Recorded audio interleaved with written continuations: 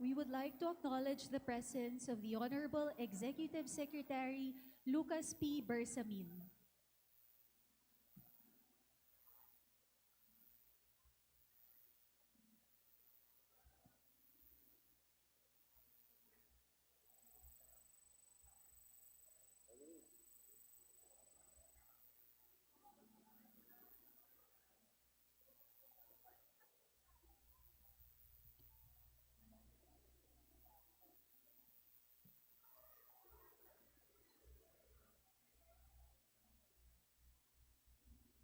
Good morning. Please be seated. We will begin the processional.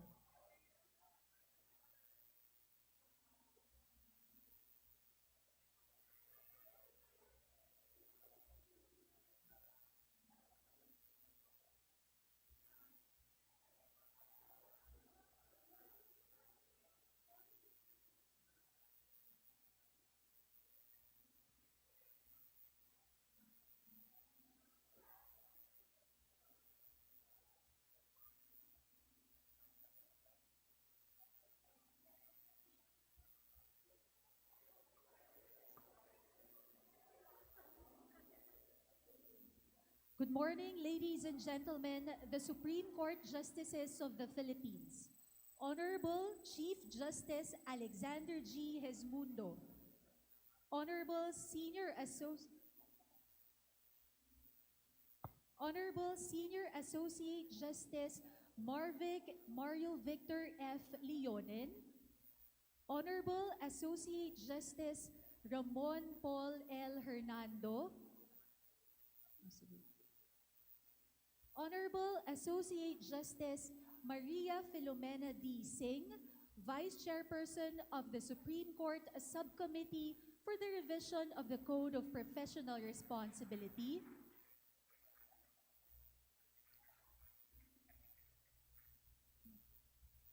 Honorable Associate Justice Midas P. Marquez.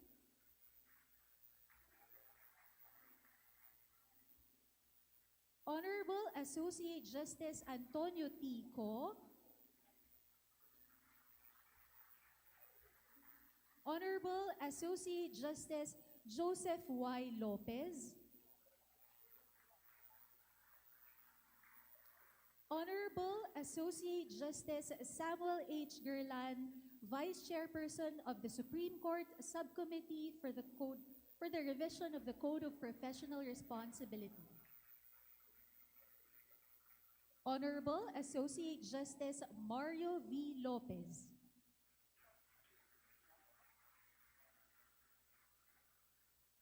Honorable Associate Justice Rodil V. Zalameda.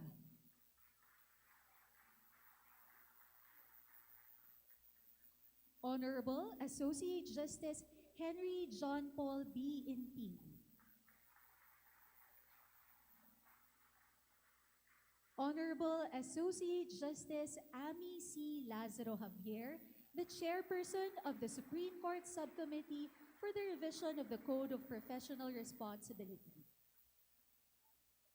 Honorable Associate Justice Ramon Paul L. Hernando.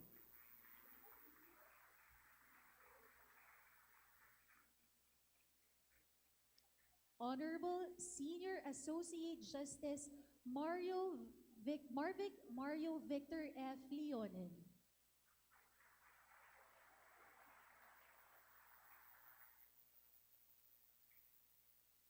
And the Honorable Chief Justice Alexander G. Hesmundo.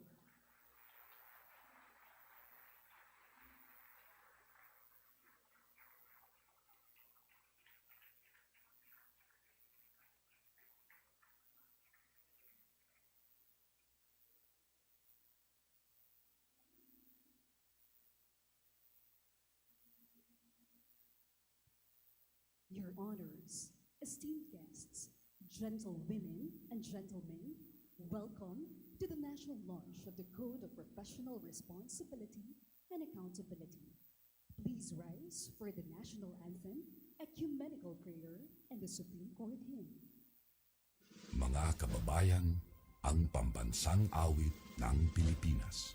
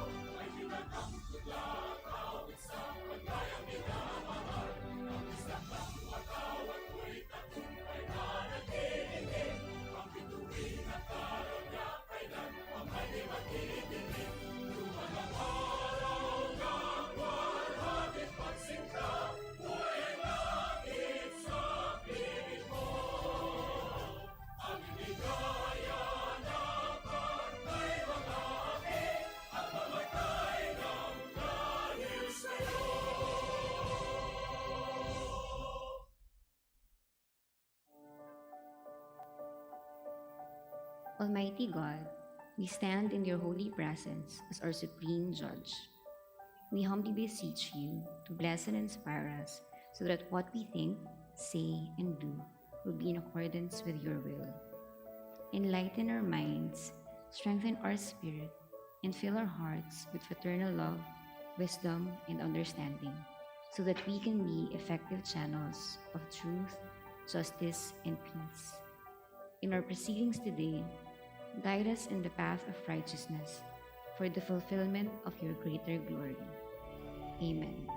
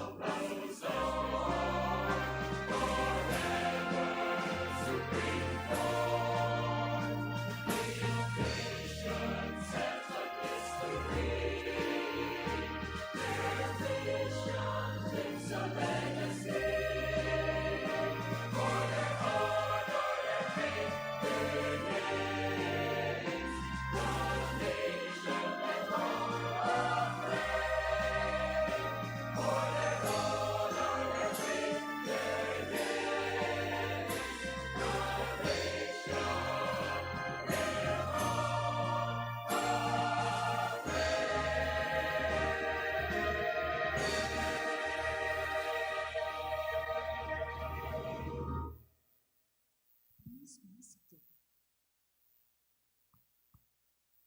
We acknowledge the presence of Executive Secretary and Retired Chief Justice Lucas Persamini.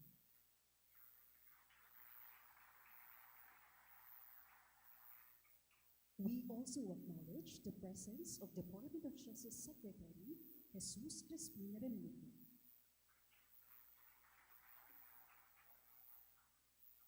To welcome us in this momentous occasion, let us listen to Honorable Associate Justice Annie C. Lazaro Javier, Chairperson of the Subcommittee for the Revision of the Code of Professional Responsibility.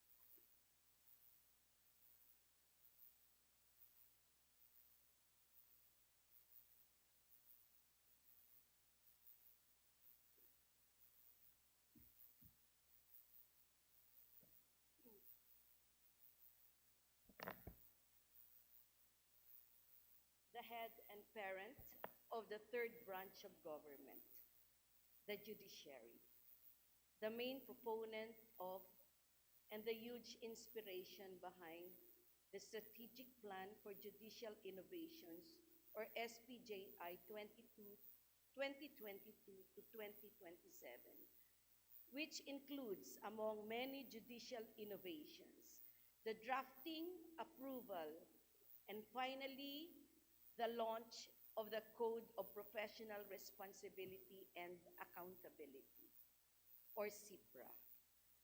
Honorable Chief Justice Alexander G. Esgundo.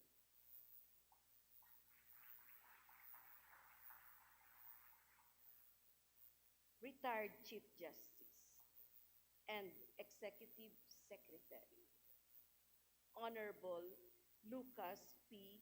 Bersamin,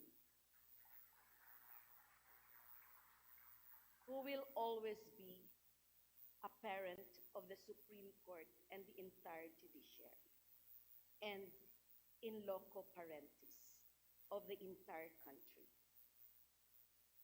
Honorable Secretary of Justice, Jesus Crispin Remulla.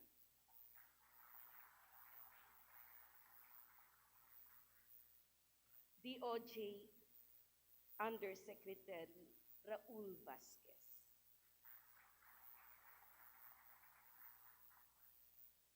The second parent of the judiciary and the main author of the new lawyer's oath in the CPRA, Honorable Senior Associate Justice Marvic Mario Victor F. Leonen.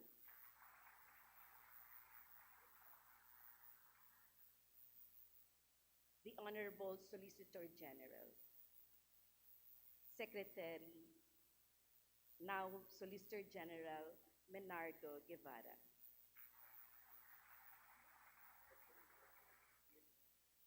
Though he is not physically present today because he is so busy with finalizing the details for tomorrow's release of the bar results, of the hashtag #GetThatBar and hashtag Kagiwaw and hashtag Wagika November bar exams last year, I still wish to acknowledge the indefatigable and number 3 person in the judiciary, Associate Justice Alfredo Benjamin S. Kagiwa. The innovative chair of this year's bar exam with unofficial hashtags, Barspiration and hashtag Hernando Do It Bar. Hernando It Bar. Associate Justice Ramon Paul L. Hernando.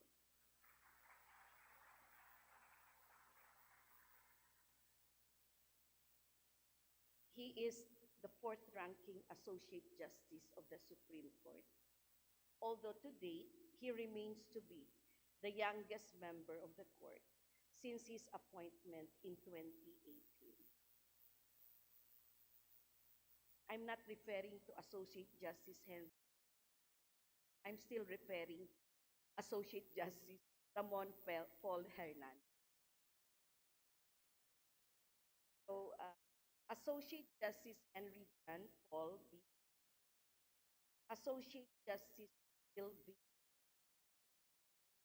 Associate Justice Mario B. Associate Justice L.A. One of the hardworking vice subcommittee of the Code of Professional. Associate Justice Sep Wailo. Associate Justice Midas Marquez. Associate Justice Antonio Co. Jr. and my female twin and one of the 2 energy and brilliant vice chair, the subcommittee Associate Maria Enad.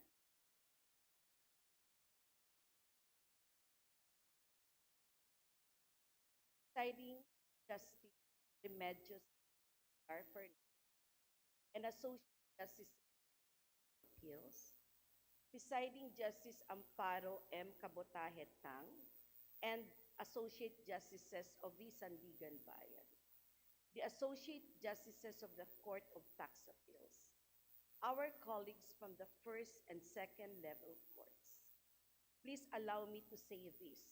Once a colleague, always a colleague, even after one has retired from the judiciary. The Honorable Chairperson, retired Supreme Court Justice Romeo Callejo, and First Regular Member Justice Cecinando Villon, and other members of the Judicial Integrity Board. Honorable members of the Judicial and Bar Council, Secretary Jesus Crispin C. Remulla, we acknowledge you again, and Professor Lisauro H. Firme. Honorable Vice Chair of the Philippine Judicial Academy, retired Supreme Court Justice Mariano C. Del Castillo, and I saw the chairperson actually, or the Chancellor of the Philippine Judicial Academy, retired Supreme Court Justice Rory D. Carandang. I saw her arrive, yes. There she is. And other officials of PhilJA. Court Administrator Raul Villanueva and officials of the Supreme Court, our ever-reliable, generous, and supportive development partners, the European Union through the Governance in Justice Program, the Australian government through the Asia Foundation, and the United Nations Office on Drugs and Crime. With us today are Mr. Alexander O'Hara, Embassy Second Secretary for Politics, Australian Embassy in the Philippines, Mr. Olivier George Lurme, Senior Resident Policy Advisor, United Nations Office on Drugs and Crimes, and Attorney Hector Soliman, Senior Advisor Access to Justice, European Union Governance in Justice Program. I also saw earlier Attorney Carol Mercado of GoJust. The brilliant and hardworking members of the Technical Working Group of the Subcommittee for the Revision of the Code of Professional Responsibility, and our efficient members of the Secretariat. Our brethren from the Integrated Bar of the Philippines, led by our good friend President Bert Estrada.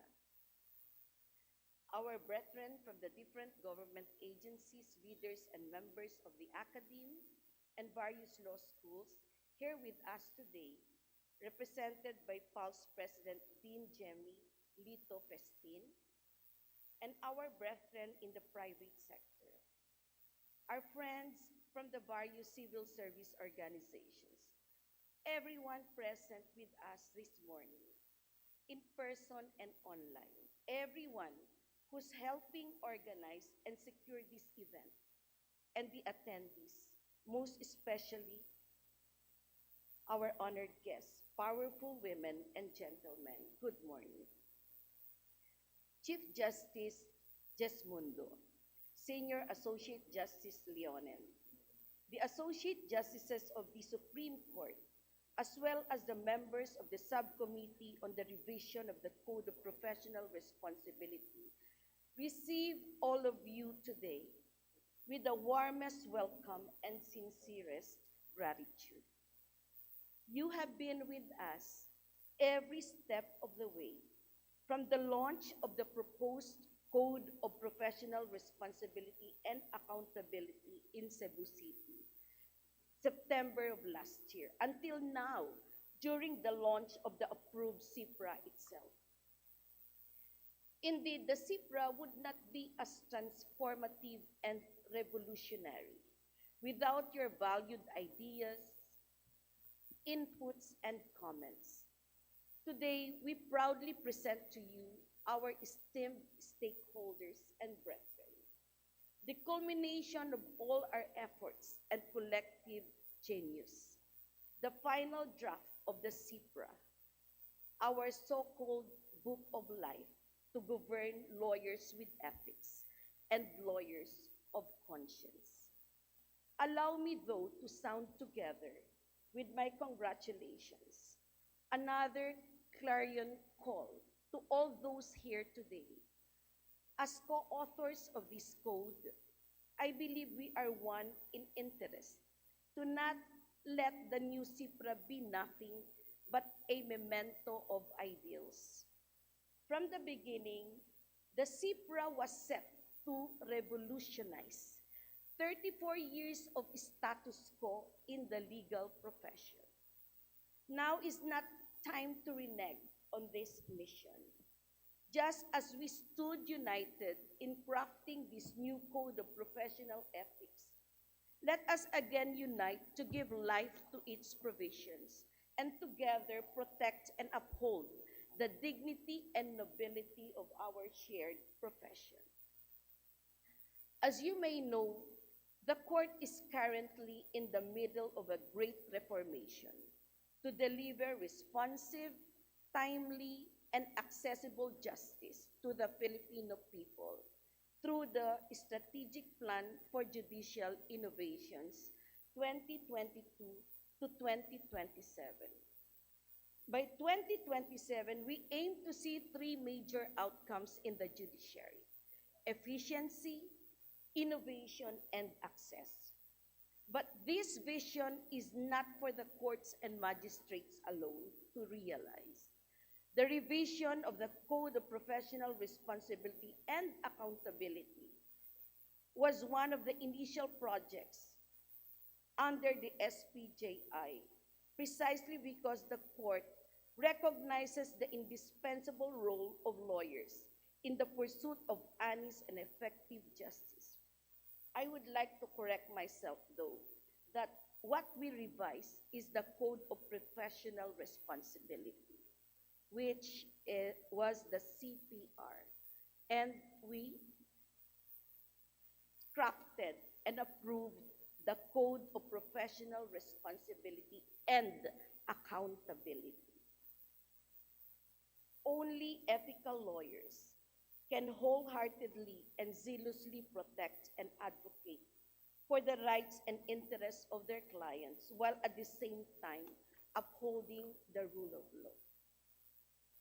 Our brethren in the academy, you are our primary allies in forging lawyers to be lifetime trustees of truth, fairness, and justice.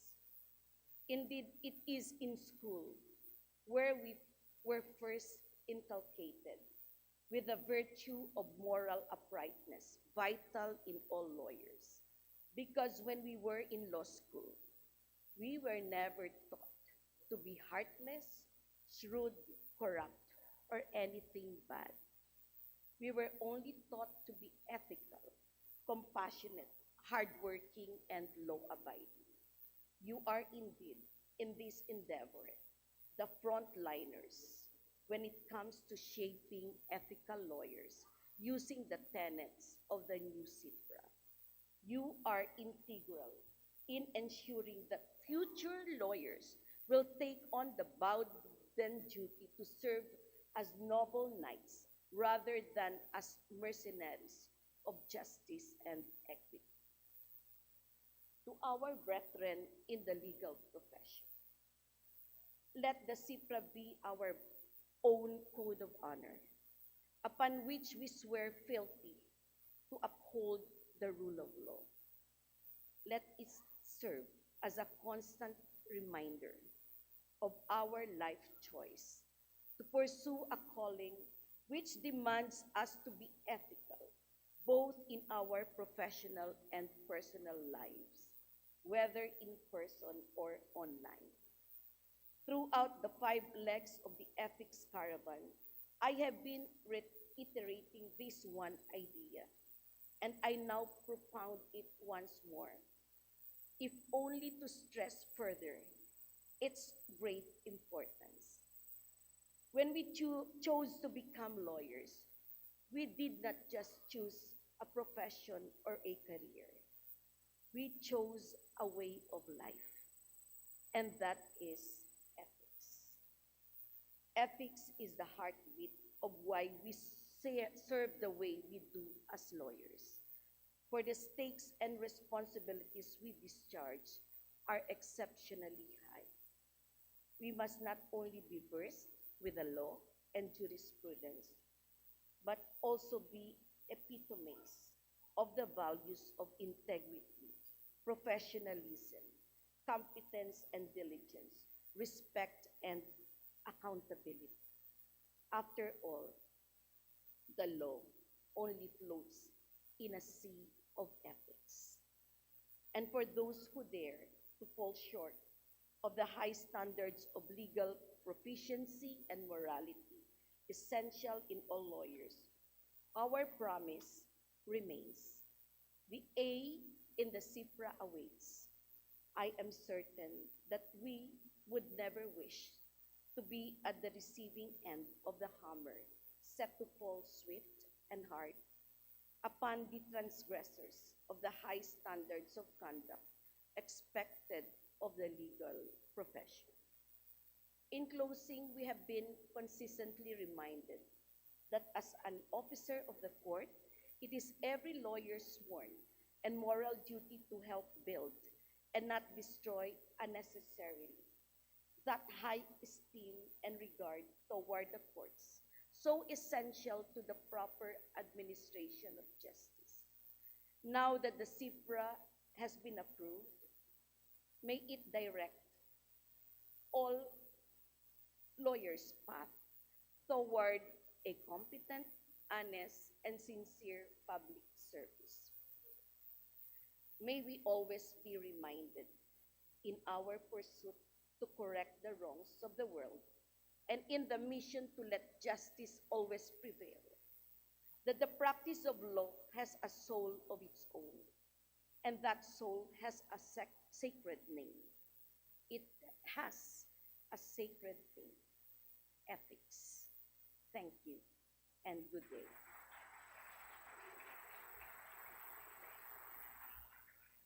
Thank you very much, Justice Lazaro Javier. The legal community will forever remember that the CPRA was successfully crafted through your exceptional and able leadership as the chairperson of the subcommittee.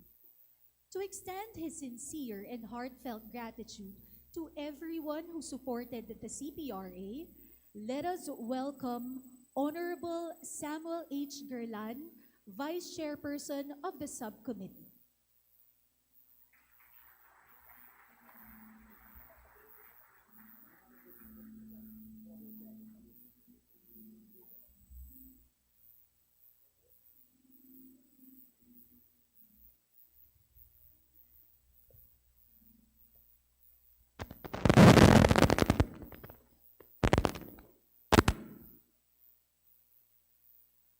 Thank you, and good morning. Today marks the culmination of the journey to revise the Code of Professional Responsibility, a momentous endeavor driven by the desire to restore the dignity of the legal profession. Allow me to commemorate this quest and express my profound gratitude to everyone who took part in this important undertaking. By virtue of Memorandum Order Number 111-2021, dated November 22, 2021, the Subcommittee for the Revision of the Code of Professional Responsibility was formed with legal luminaries from diverse fields of law. At the helm of this exceptional group is the inspiring and brilliant chairperson, Justice Amy C. Lazaro Javier, the indefatigable and passionate Justice Maria Filomena D. Singh, and yours truly as vice persons. Losing no precious time, beginning January 2022, the subcommittee religiously met to painstakingly review the existing provisions of the old code.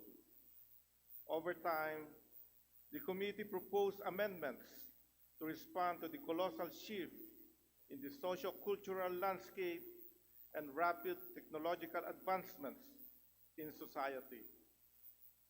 More provisions were introduced to accurately reflect the daily lives of lawyers and resolve the problems and challenges they face, while remaining grounded to our distinct Filipino culture.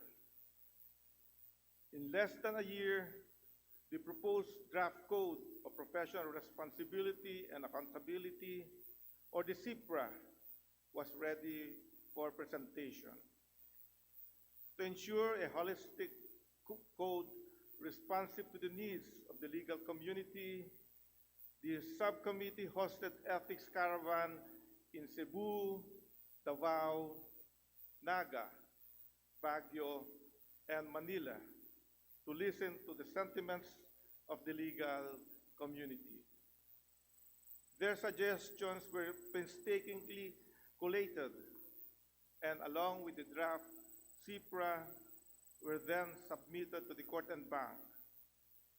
Following a lively and brilliant exchange of comments among the justices, the CPRA came to fruition. Today, we proudly present the CPRA, a comprehensive code of ethics that focuses on 7 core values, namely independence, propriety, fidelity, competence, diligence, equality, and accountability.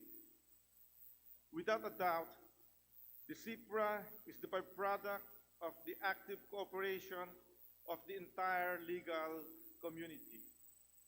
However, no matter how vivid and detailed its provision may be, the CPRA will never suffice unless lawyers imbibe the will and the drive to do what is right. The key ingredient that will breathe life into the CPRA is the desire to live ethically and morally at all times. Ethical living is an indispensable condition of good lawyering. The CPRA further emphasizes that competence is not the sole criterion for good lawyering. An excellent mastery of the laws, an impeccable skill in litigation, or even eloquence in advocacy will never suffice to make a great lawyer. Competence alone, without morality, breeds callous and soulless lawyers. Rather, one should aim to be remarkable, competent, and at the same time enthralled with a moral and ethical core. Ethics is the essence of good lawyering. It is the heart and soul of every lawyer. In the ultimate scheme of things, nothing reigns more supreme than ethics and morality. This national launch is made special by the fervent support of our distinguished guests.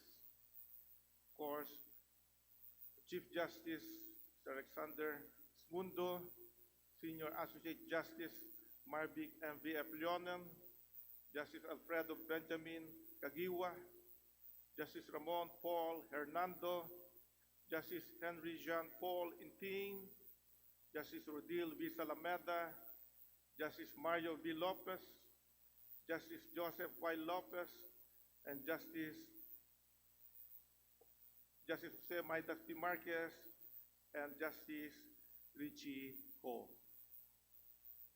Likewise, the code we are hereby presenting was created through the firm and inspiring leadership of Justice Amy C. Lazaro Javier, Chairperson of the Subcommittee, Justice Maria Filipeno D. Singh, my tireless, passionate co-chairperson, Vice Chairperson, and the members of the Subcommittee.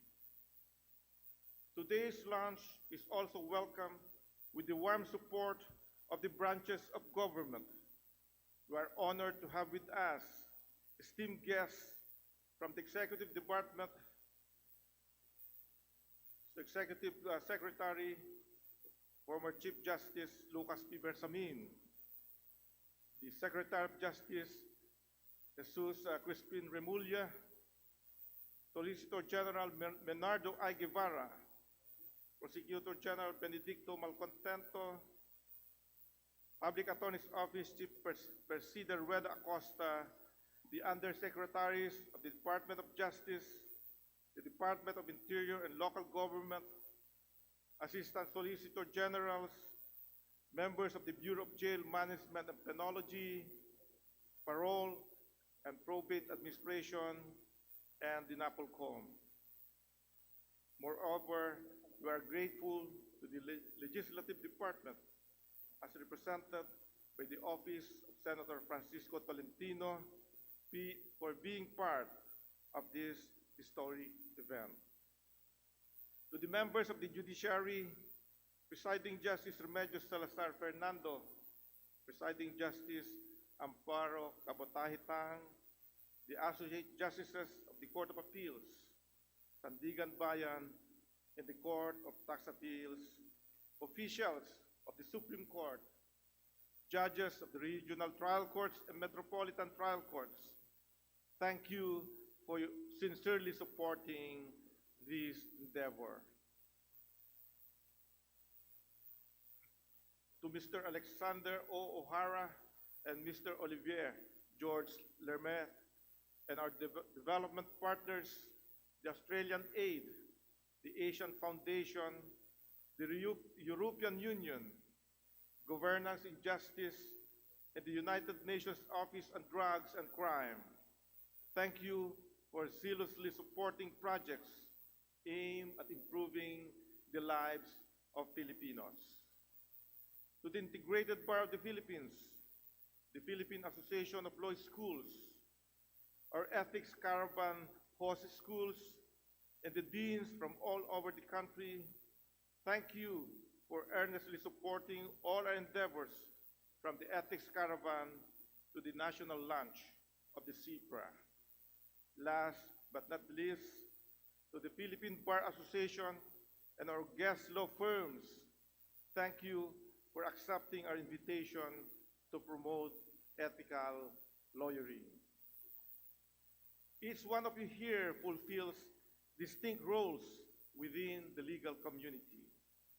We have the zealous advocates, the private practitioners, and members of law firms who battle on opposing sides of the courtroom, the public officers who staunchly protect the government's interests, the magistrates who adjudicate their cases, and the members of the academe who mold future lawyers.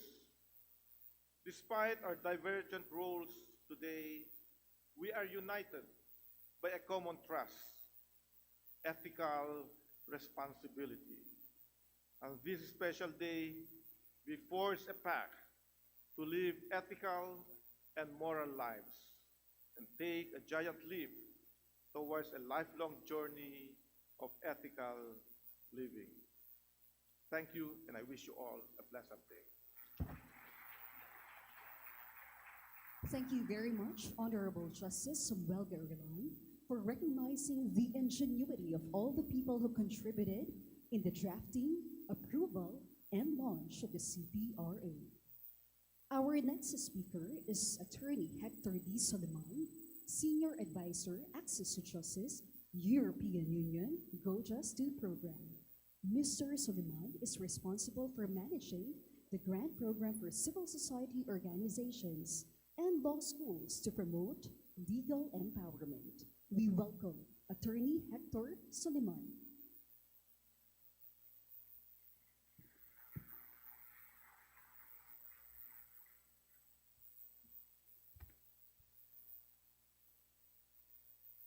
Honorable Chief Justice of the Republic of the Philippines, Alexander Quismondo, sir.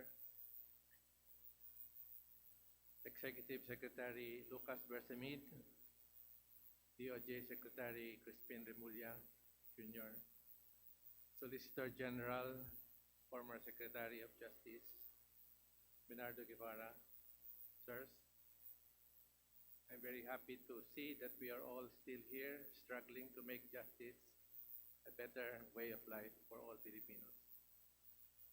The Honorable Associate Justice Amy C. Lazaro Javier, the chairperson on the Committee of the Revision of the Code of Professional Responsibility,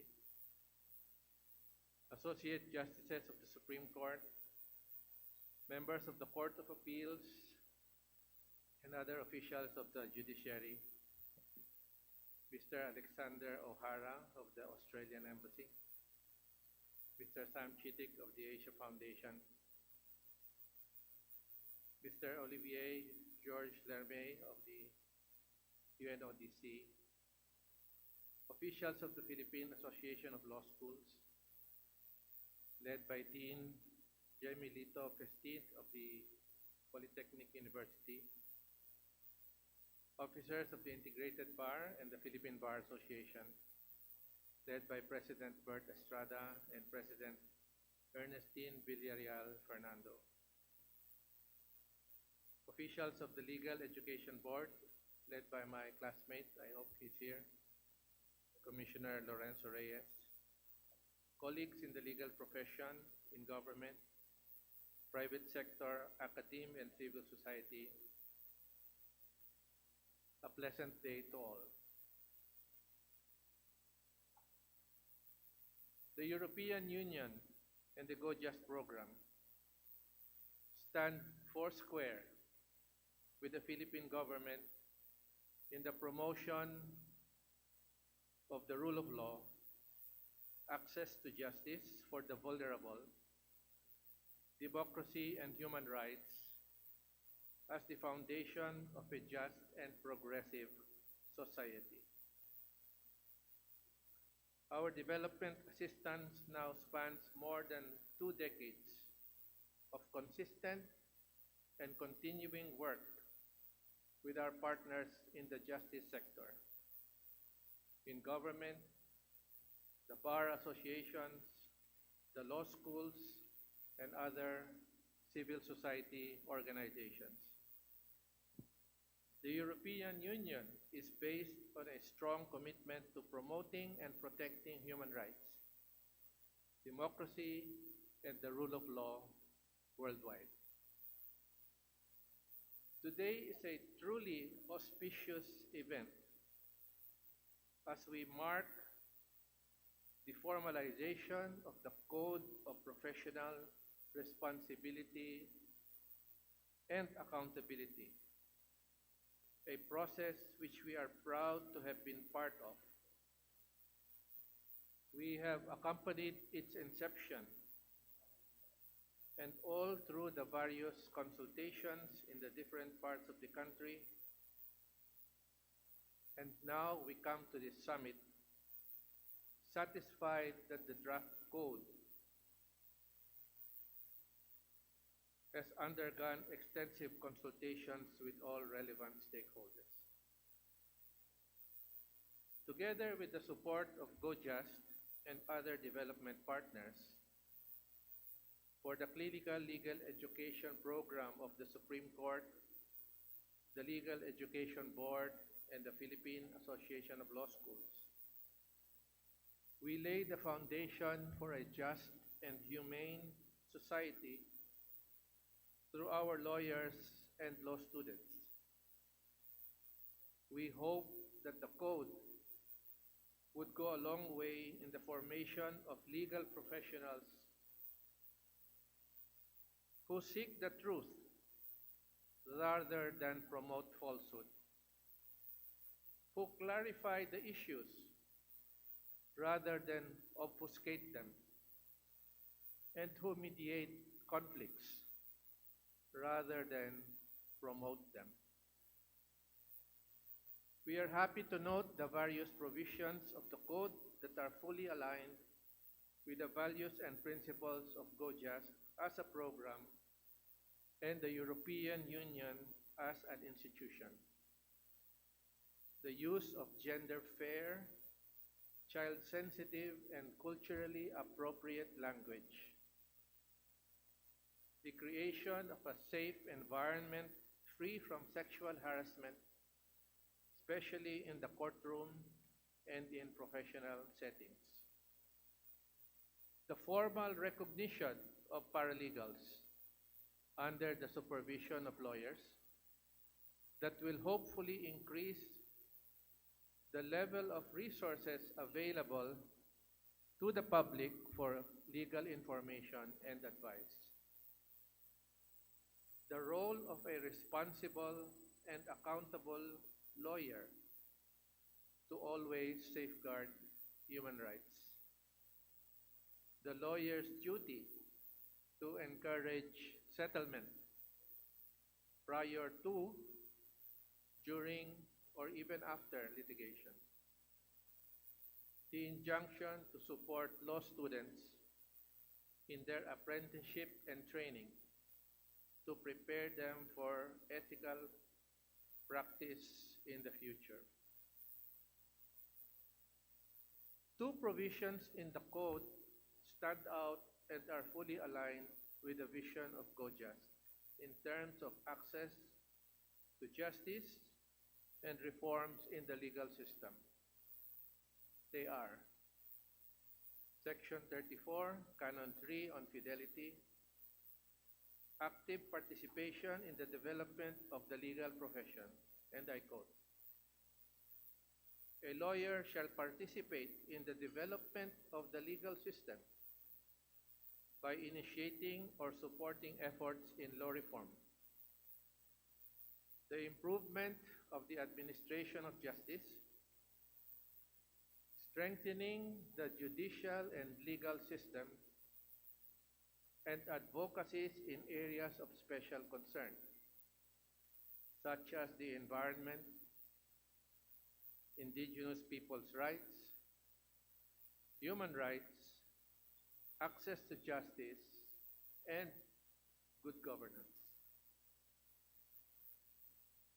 We as lawyers have been tutored in the principle that we are friends of the court.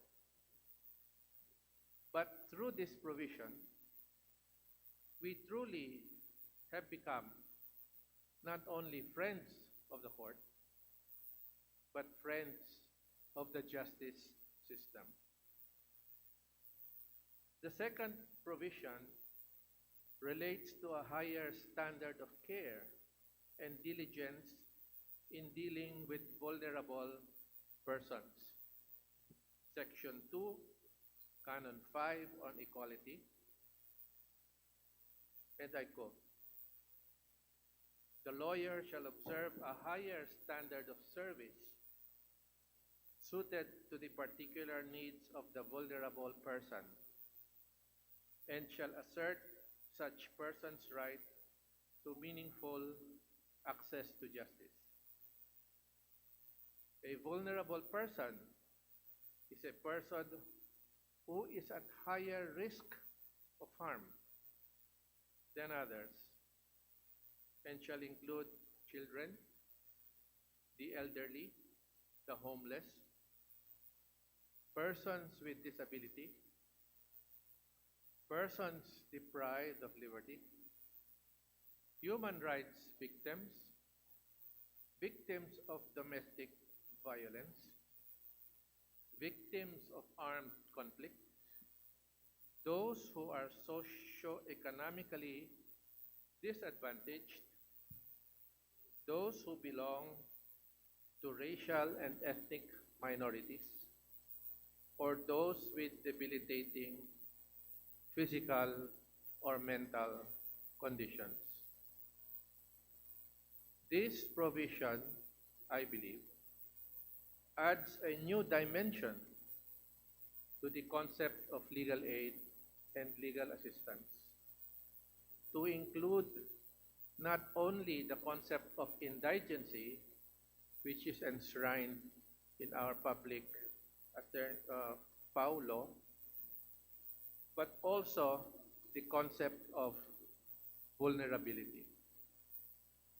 In closing, allow me to thank the Supreme Court for providing GoJust an opportunity for partnering in your efforts to conceive of a new Code of Professional Responsibility. It has been an amazing journey, and we affirm our commitment to our partners as we forge a humane society based on access to justice and the rule of law. Mabuhay at maraming salamat po. Thank you very much, Mr. Hector Soliman, for advocating legal empowerment and justice in our country. Our next speaker is Mr. Alexander O'Hara, Embassy Second Secretary for Politics, Australian Embassy in the Philippines. As an officer of the Department of Foreign Affairs and Trade, he works on a wide range of issues, including crisis management, regional free trade agreements, and Australia's development programs, as well as domestic policies and human rights. Let us welcome Mr. Alexander O'Hara.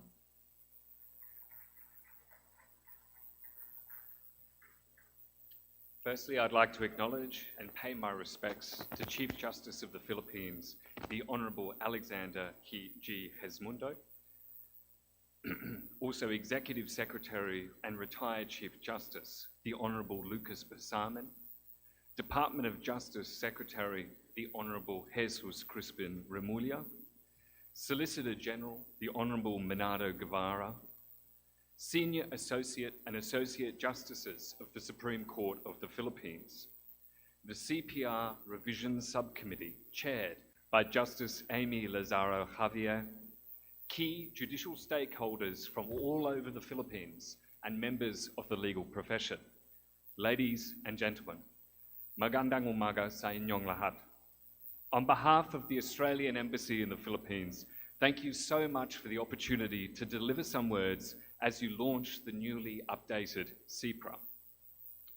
It's a profound honour for me to be here before you after joining you for the very first ethics caravan back in Cebu in October 2022. At the time, I was incredibly impressed by the diversity of the caravan's participants, bringing together a wide range of lawyers, judges from various courts, public servants, law students, and academics, and also their eagerness to have a say in the future shape of the profession. There was a real sense of enthusiasm in the auditorium as stakeholders debated how best to revise lawyers' professional obligations to reflect the profession's modern realities. Since that event, some 9 months ago, I understand that the Supreme Court has held extensive consultations, also in Davao, Naga, Baguio, and here in Manila. This outreach itself is a significant achievement, and I think a clear example of the bench's commitment to the Strategic Plan for Judicial Innovations 2022 to 2027. Today, on behalf of the Australian Government, I would like to congratulate formally the Supreme Court and the Revision Subcommittee on launching the CPRA. Australia is immensely proud to have played a very small role in the success of this initiative. The updating of the CPRA will play an important part in strengthening the rule of law and accountability and making justice more timely, fair, and accessible.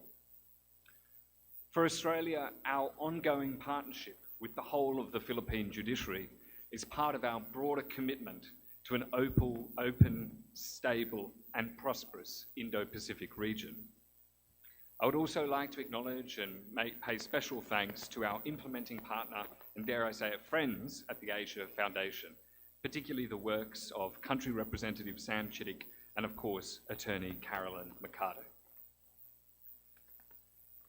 Thankfully, the updated CPRA is not the end of Australia's cooperation with the Philippine judiciary. In many ways, it's actually just the beginning.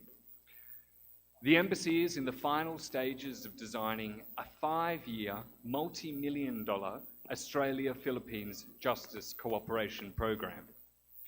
This new investment has been planned in close coordination with the Honourable Chief Justice Alexander Hesmundo to ensure that the Embassy's development program responds to the judiciary's own identified reform priorities.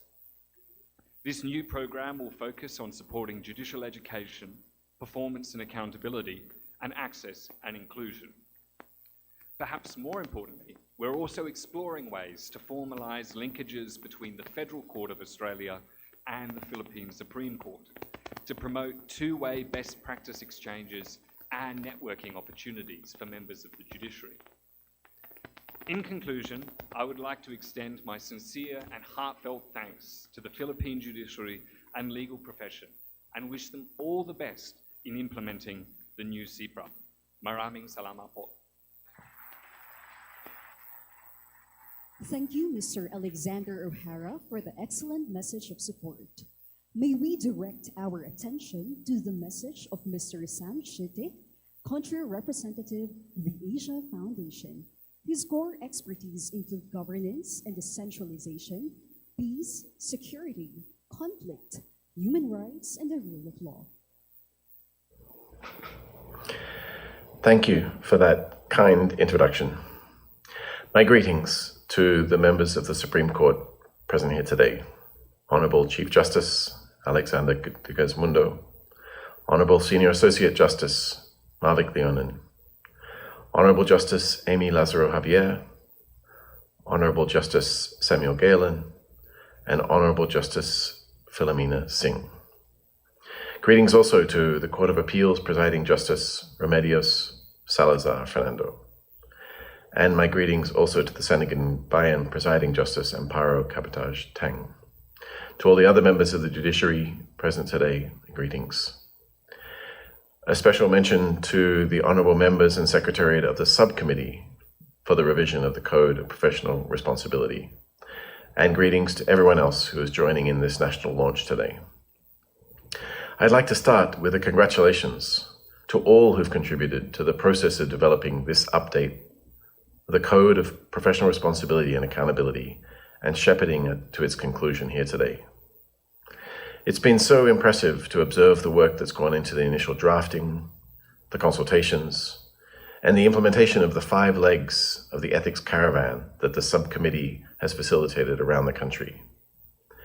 It's clear that the caravan achieved its goal of creating widespread awareness of the proposed CPRA after the consultations that were conducted in Cebu, Davao, Naga, Baguio, and the last in Manila. It was really so important that the caravan process gathered judges, lawyers, students, court personnel into a conversation on what the new Code of Ethics for Filipino lawyers should look like. And it was particularly pleasing to see that more than 1,100 joined in person and over 660 people joined online. It really is the product of the whole legal community.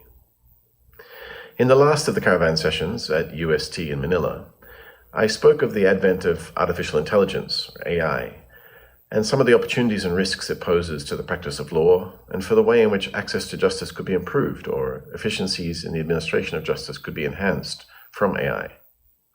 But that technological change is just one of the latest examples of how the world is so different from 35 years ago, when the Code of Professional Responsibility was promulgated. In those 3 decades, so much has evolved in the practice of law, contemporary culture, and indeed technology. Although the core principles for ethical conduct may not differ from 35 years ago, or even a century ago, the characteristics enumerated in the new Code of Professional Responsibility and Accountability for the legal profession should undoubtedly reflect the lived experience of the Filipino lawyer in our age. The characteristics in the code do just that: independence, propriety, fidelity, competence and diligence, equality, accountability, and integrity. It's impressive to note how the code establishes norms of conduct and ethical standards for all lawyers to observe in their professional, official, and private capacities. It's for these reasons that the Asia Foundation was so very proud to support this whole process in partnership with the Supreme Court, and we're delighted to join all of you once more in this national launch of the Code of Professional Responsibility and Accountability. I would also like to note thanks to our colleagues from the EU Go Just program, It's been a pleasure working alongside all of you in such a collaborative way in this endeavor as we work to support this initiative of the Supreme Court. Everyone involved in the exercise of law plays a role in our society by upholding justice and promoting the rule of law. With the promulgation of this new Code of Ethics, the CPRA, the Asia Foundation joins the legal community in celebrating Filipino lawyers who act with integrity and who demonstrate their commitment to upholding the highest standards of professional conduct and promoting justice and fairness for all. Maraming salamat po. We are indeed grateful for the encouraging message of Mr. Sam Chitik. We are privileged to have here with us today Mr. Olivier George Lume, Senior Resident Policy Advisor of the United Nations Office on Drugs and Crime. Throughout his career, Mr. Lume has worked extensively across Europe, the Balkans, Latin America, and Southeast Asia, collaborating with high-profile government groups on drug policy and health initiatives. He brings a wealth of knowledge and expertise to his current role at the UNODC, where he continues to drive progress and promote positive change in the region. Ladies and gentlemen, Mr. Olivier George Lume.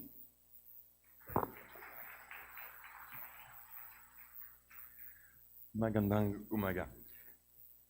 Honorable Chief Justice Alexander Resmundo, Supreme Court, Honorable Secretary Jesus Crispin T. Remulla, Department of Justice, Honorable Menardo Guevara, Office of the Solicitor General, Honorable Gamaliel Cordova, Commission of Audit, Honorable Lucas Bersamin, Executive Secretary of the Philippines, Honorable Benedicto Malcontento, Prosecutor General of the Department of Justice, Honorable Persida V. Rueda Acosta, Public Attorney's Office, Attorney Hector Soliman, Senior Advisor, Alexander O'Hara, Second Secretary, Embassy of Australia, in absentia, Ambassador Luc Véron,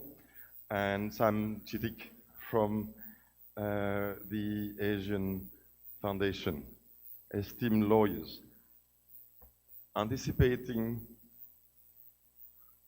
Honorable Philomena Singh from Supreme Court, sorry. In advance, my apologies if I omitted anyone or mispronounced any names. The room is so full of talent and advocates that I may have done so. It is an immense honor to stand before you today as we celebrate a significant milestone in the fight against corruption.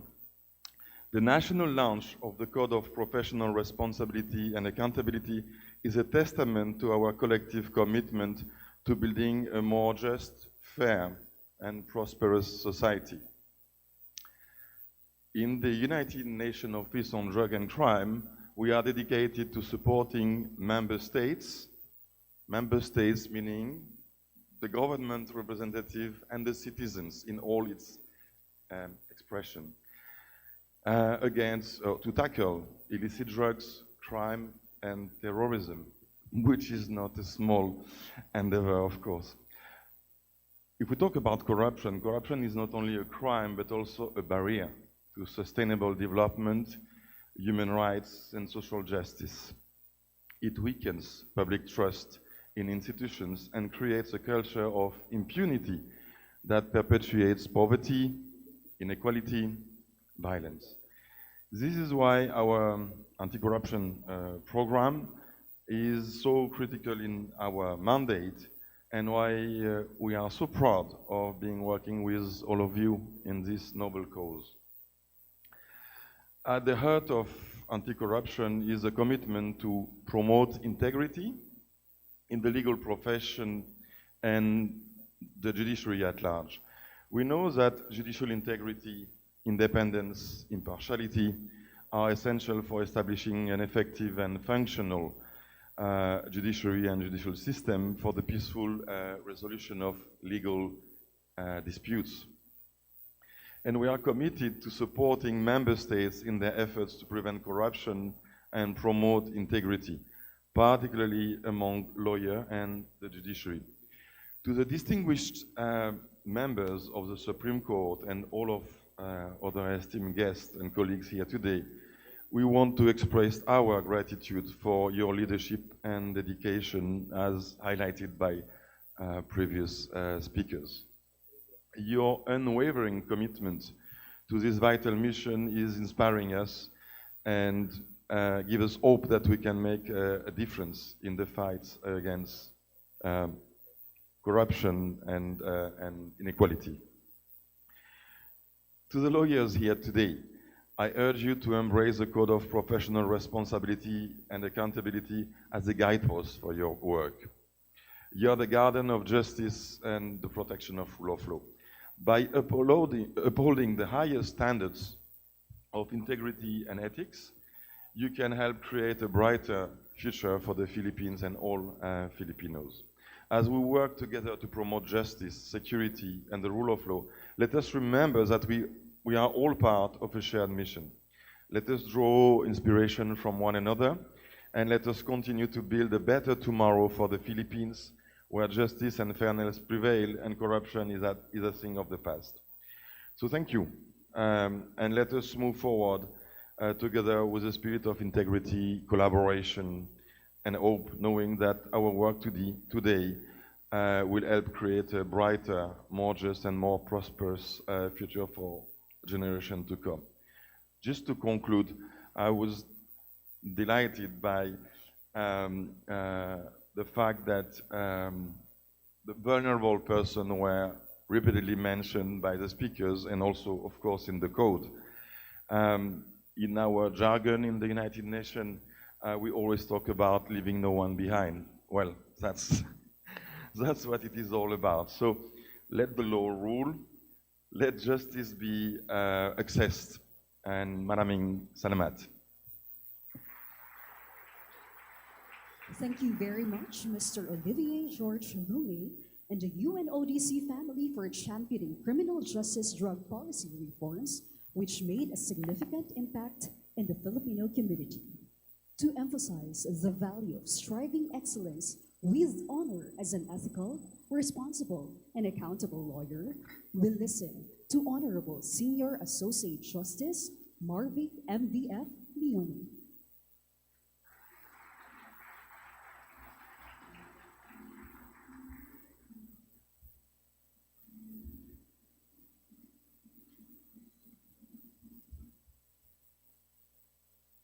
Kagalang-galang na punong maestrado ng Republika ng Pilipinas, Chief Justice Alexander G. Hesmundo, mga pinagpipitagang kasamang maestrado ng kataas-taasang hukuman, Honorable Alfredo Benjamin Caguiwa, Honorable Ramon Paul L. Hernando, Honorable Ami C. Lazaro Javier, Honorable Henry Jean Paul B. Inting, Honorable Rodil V. Salameda, Honorable Mario V. Lopez, Honorable Samuel H. Garlan, Honorable Ricardo R. Rosario, Honorable Joseph Y. Lopez, the Honorable Japar B. Dimiampao, the Honorable Jose Maidas P. Marquez, the Honorable Antonio Tico Jr., and the Honorable Maria Filomena D.C.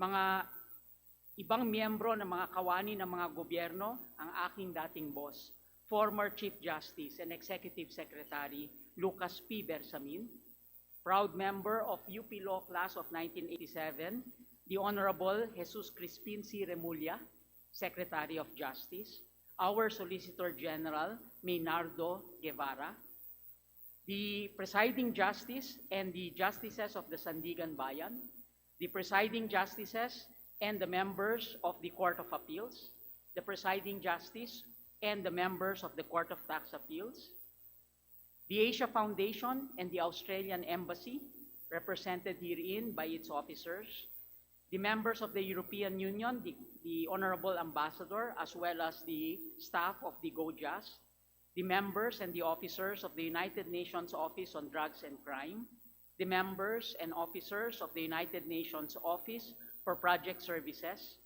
the Secretariat and the members of the committee of the special committee that drafted these rules, delegates from the Office of the Executive Secretary, Department of Interior and Local Government, Department of Justice, Commission on Audit, Civil Service Commission, Commission on Human Rights, Integrated Bar of the Philippines, Philippine Bar Association, Public Attorney's Office, Bureau of Jail Management and Penology, Parole and Probation Administration, the Energy Regulatory Commission, the Office of the Government Corporate Counsel, the NAPOLCOM, the Deans of Law Schools and the PALS, the law firms here present, the Integrated Bar of the Philippines, the Office of the Solicitor General, the executive judges, and the other guest speakers for today. We have to finish today's activities quickly because it's very dangerous if something happens to this entire forum here. Kakadwa nga abogado ken aming nga agtultulong digijay na dumaduma nga lugar.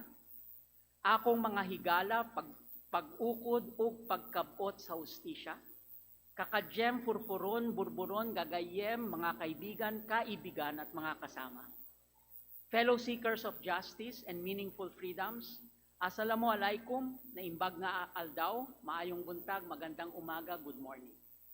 Congratulations and thank you to all those who contributed to the effort to catalyze, conceptualize, draft, discuss, debate, and finally to promulgate the new Code of Professional Responsibility and Accountability. A special thank you for Justices Ami Lazaro Javier, Justice Monet Singh, and Justice Samuel Garland, who, on behalf of the court, steered this special committee through the various activities to achieve this goal. Recognition is also due to the entire committee of experts, resource persons, whose hands and minds enabled what we will launch today. Thank you to Chief Justice Alexander Hesmundo for your passion, leadership, and inspiration, your faith in collective leadership, your insistence on collegiality, and your example of humility are the necessary ingredients to complete one achievement after the other as we strive to accomplish the collective vision outlined in the existing strategic plan for judicial innovation. Indeed, it has always been an honor for all of us to contribute to these efforts, now including the revision of this current code. The Code of Professional Responsibility and Accountability articulate the normative ethos of the conception of our legal profession. It defines the boundaries of ethical practice and our relationship with various constituencies. It contains our deontological values, gestures towards the virtues we privilege, and contains our hope that the consequences of our actions and our attitude brings about the kind of social justice sorely needed by our peoples. Our challenge now is not only to recite and recall its provisions, but to live them. Congealed in its words is the idea that the title of lawyer is not an individual aggrandizement. We become lawyers only because we can ethically serve others. We become lawyers only because we understand that it is not the be-all of who we should be, that we continue to build on who we are and our character as we engage, assist, and empower others. My role today is to introduce the oath that captures these ideals. Reality is far too complex for us to be able to capture and memorialize. Our words serve not only to represent or memorialize what we experience, but also and perhaps more importantly to express our hopes. The words we choose to describe what we are going through or what we have experienced privilege what we only notice and remember from our reality. The words we choose to create norms in rules, provisions of law, or ethical commands express what Harvard Law Professor Robert Cover referred to as our imagined future reality. In that sense, our laws and canons of ethical conduct congeal our best hopes for what we can be truly as a community, a society, and a profession in the future. There is another species of the use of language that the philosopher J. Austin and Judith Butler have emphasized. These are the performative words, or the words that reconstitute reality when uttered. Thus, the words "I promise" or the words "I do" in marriage ceremonies change the status of relationships and our being. Promises accepted create a contractual relations. "I do" in publicly conducted marriage ceremonies legitimizes intimacies. Oaths are performative statements. Specifically, the enunciation of the lawyer's oath in full en banc ceremony constitutes what we are about as lawyers. For a time, a few of us have been bothered by the formulation of our current lawyer's oath. Besides being crafted in archaic language befitting Western colonizers, it did not track the ambitions of our present Constitution, which in turn was the result of the historic expression of our peoples in various revolutions, including the one in 1986. Our present oath as lawyers also does not contain the expression of our most important duty, to do justice, or even to ensure access to justice. Our present oath is also silent about what distinguishes our profession when we do what we do: civility. Civility, even in times of adversarial conflict, is our guarantee of our understanding of humanity.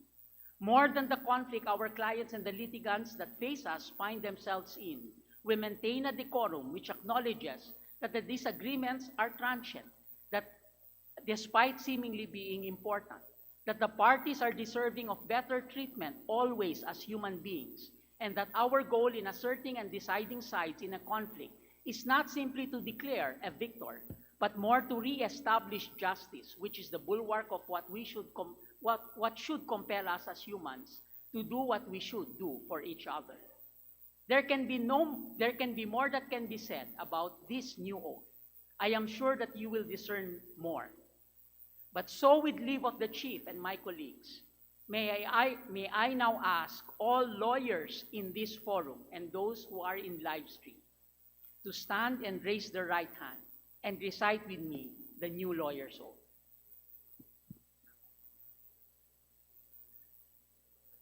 Pag hindi kayo tumayo, magbabar ulit kayo.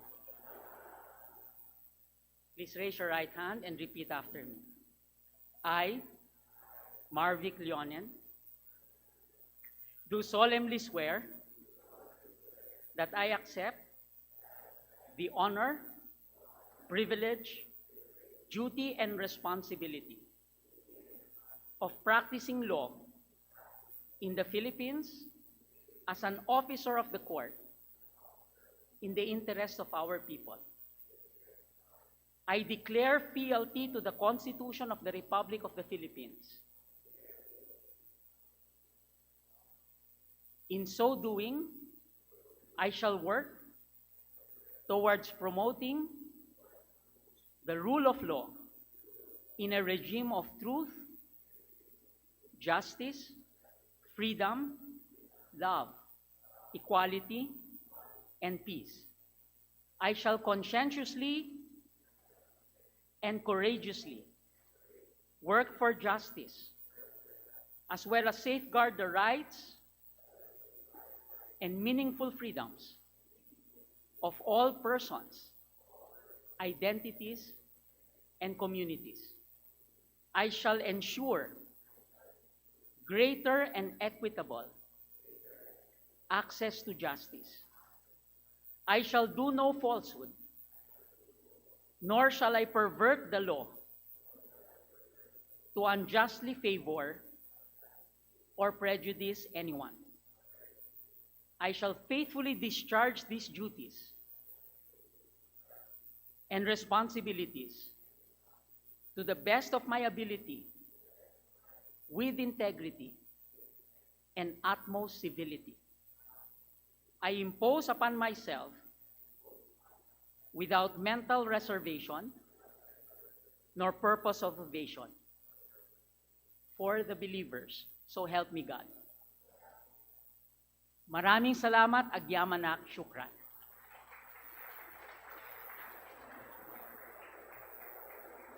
Thank you very much, Honorable Senior Associate Justice Marvic MVF Leonen, for leading that very beautiful moment among all the lawyers in this room and for being an inspiration to all Filipinos.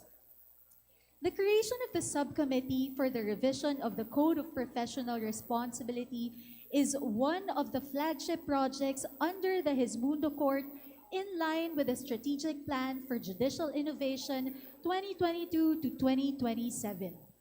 This notable initiative of the Chief Justice paved way for the launch of the new Code of Professional Responsibility and Accountability that will henceforth govern the conduct of all lawyers. So, ladies and gentlemen, let us all welcome the Chief Justice of the Supreme Court of the Philippines, Honorable Alexander G. Hesmundo.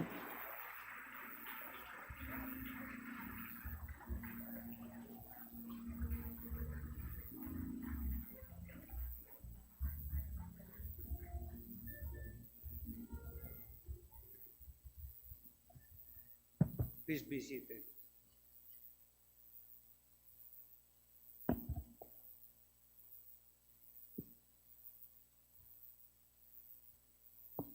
I must take heed of the advisory earlier mentioned by Senior Associate Justice Barbie Clone.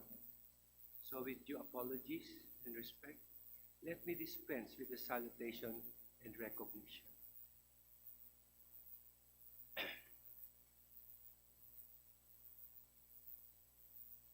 Distinguished guests, ladies and gentlemen, good morning.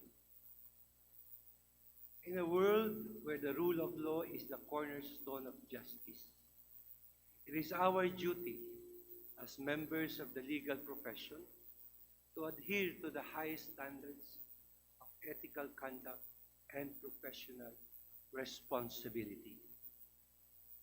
In our pursuit of truth and justice, we must be mindful of fostering an environment of respect for law and of our fellow men and women.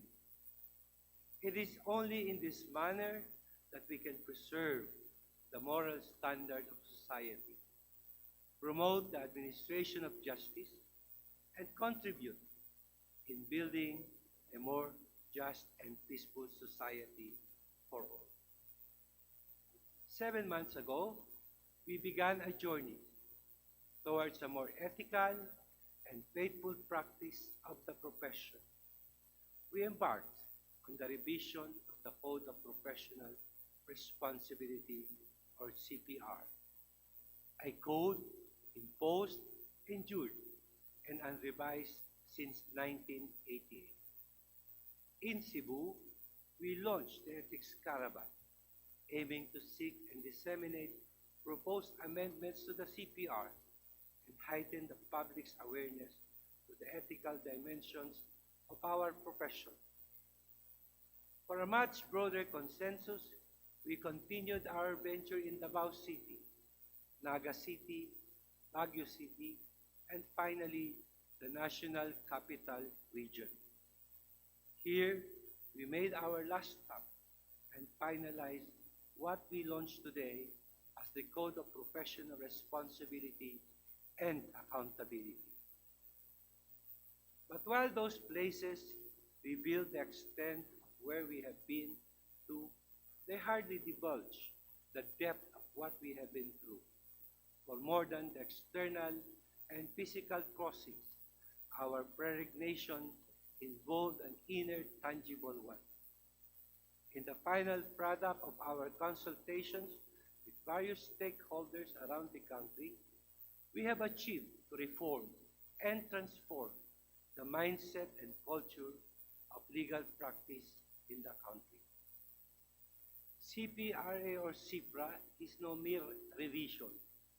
It is an overhaul on the approach and attitude by lawyers of their ethical responsibility in the new era of law practice, an era of more attuned, more responsible, and more accountable legal practice. True enough, far from delineating our responsibilities to society, the legal profession, the courts, and our clients, as embodied in the old CPR, the CPRA distilled the core values underpinning the practice of our profession. No longer a fourfold compartmentalization of our duties and obligations. CPRA hinged on those core values to provide us with an encompassing guide in the conduct of our professional lives. Independence is a vital principle in the legal profession as it ensures that lawyers carry out their duties and obligations effectively to clients and society and in the administration of justice. By independence, they provide the best possible representation based on their expertise, judgment, and understanding of the law. Here, the lawyer carefully examines the merits of each case and provides unbiased guidance to their clients. This independence, however, is not a call for unbridled discretion. Rather, it implies the delicate balancing between rendering accessible, efficient, and effective legal service and maintaining integrity despite external pressures.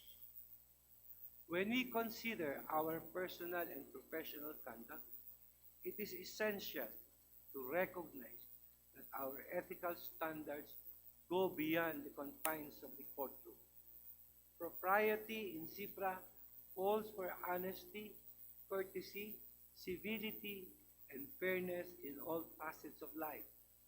This approach extends to the very words we choose, urging us to employ dignified, gender-fair, child and culturally sensitive language to promote equity and inclusion. With advancements in technology, our responsibility as legal professionals has already transcended the physical realm and reached digital platforms. As we navigate the complex world of social media, we must ensure that our online presence upholds the dignity of our profession. This means refraining from posting false or unverified information, revealing confidential matters, or using social media to unduly influence official duties. In legal practice, fidelity encompasses our fiduciary duty to our client and our loyalty to our laws and the administration of justice. Here, we must devote ourselves to our clients, maintain their trust, and avoid conflicts of interest that could undermine the integrity of our profession. Our fiduciary relationship with our clients demands that we take responsibility not only for our actions, but also for those of our subordinates. Fidelity does not entail blind loyalty. It means protecting our clients' best interest while maintaining the sanctity of our laws. It requires a careful discernment of the merits of a case and imposes the avoidance of frivolous litigation and exploitation of court processes. Competence and diligence in our service is expected from all of us. But in order to achieve this in our profession, we must commit to continuous learning and self-improvement. We must be deliberate in cultivating our knowledge and developing our skills and expertise, setting the bar high so we not only serve our clients, but also contribute to the advancement of our profession. Here, we must also remain vigilant in maintaining our integrity and independence in the face of competing professional obligations. While equality may appear to be a straightforward concept, it actually encompasses a nuanced understanding of our responsibilities. As lawyers, we are called upon to provide exceptional service to all with heightened vigilance when serving the vulnerable. The role of lawyers in serving the public interest extends to ensuring access to justice by all, regardless of socio-economic status. This requires providing pro bono legal services when necessary, volunteering time and expertise to those in need, and advocating policies that address systemic barriers to legal representation. By working to ensure that everyone has a fair opportunity to seek justice, we contribute to a more just and equitable society. Accountability safeguards the integrity of the profession. In this regard, CPRA outlines a framework for disciplinary proceedings to ensure that those who fail to adhere to our ethical standards face the consequences of their actions. It is our collective duty to uphold the integrity of our profession and protect the trust of the people we serve.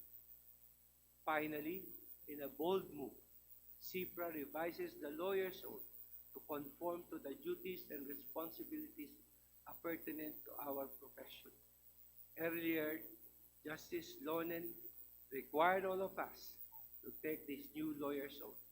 Thank you, Judge Leonen, for the formulation. Also, incidentally, the first batch of lawyers who will take this new lawyer's oath will be decided tomorrow by the NBank. How many will have this first privilege to take this new lawyer's oath? I cannot answer until Justice Benjamin Kagiwa submits his recommendation to the court and bank tomorrow. So for those who have sons or daughters who took the bar, tell them to memorize it today. In CPRA, in fine, CPRA captures the virtues that all in the legal profession must live up to, and tackles the use of social media, formation and definition of lawyer-client relationship, conduct of non-legal staff, among other intricacies experienced by practitioners today. It also consolidates separate regulations pertaining to the discipline of lawyers, abbreviates administrative proceedings, and addresses the punitive aspect of an ethical legal practice. Through CPRA, we respond to the need of adaptation and progress in the ever-evolving landscape of law. CPRA is part of our bigger campaign for ethical responsibility under our desired outcome of efficiency, as embodied in our strategic plan for judicial innovation 2022 to 2027, or the SPJI. It highlights our other innovations, such as the revision of the rules of court, especially Rule 7, Section 3 of the Code on the provisions of civil actions, where we provided that the lawyer's signature certifies upon the courts that the case is not filed for any improper purpose. It also complements our initiative to reorient legal education through the revised Law Student Practice Rule, or Rule 138. I must acknowledge the initiative of then Chief Justice Lucas Bersamin on this activity. Rule 138-A, which embraces the concept of experiential education and the value of legal social responsibility to mold law students to be ethical and humane lawyers in the future. Surely, our journey does not end here. On the contrary, it begins only now. Let me thank the members of the Technical Working Group and the Secretariat for their hard work and dedication. Of course, the committee members for this veritable Bible for practitioners. I'd like also to thank my colleagues in the NBank for their individual and collective recommendation, inputs, and suggestions until we approve the final version of CPRA. Finally, I thank our development partners for continuously supporting our efforts towards reform. Ethics, the guiding principle that shapes our actions, lies at the heart of our legal practice. CPRA serves as a compass directing us towards moral and just conduct. Being members of a profession, our actions determine the trust reposed on us by the people. By adhering to a legal conduct, we maintain the honor and dignity of our profession, establish a brotherhood among ourselves, and ensure our faithful compliance with our duties and obligations, not only to the legal profession, but also to the courts, not only to our clients, but also to the public and nation in general.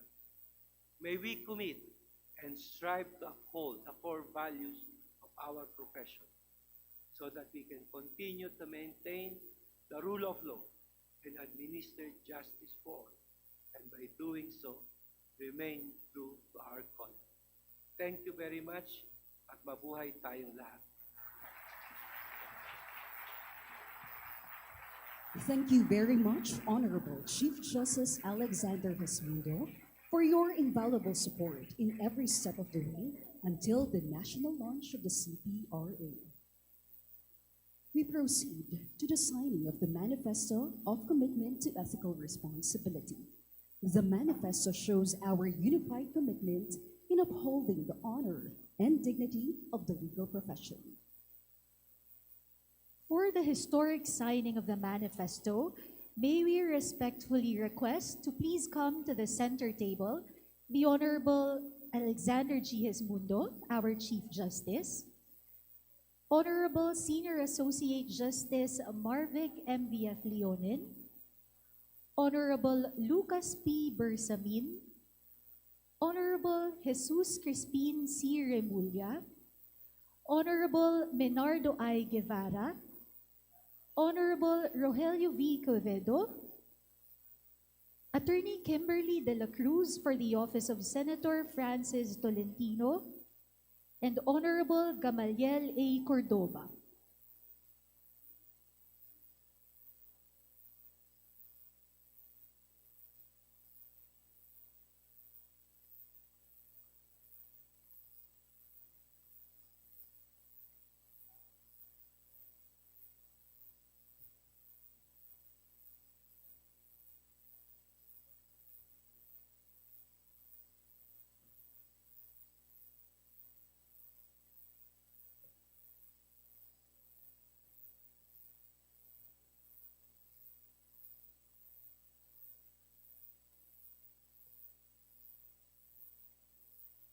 As our esteemed signatories prepare to sign the manifesto, please allow me to share the manifesto. We, members of the Philippine Bar and participants in the national launch of the Code of Professional Responsibility and Accountability, shall adhere to the values of integrity, independence, propriety, fidelity, competence and diligence, equality, and accountability. We affirm our commitment to ethical responsibility as lawyers and shall abide by the canons in the Code to live up to the highest ideals of the practice of law. Signed on this 13th day of April 2023 at the Manila Hotel, Philippines.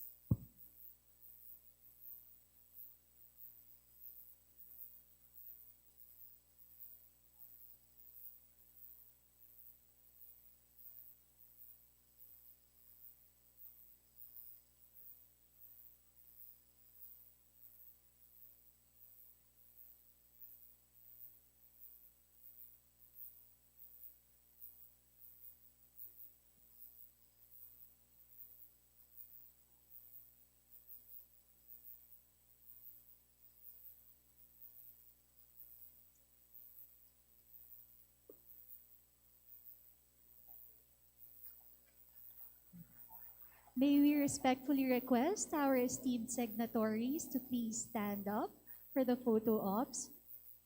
Thank you very much. A round of applause for our first batch of signatories of the Manifesto for Ethical Responsibility.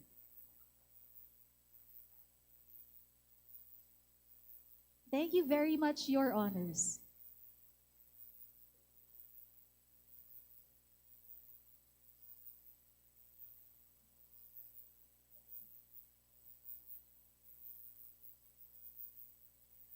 May we now call our second group of signatories, Honorable Ramon Paul L. Hernando, Honorable Amy C. Lazaro Javier, Honorable Henry John Paul B. Inting, Honorable Lord A. Villanueva of the DILG, Honorable Benedicto A. Malcontento, our Prosecutor General, Governor Antonio A. Pido for the Integrated Bar of the Philippines, Dean Jemmy Lito Festin for the Philippine Association of Law Schools, and Attorney Ernestine Carmen Jo Villarreal Fernando for the Philippine Bar Association.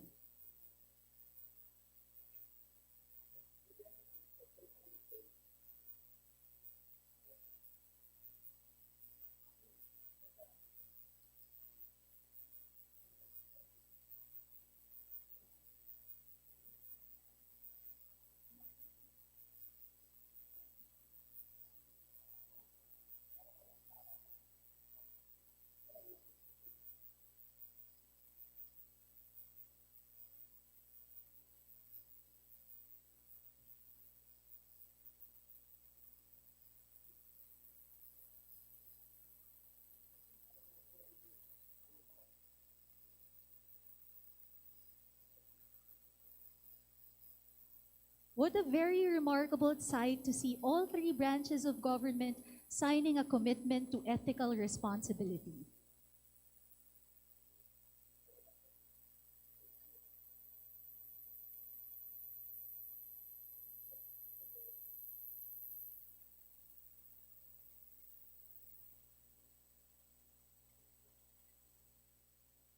Your Honors, may we request you to please stand up for the photo opportunity. Thank you, Your Honor.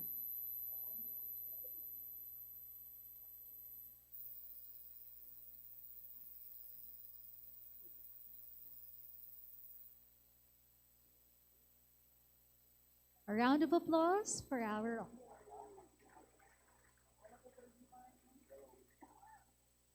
Thank you very much, Your Honors.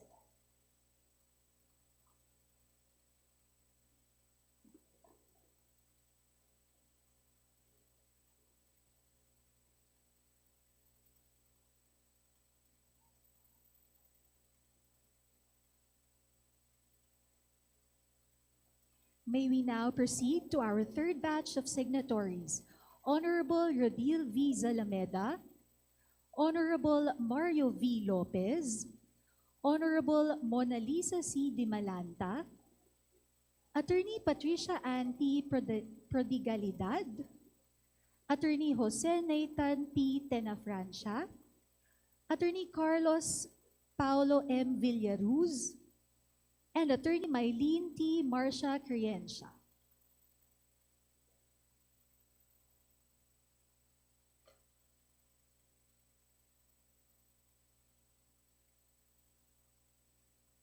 So our esteemed signatories are the honorable members of the Supreme Court, joined by the distinguished managing partners of our law firms.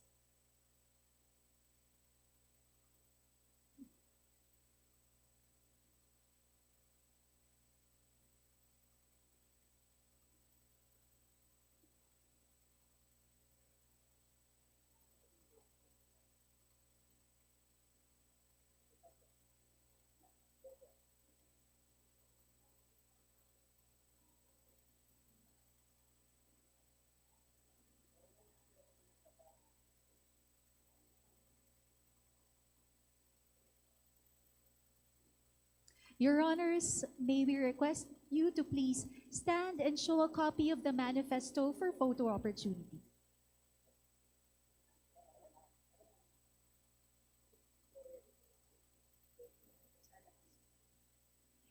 Thank you very much, Your Honors. For our next batch of signatories, may we respectfully call to the center table Honorable Samuel H. Gerlan, Honorable Joseph Y. Lopez, Honorable Antonio Tico, Attorney Charmaine Hao Lim, Attorney Gabriel A. C., Attorney Mario Luza Bautista, and Attorney Grace P. Quevedo Panagsagan.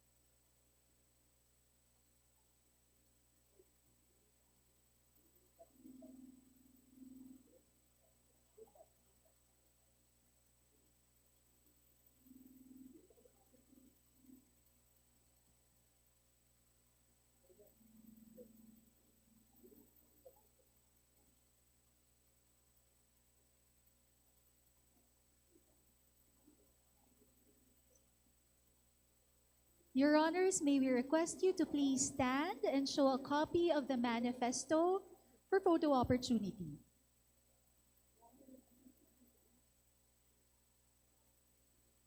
And to cap off this historic manifesto signing, may we call on our final group, Honorable Maidas P. Marquez, Honorable Maria Filomena D. Singh, Attorney Roderick V. Puno, Attorney Hector M. De Leon, and Attorney Paulo E. Abarquez.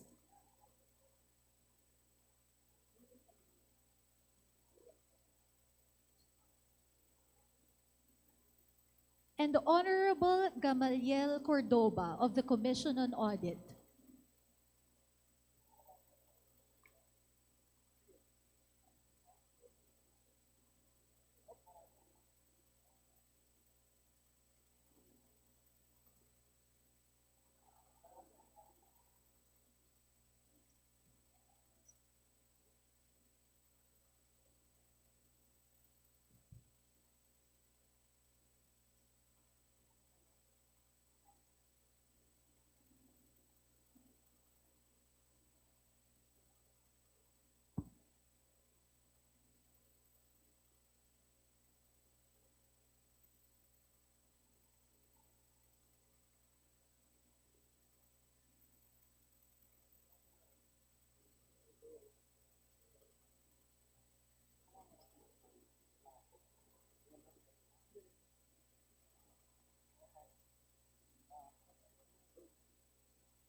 May we respectfully request our esteemed signatories to please stand and show a copy of the manifesto for a photo.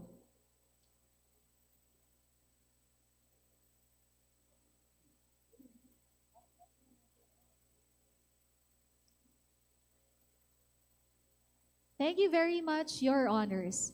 May we respectfully call the members of the court and bank to please proceed to the center table for a photo opportunity.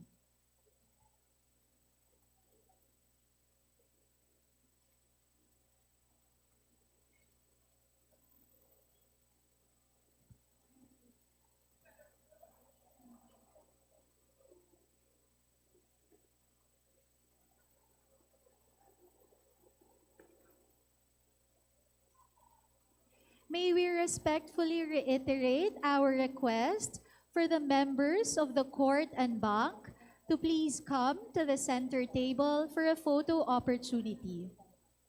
Thank you, Your Honors.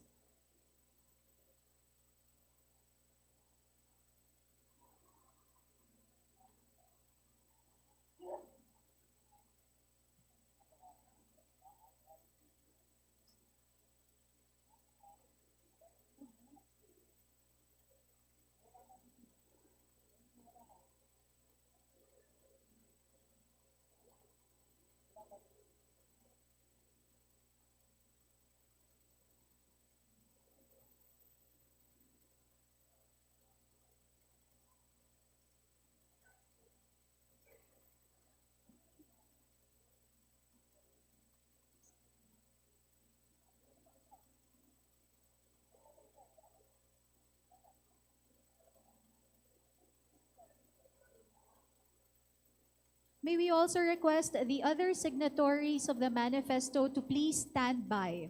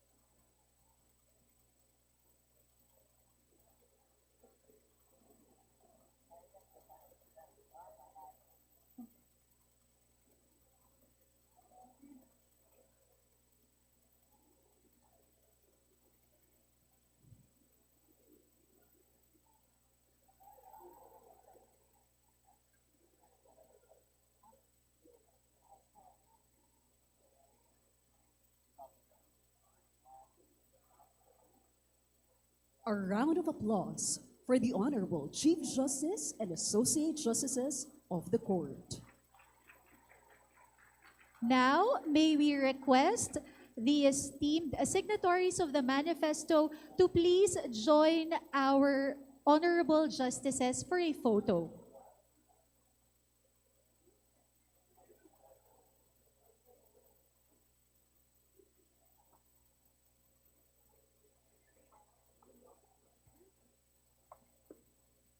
May we call the signatories of the manifesto to please join our honorable justices at the center.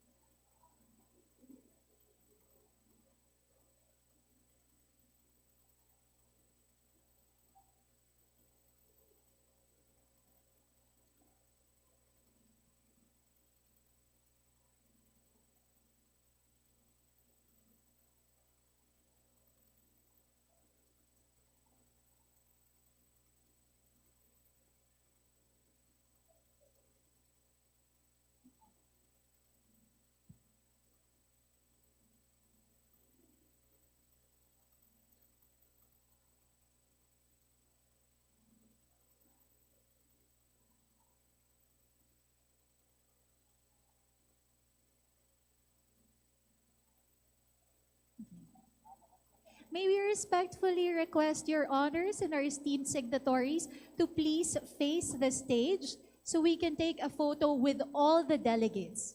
So kindly please face this stage. And to all the delegates, please pose for a photograph.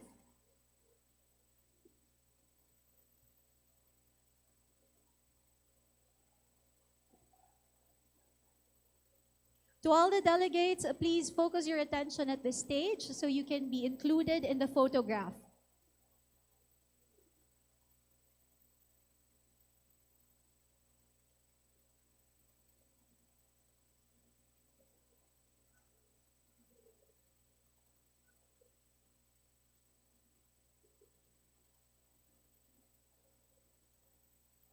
Thank you very much, Your Honors and our esteemed signatories.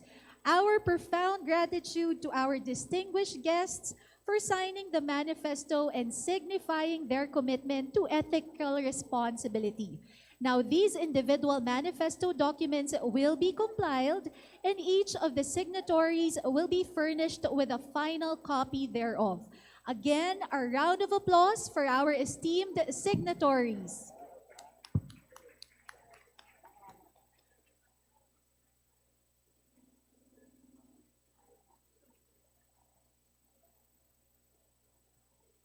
To further highlight the role of ethical responsibility for lawyers, several discussion panels related to the ethical practice of law will be held in the afternoon.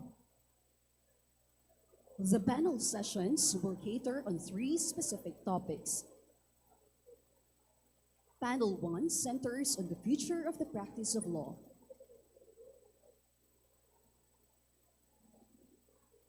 Panel 1 aims to identify the challenges and opportunities of a liberalized Philippine legal practice, particularly in light of the ASEAN integration.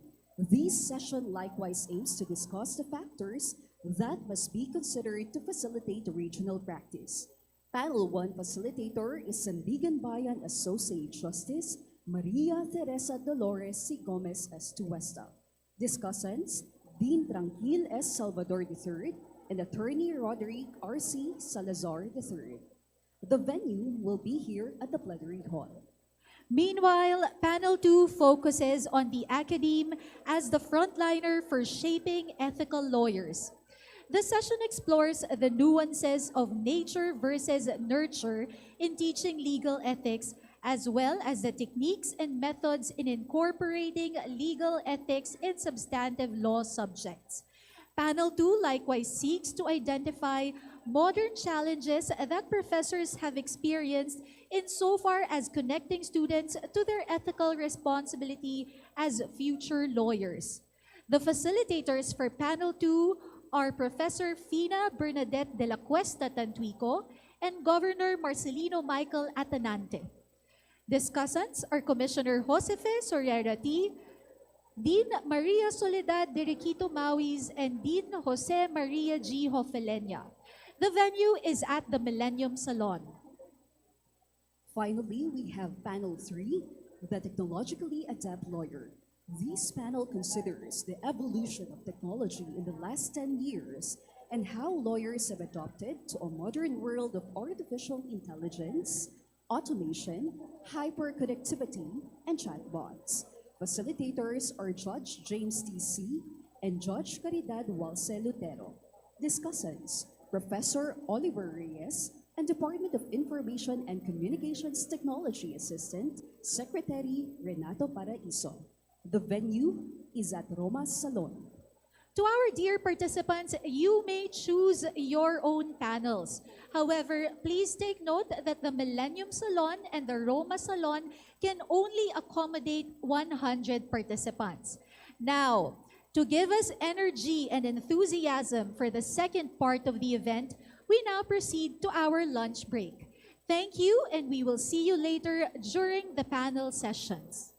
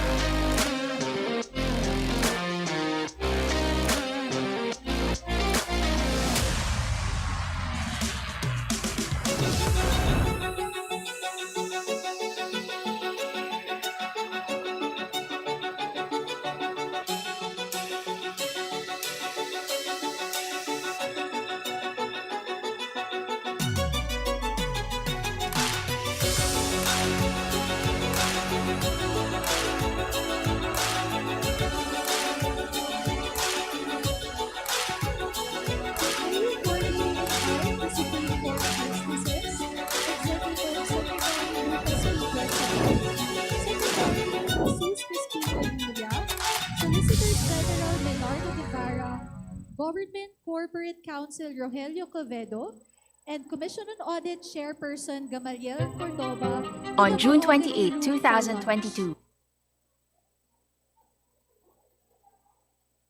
Again, may we invite our distinguished guests, the Honorable Supreme Court Justices, Honorable Executive Secretary Lucas P. Bersamin, Secretary Jesus Crispin Remulla, Solicitor General Bernardo I. Guevara, Government Corporate Counsel Rogelio Quevedo, and Commission on Audit Chairperson Gamaliel Cordoba to the Mahogany Room for your lunch. Thank you very much. Innovation and access.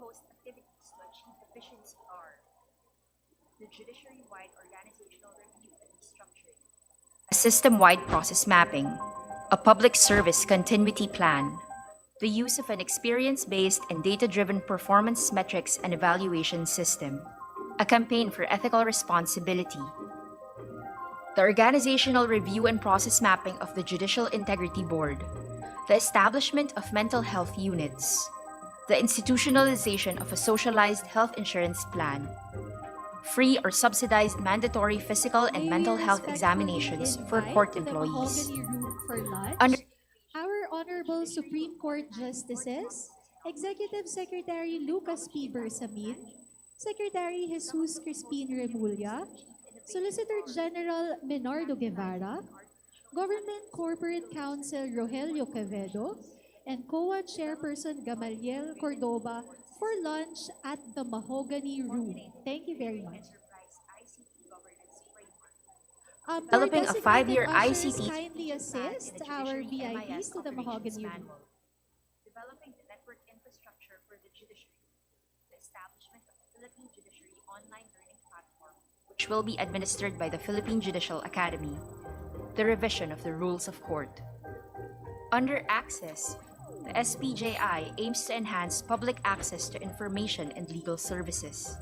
Some of the proposed activities to achieve access are the development of intelligent platforms for self-help legal services, the continued institutionalization of the clinical legal education program in law school, the strengthening of the IBP legal aid program, the conduct of gender sensitivity and inclusivity reorientation and application workshops considering new laws and issuances like the court's own recent issuance, the guidelines for the use of gender-fair language in the judiciary and gender-fair courtroom etiquette, the issuance of guidelines for victim-sensitive courts, an institutional review and assessment of the Sharia justice system, a review of the Sharia rules of court. While the road ahead may be filled with challenges, we have faith that with all of us working together, the justices, judges, court officials and employees, law practitioners, court users, the academe, the media, and the general public, we can truly achieve this goal of timely justice for all. Efficiency, innovation, access. 3 targeted outcomes towards the ultimate goal of the timely delivery of justice.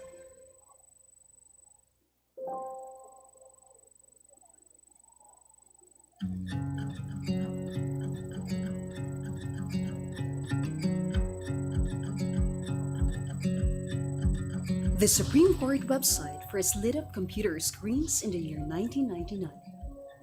It has gone through various interfaces from 2001 to 2006, initially under the supervision of the Management Information Systems Office. To our dear esteemed Supreme Court In April Justices, 2006, to Honorable Executive Secretary Lucas Bersamin, Secretary Jesus Crispin Remulla, Solicitor General Menardo Guevara, Government Corporate Counsel Rogelio Quevedo, and COA Chairperson Gamaliel Cordoba, may we cordially invite your honors for lunch at the Mahogany Room. Thank you very much.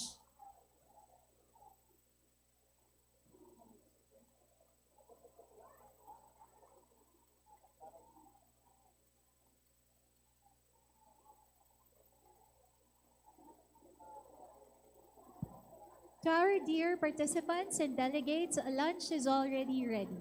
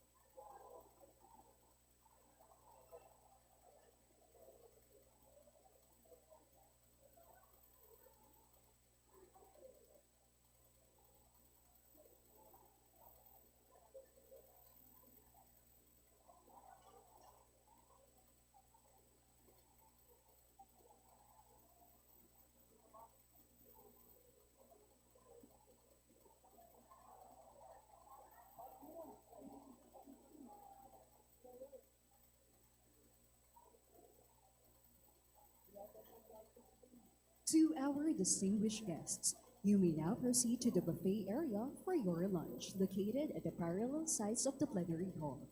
Thank you.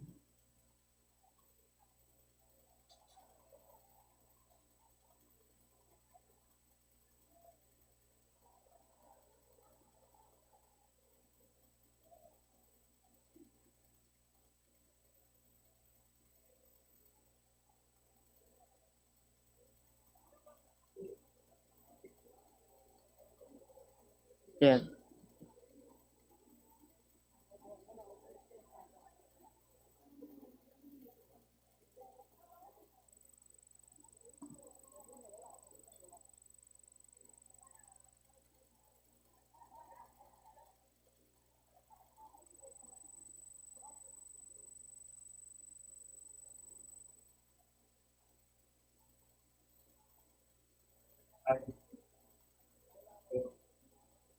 Wireless mic. Naka-Bluetooth. Tayo didinig. Para clear na clear.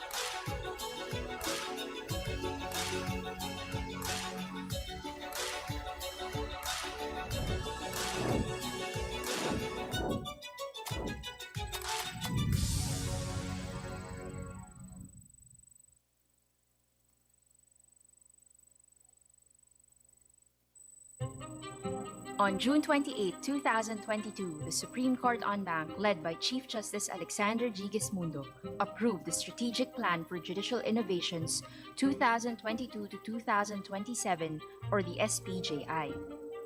The SPJI aims to achieve three major outcomes: efficiency, innovation, and access. Under efficiency, the court will undertake to streamline court systems and processes. Some of the proposed activities to achieve efficiency are the judiciary-wide organizational review and restructuring, a system-wide process mapping, a public service continuity plan, the use of an experience-based and data-driven performance metrics and evaluation system, a campaign for ethical responsibility, the organizational review and process mapping of the Judicial Integrity Board, the establishment of mental health units, the institutionalization of a socialized health insurance plan, free or subsidized mandatory physical and mental health examinations for court employees. Under innovation, the judiciary will modernize court processes and operations through technology adaptive management. Some of the proposed activities to achieve innovation are capitalizing on artificial intelligence for legal research and other court operations, developing and deploying the upgraded e-court system, formulating the Judiciary Enterprise ICT Governance Framework, developing a 5-year ICT strategic plan and a Judiciary MIS Operations Manual, developing the network infrastructure for the judiciary, the establishment of a Philippine Judiciary online learning platform which will be administered by the Philippine Judicial Academy, the revision of the rules of court. Under access, the SPJI aims to enhance public access to information and legal services. Some of the proposed activities to achieve access are the development of intelligent platforms for self-help legal services, the continued institutionalization of the clinical legal education program in law school, the strengthening of the IBP legal aid program, the conduct of gender sensitivity and inclusivity reorientation and application workshops considering new laws and issuances like the court's own recent issuance, the guidelines for the use of gender-fair language in the judiciary and gender-fair courtroom etiquette, the issuance of guidelines for victim-sensitive courts, and institutional review and assessment of the Sharia justice system, a review of the Sharia rules of court. While the road ahead may be filled with challenges, we have faith that with all of us working together, the justices, judges, court officials and employees, law practitioners, court users, the academe, the media, and the general public, we can truly achieve this goal of timely justice for all. Efficiency, innovation, access. 3 targeted outcomes towards the ultimate goal of the timely delivery of justice.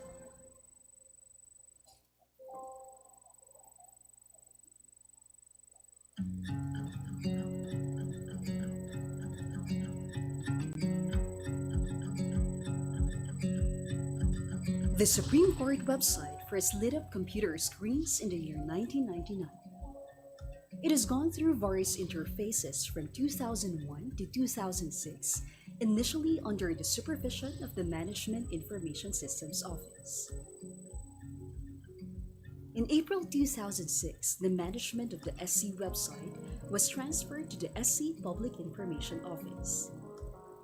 In April 2019, the website was relaunched with an improved interface. The Supreme Court e-library was also made public. Users can now access all of the library's content.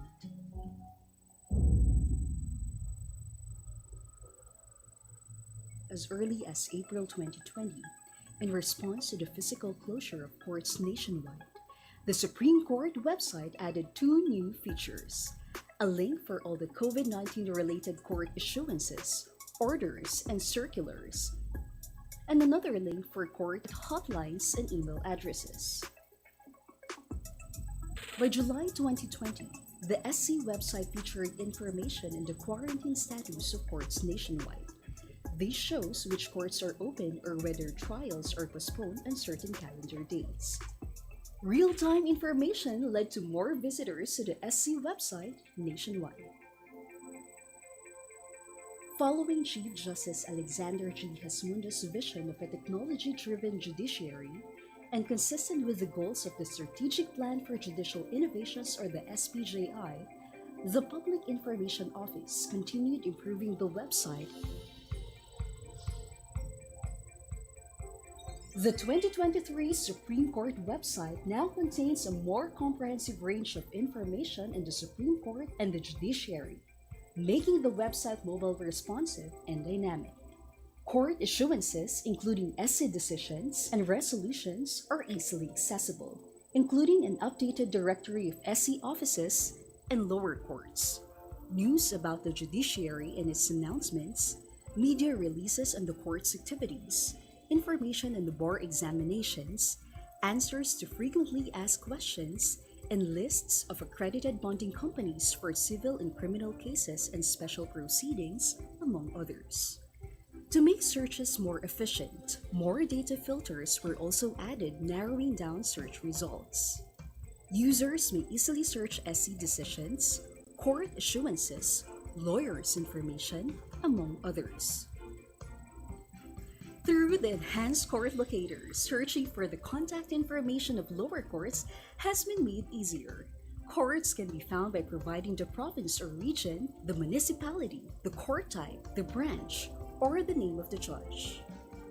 Once the user finds the court from among the search results, they will be directed to the page with that court's complete contact information, including directions to the Hall of Justice. The contact number of a particular court can also be called directly by clicking the number displayed on the website. The same also works for the displayed email address. The 2023 SC website also features a page containing a directory of legal aid offices, including POW offices all over the country, available legal aid clinics, and a list of IBP chapters. The PIO hopes that this feature will someday become the backbone of a comprehensive referral system in connection with the Clinical Legal Aid Program under Rule 138-A of the Rules of Court, eventually facilitating and improving the public's access to much-needed legal services. Common queries have also been turned into special info sites, such as info sites on filing fees and requirements for posting of bail, civil wedding rights requests, and many others. Publications can also be viewed conveniently using the Flip PDF file feature. In an effort to make the judiciary as transparent as possible, the 2023 website allows for increased access to the courts. In addition to the court newsflash, the 2023 SC website now features the SC News Online, compiling the latest online news reports relevant to the judiciary for easier and faster sharing on other social media.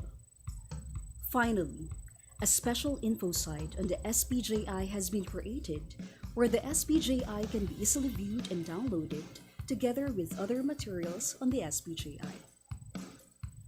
Soon, visitors will also be able to experience a virtual court tour, an innovative feature which uses current technology, allowing people to remotely access the court's rich history and legacy. The 2023 Supreme Court website aims to serve as a tool in furthering the SPJI's vision of an efficient, innovative, and accessible judiciary.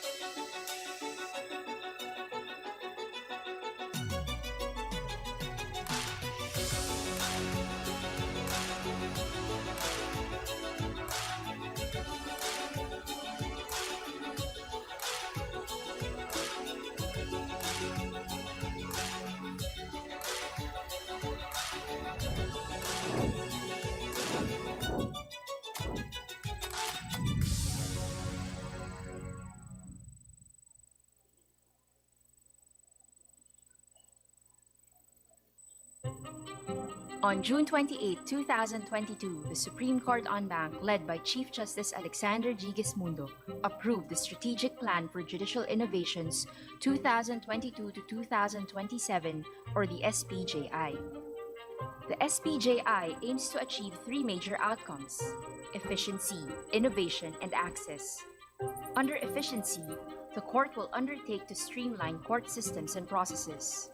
Some of the proposed activities to achieve efficiency are the judiciary-wide organizational review and restructuring, a system-wide process mapping, a public service continuity plan, the use of an experience-based and data-driven performance metrics and evaluation system, a campaign for ethical responsibility, the organizational review and process mapping of the Judicial Integrity Board, the establishment of mental health units, the institutionalization of a socialized health insurance plan, free or subsidized mandatory physical and mental health examinations for court employees. Under innovation, the judiciary will modernize court processes and operations through technology adaptive management. Some of the proposed activities to achieve innovation are capitalizing on artificial intelligence for legal research and other court operations, developing and deploying the upgraded e-court system, formulating the Judiciary Enterprise ICT Governance Framework, developing a 5-year ICT strategic plan and a Judiciary MIS Operations Manual, developing the network infrastructure for the judiciary, the establishment of a Philippine Judiciary online learning platform which will be administered by the Philippine Judicial Academy, the revision of the rules of court. Under access, the SPJI aims to enhance public access to information and legal services.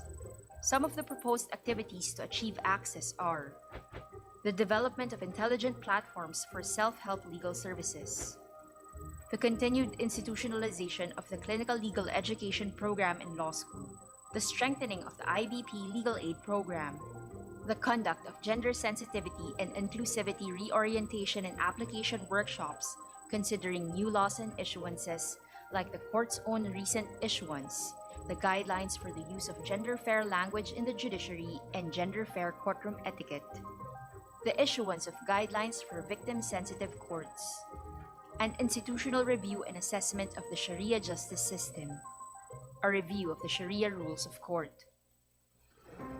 While the road ahead may be filled with challenges, we have faith that with all of us working together, the justices, judges, court officials and employees, law practitioners, court users, the academe, the media, and the general public, we can truly achieve this goal of timely justice for all.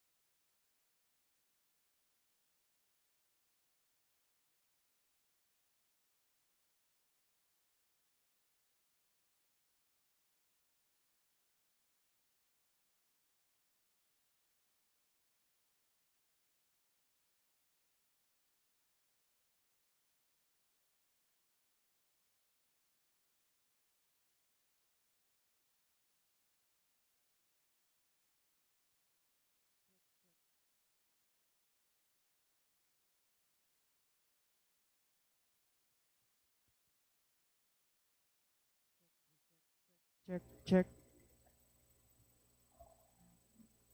Hey, hey, test, check, 1, 2.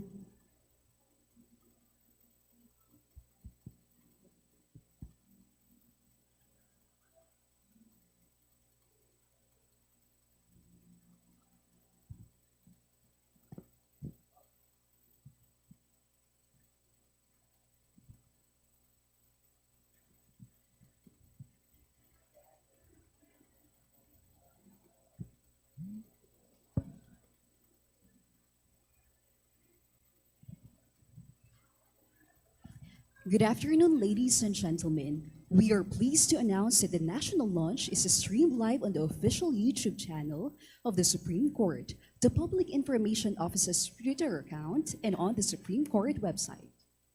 We will now proceed with the second half of the program. To further highlight the role of ethical responsibility for lawyers, several discussion panels related to the ethical practice of law will be held this afternoon. The panel sessions will cater on 3 specific topics. Panel 1 centers on the future of the practice of law. Panel 1 aims to identify the challenges and opportunities of a liberalized Philippine legal practice, particularly in light of the ASEAN integration. This session likewise aims to discuss the factors that must be considered to facilitate regional practice. Panel 1 facilitator is Sandigan Bayan Associate Justice Maria Teresa Dolores C. Gomez Estuesta. Discussants, Dean Tranquil S. Salvador III and Attorney Roderick R.C. Salazar III. The venue will be here at the plenary hall. Meanwhile, Panel 2 focuses on the academe as the frontliner for shaping ethical lawyers. The session explores the nuances between nature versus nurture in teaching legal ethics, as well as the techniques and methods in incorporating legal ethics in substantive law subjects. Panel 2 likewise seeks to identify modern challenges that professors have experienced insofar as connecting students to their ethical responsibility as future lawyers. The facilitators are Professor Fina Bernadette de la Cuesta Tantuico and Governor Marcelino Michael I. Atanante. Discussants are Commissioner Josefe Sorrera D., Dean Maria Soledad de Requito Mawis, and Dean Jose Maria G. Hofelenia. The venue for Panel 2 is at the Millennium Salon. Finally, we have Panel 3, the Technologically Adept Lawyer.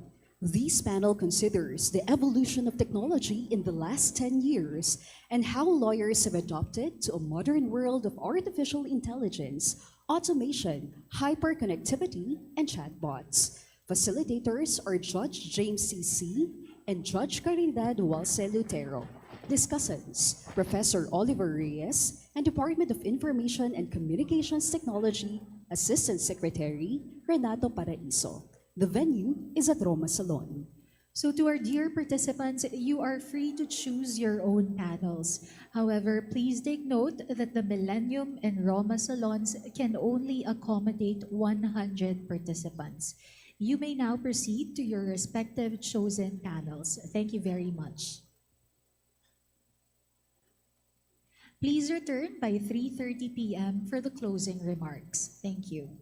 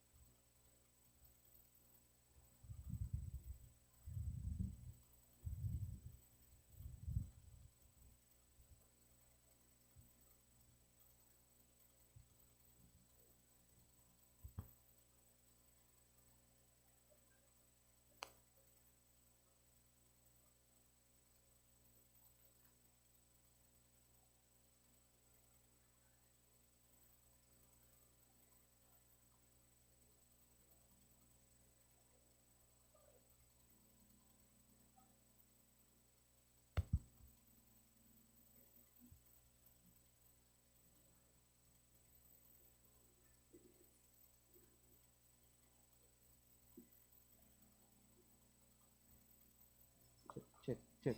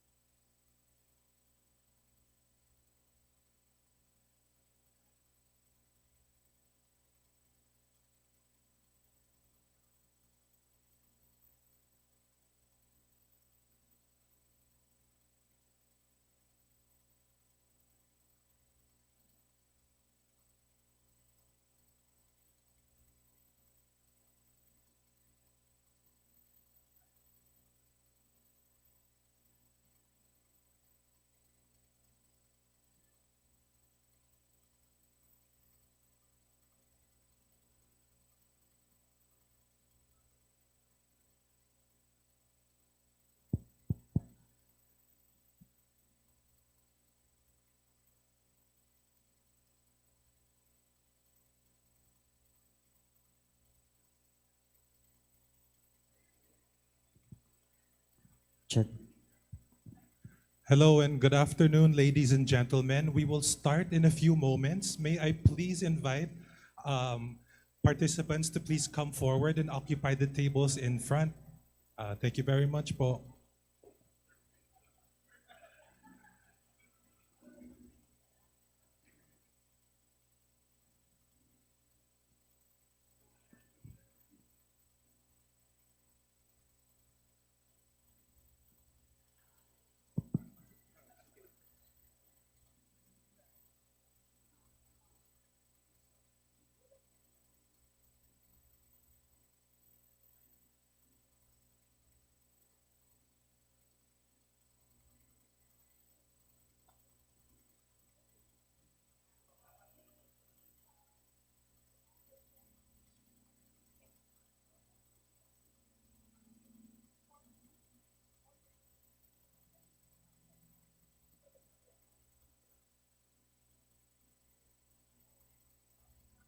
Hey, check 1 2.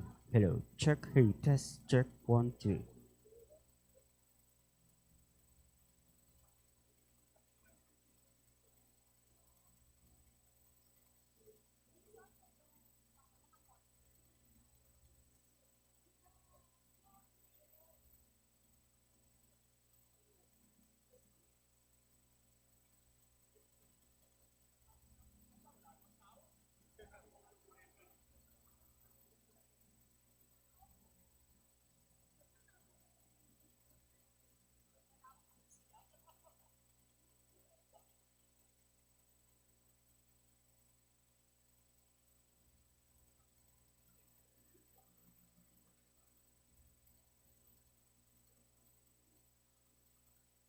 Hello.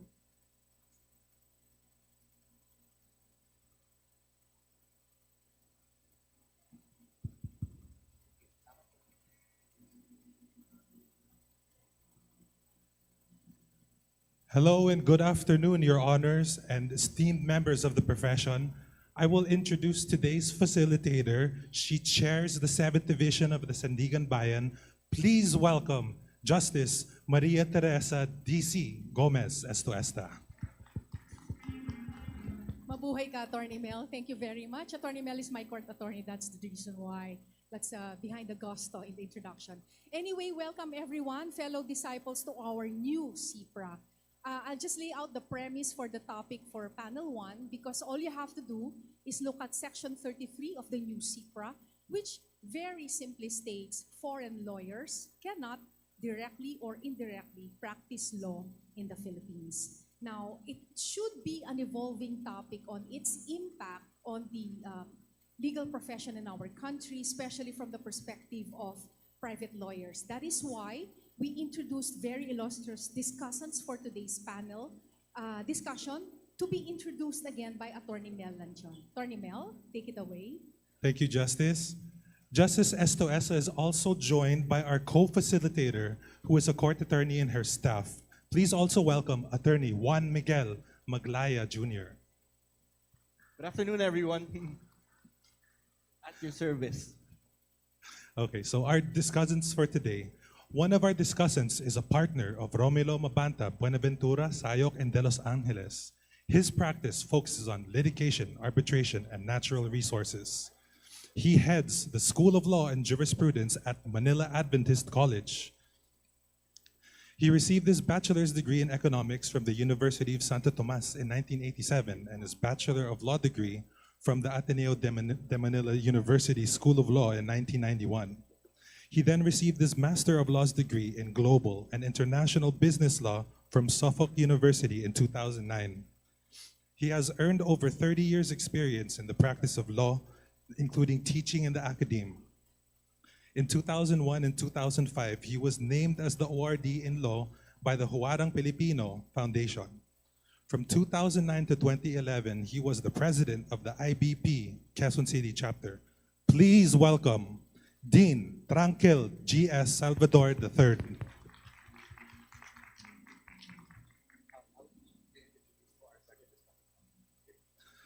For our second discussant, he is a senior partner at Fortune, Narvasa, and Salazar. He obtained a degree in economics from the University of the Philippines and he earned his Bachelor of Laws from the UP College of Law. He has over 30 years experience in commercial and corporate law, taxation law, and energy and natural resources law, among many others. During his distinguished career, he has been repeatedly recognized for excellence. The Asia Business Law Journal included him in its list of top 100 lawyers in the Philippines. He was also listed in the 2018 edition and past editions of the International Who's Who of Mining Lawyers for the Philippines. He was ranked as a leading individual by Chambers Global in 2008 and in prior years by Chambers Asia Pacific, and also by the Asia Legal 500 2018 edition and prior years. He is a director of the IBP Makati City Chapter. He also lectures on several subjects of commercial law and civil law at the UP College of Law and the San Beda Alabang College of Law. Please welcome Attorney Roderick R.C. Salazar III. Thank you, Attorney Mel. Perhaps to start the ball rolling, anyone can just fill the question. But we would like Dean Tranquil and Attorney Vicky first to share their experiences on the impact of regional practice in the country. And if anyone has any questions, feel free to approach this stand right here in the middle. Thank you, Attorney Jay. So perhaps the first question can go to you, Dean Tranquil, or your experiences first. We would love to listen to what you have to say on the impact of regional practice. Thank you.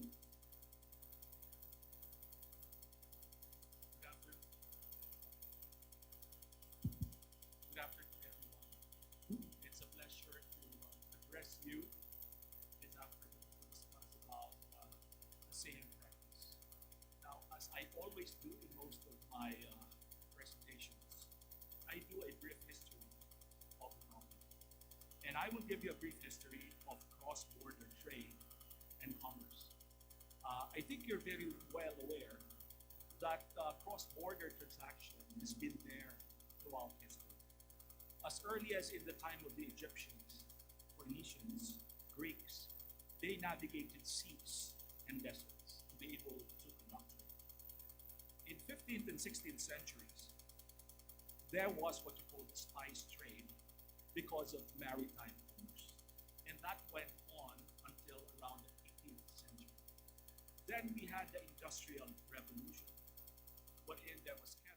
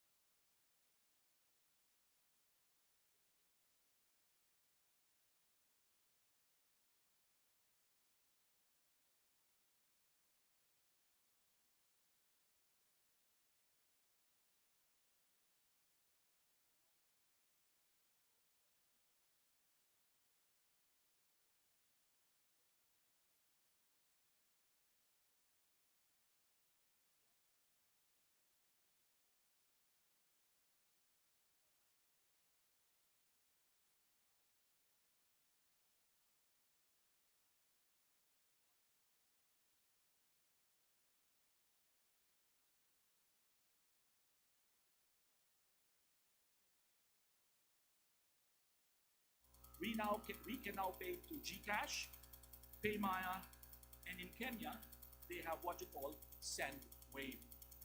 Now, we have been tasked to touch on the ASEAN which was the idea of having one integrated region was presented.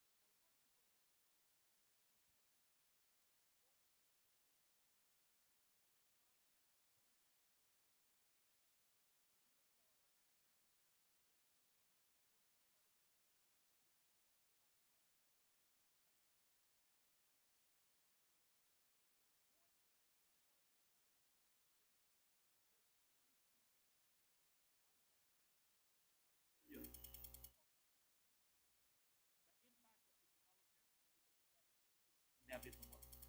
Lawyers are needed in assisting in negotiations and crafting of agreements of interested parties. And we have been faced with this in the nature of our practice. Because our law firm is a full service firm, that is why if I could share with you, most of the transactions that we're faced with are cross-border mergers and acquisitions. And when you talk of cross-border mergers and acquisition, you will have to talk about not only of finances, infusion of capital, capital markets, shareholdings, but more importantly, because this is a cross-border transaction, we have to navigate through cultures and systems. Because these are different countries with different cultures and systems. We have legal systems, and more importantly, the laws are multi-jurisdictional. These are the things that we're faced with. And we, as a legal profession, will be faced with in this development. Second would be banking and finance. Because as you know, finance is the lifeblood of business. And therefore, as much as they would want to pump in money into the places that they would like to invest in, it's important that there are financing options. Do I borrow money? Do I get bonds? Do I get securities? All of these are questions that would have to be addressed by cross-border lawyers. The third would be, and I think a number of you here, I've seen a number of my friends here, are into intellectual property, which is really universal today, very universal. And the fourth, when you talk of cross-border, would be international arbitration practice, which is a growing practice, not only in the Philippines, but around this region, and I would say worldwide. Now, alternative dispute resolution is a mode to resolve cross-border disputes, not only litigation through courts. You have the national legal system, which you have to contend with. And as you know, we have Singapore and Hong Kong, and we should develop knowledge in arbitration agreements. Our Supreme Court has made decisions on arbitration agreements on how we stipulate in arbitration agreements. Then we have jurisdictions, proceedings, and I think more importantly, when we talk of cross-border issues, would be enforcement of arbitral awards. These are matters that we will have to that we are. The next practice area that we are faced with when we talk of cross-border would be trade and investment. Trade and investment. This would include regional trade agreements, and as you would note, there is what you call the ASEAN +6, or the Regional Comprehensive Economic Partnership. Okay? So we will have to contend with that. And lastly, in my list would be the capital market, which was a growing practice. We would learn to integrate understanding of capital markets in Asia. If I may share with you, as a young lawyer in the 90s, the Philippine stock market, the capital markets, was relatively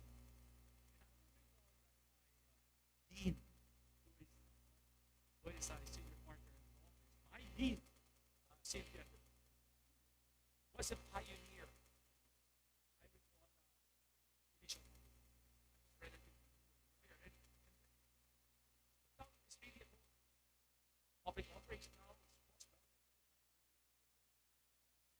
Now, let me just break down for you 3 important things. The first would be the advantages of a cross-border ASEAN practice. Cross-border ASEAN practice. I will also touch on challenges. And the third is, what are our opportunities on this matter? Let me touch on the first, advantages. I think one of the advantages is the opportunity for lawyers like us to be able to navigate in multi-legal jurisdictions. So we should not only learn about our system, but also the foreign legal system. We have to be sensitive about culture. We have to be sensitive about laws. That's why I noticed, and most of my friends here in leading firms would agree with me, that you always sometimes work in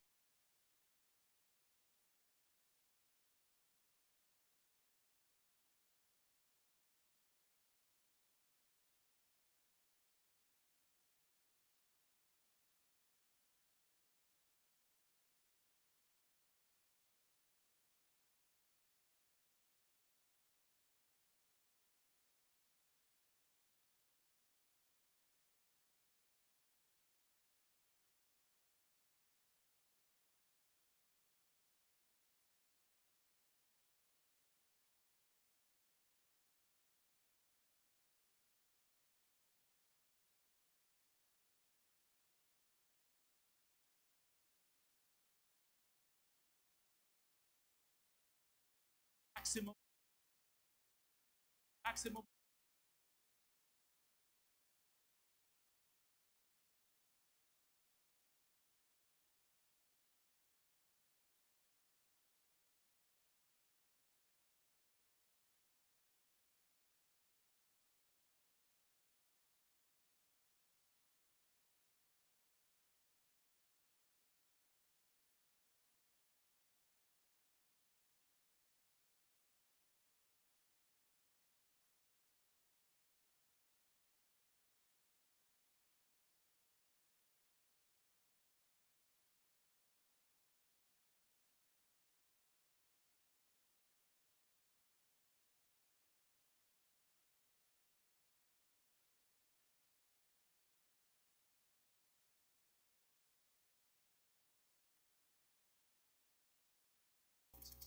And in the Philippines, our central office is the Office of the Court Administrator.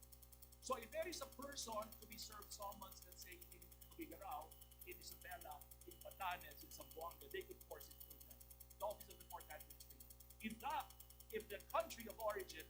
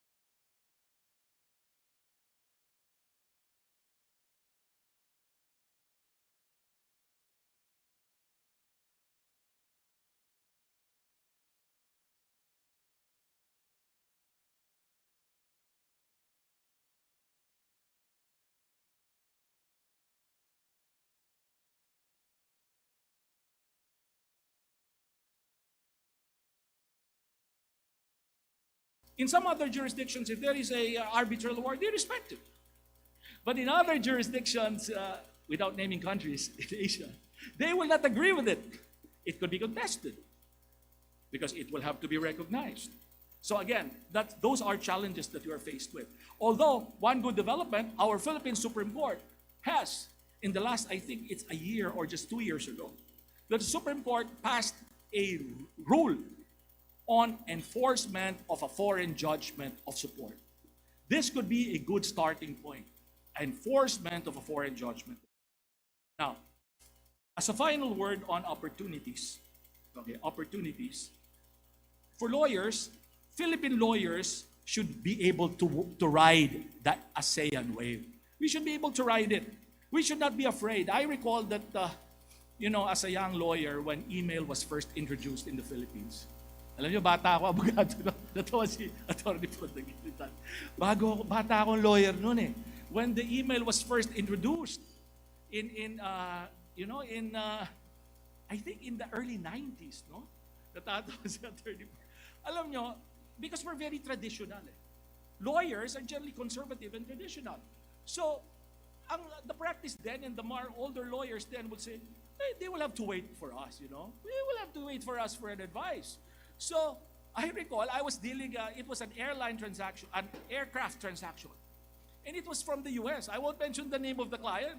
I think that this was 1995. I was then an associate, there was a partner. The American counterpart was saying, because I think it's already more than a day, just more than a day. Sabi niya, anybody home? He said in his email, one line, anybody home? From that time on, I realized the use, facility, and effectiveness of an email. That's why now I tell our young associates, you cannot lull with 8 hours. Today, you hold your cell phone, you hold your gadgets, you tell me, you'll answer me tomorrow after 24 hours. Today, delay, response, expectation of client should be within 8 hours. Oh, that's too much. But I tell you, because there is different time element.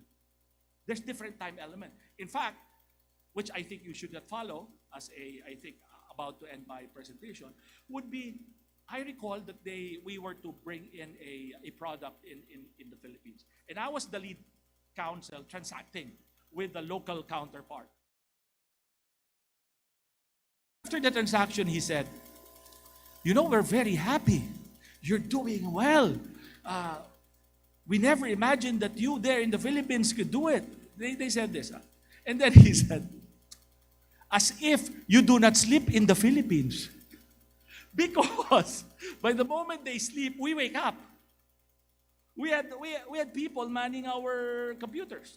So that's what I tell our young people. So these are also challenges. The time difference would be challenges. So Philippine lawyers should be able opportunities should be able to ride the ASEAN wave. The second is, we should start to spread our wings. We should not be too conservative. Ako kasi, sinabi ko nga, at the time, up until this time, lawyers are very conservative. If there's one thing that would definitely happen, would be change. And I tell that even to my children. You should be able to adjust and face the change. We cannot just stay here as it is, as it was good. We should adjust. So we have to spread our wings. And for those of you who have presence out of the country, I know that some offices here have presence in Hong Kong, some have presence in the Middle East. That is a start of an opportunity. Because these are what? Doors for opportunities. For those who would want to invest. I recall that in our office, when I joined our office sometime in 1991, ang tagal na, no? In 1991, we had a Hong Kong office. And I was very proud. We have a Hong Kong office, parang international. And then I was assigned there. I felt that, wow, this is cross-border transaction. Although I was asked to make a choice, Hong Kong or Philippines, I chose the Philippines. Okay, and finally, okay, we have to become as an opportunity, we should become intra-ASEAN practitioners. Okay, because in due time, this may become the new normal. So with this, good day to everyone. Thank you, Dean Tranquil, for that very insightful lecture. Before we move on to the question section, let's please hear from Attorney Dicky Salazar. Please give him a round of applause.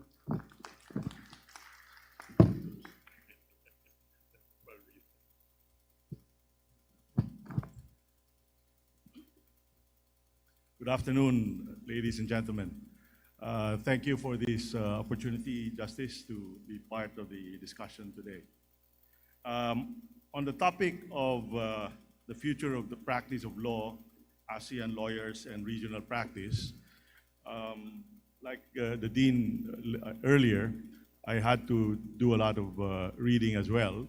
And in the course of the research that I did, it, as confirmed by Dean, the ASEAN community planned to have an integrated economy in 2003, started then, and went on and was achieved in 2015. According to the official investment promotion website of the ASEAN Economic Community, or AEC, is really the realization of the region's end goal of economic integration. The vision is that ASEAN would have a single market and a production base, a highly competitive region with equitable economic development, and fully integrated into the global economy. The ASEAN also asserted that once the Asian Economic Community is realized, ASEAN will be characterized by free movement of goods, services, and investments, as well as a freer flow of capital and skills. With harmonized trade and investment laws, ASEAN, as a rules-based organization, will be strengthened and become more interesting as a single investment destination. Among the advantages that were touted about by proponents of the AEC is that it would facilitate the implementation of trade, services, investment, and other reforms that were necessary in each member state of the ASEAN. Therefore, this would improve each country's location in the global economy. Insofar as the ASEAN is concerned, the blueprint then was to achieve free flow of services by 2015. And the plan was to remove substantially all restrictions on trade in services in 4 priority service sectors like air transport, e-ASEAN or e-commerce, healthcare, and tourism by 2010, and for all other sectors by 2015. And there was a plan to complete mutual recognition arrangements, or MRAs, in architectural services, accountancy services, surveying qualifications, and medical practitioners by 2008, and dental practitioners by 2019. There was supposed to have been a mobility of professionals and skilled labor. That was the plan to be implemented, not only by the MRAs, but also by the development of core competencies in accordance, of course, with the skills, the qualifications for the jobs and occupational skills. Forward to the late 2015, the long-promised ASEAN Economic Community came into effect, and it carried along with it the vision of a globally competitive single market and production base, but not of the political or a monetary union like the EU or the European Union. So across the 10 member states in the ASEAN, that was a dream. But nonetheless, ASEAN, however, was criticized for the slow pace of integration.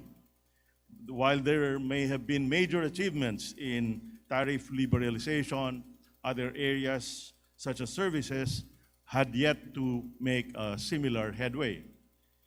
And in a comment, one Secretary General of the ASEAN even said that the ASEAN integration had not been on the same level of intensity, and it was incrementally being done and step by step. and there was no full integration. So in the matter of liberalizing services, there was a lag in the ASEAN economic community. Thus, to my mind, given the slow progress in the liberalization of trade in services in the ASEAN region and the integration of professions, there seems to be yet a slow reality as well in the Philippines in allowing ASEAN lawyers to practice law in the Philippines. Of course, we are limited by the Philippine Constitution, as mentioned earlier by the Dean. Article 12, Section 14, does limit the practice of all professions in the Philippines to Filipino citizens, save in cases prescribed by law. There is an opportunity, therefore. But nonetheless, we are further limited by the other constitutional provision, where it is with the Supreme Court that is vested the exclusive power to determine the rules in respect of admission to the practice of law. And this is even more strongly shown in the fact that in the Code of Professional Responsibility and Accountability that we have adopted today, that is a categorical statement that foreign lawyers still cannot practice in the Philippines. So in my view, until the Philippine Supreme Court also opens up its reception to the idea of foreign practice of law in the Philippines, we might be slower in achieving that goal. We do adhere, of course, to the fact that the practice of law is not a right, but a mere privilege. I think this will continue to be the mantra of the Philippine Supreme Court. But then, of course, we also should not be blind to the fact that the ASEAN region is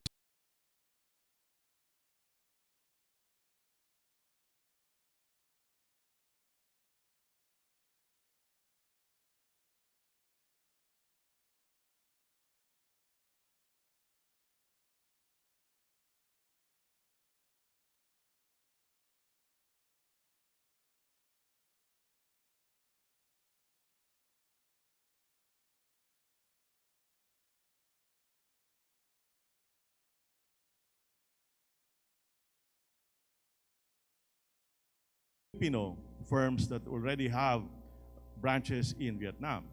So mind you, the reality is there that while other countries allow foreign lawyers to practice in their own jurisdictions, Philippines is still lagging behind. But there are probably political reasons behind it or other economic reasons as well. But perhaps if we open up our minds to the fact that the reality is that foreign practice and in other jurisdictions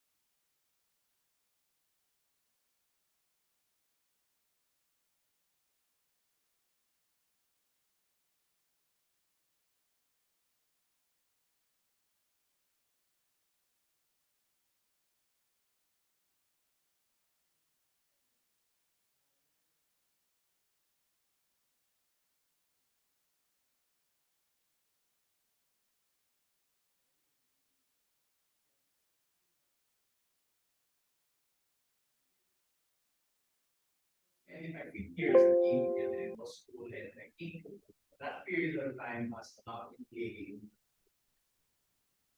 really a handful of experience, a lot of insights and things that I thought would be good to share with everyone.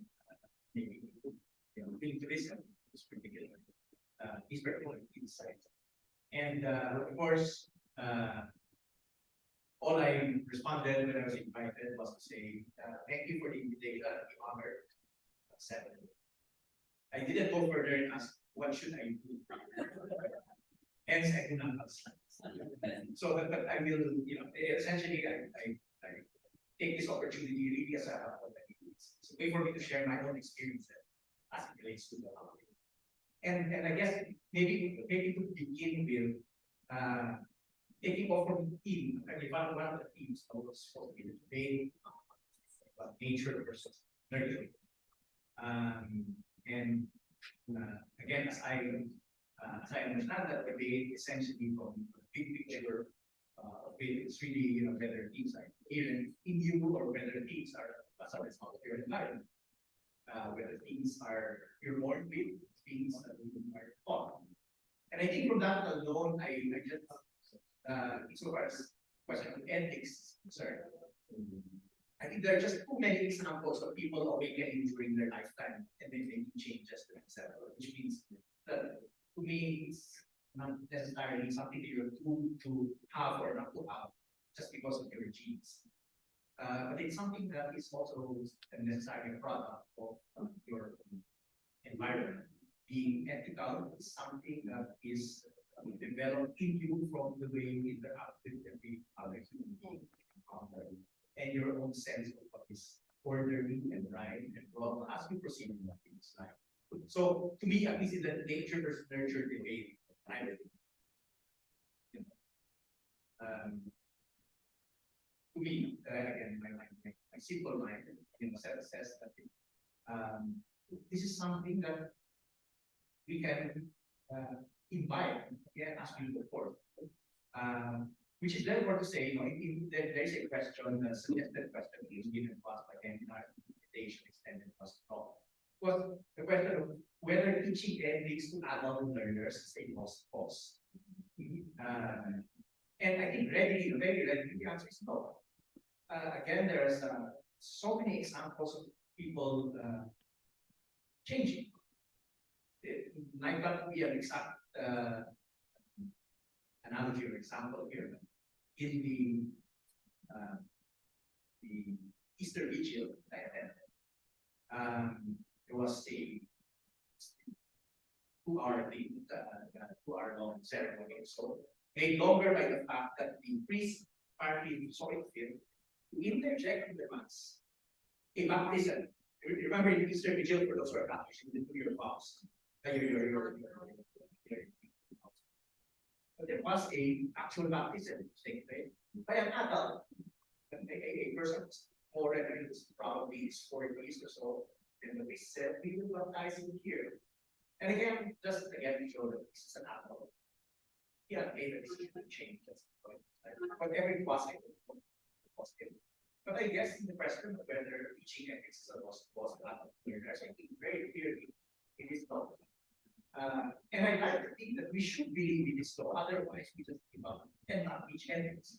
Because nothing we can do, the teaching will change people if we believe people are already doomed to who they are when they were born. So insofar as that particular question. But I guess I completely subscribe to the methods and it's always presentation and research. But let me, I guess, share my input on those two essential questions. The first is, why do we teach ethics at the law school level?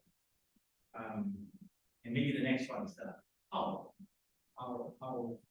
might we go about teaching ethics to our law students? Insofar as why it's concerned, I can begin from that. Again, the Ateneo de Manila is in terms of identity, it's a Filipino Jesuit Catholic education institution. So built into our vision as a Filipino Catholic and Jesuit institution is to form the individual that the school seeks to incorporate in its mission a serious attempt to touch the heart of our students, to make them better persons. So on that score alone, just because that school happens to be that school, there is that justification for teaching ethics to give people, our students, an awareness of what is good, what is kind, what is compassionate, what is generous, as it is the very mission, part of the very mission, teach legal ethics to our students. Well, one is because we think they can see change, if they need change, or affirmation, they are there. But why do we do so? Why do we do so? And I think really it ties very much into our responsibility, our professional responsibility as lawyers. Yeah, it's been said that teaching of the law at the law school there is the promise, but we do so therefore as lawyers. And therefore, as you know, as been a theme for the entire morning that we've listened to, ethics is very integral into our choice to become lawyers. And as I always try to impress upon our faculty, as we teach our students, we are teachers, but we don't cease to be lawyers. We don't cease to be lawyers, we are professionals, we are imparting to them, we are practicing our profession in front of them. And one of the things that is something I feel conveniently natural is to be informed for the professional responsibility. And there was that provision that said that the lawyer shall not support the admission to the bar of someone who's not qualified, etc. There's that provision there. And I think would be natural to it because it's something you point to and say, you know, if you're feeling, with our students, if you wish we gave you an easier time in law school, well, it's my duty to make sure that you are qualified. I guess, and maybe just to digress a little, just as an example of using that particular provision. Remember when the pandemic set in? When the pandemic set in, that was March, I think, of 2020. And, schools had to stop momentarily because everyone had to take a pause and find out what to do. Nobody had any experience in this thing. What the hell is happening? What's going on? And therefore, there were so many, voices. On one extreme, there was just let's stop school, just pass everyone. Okay, no more the type of months of the semester, just pass everyone. On the other extreme, of course, were those who persistently said, no, we should somehow find a way to continue.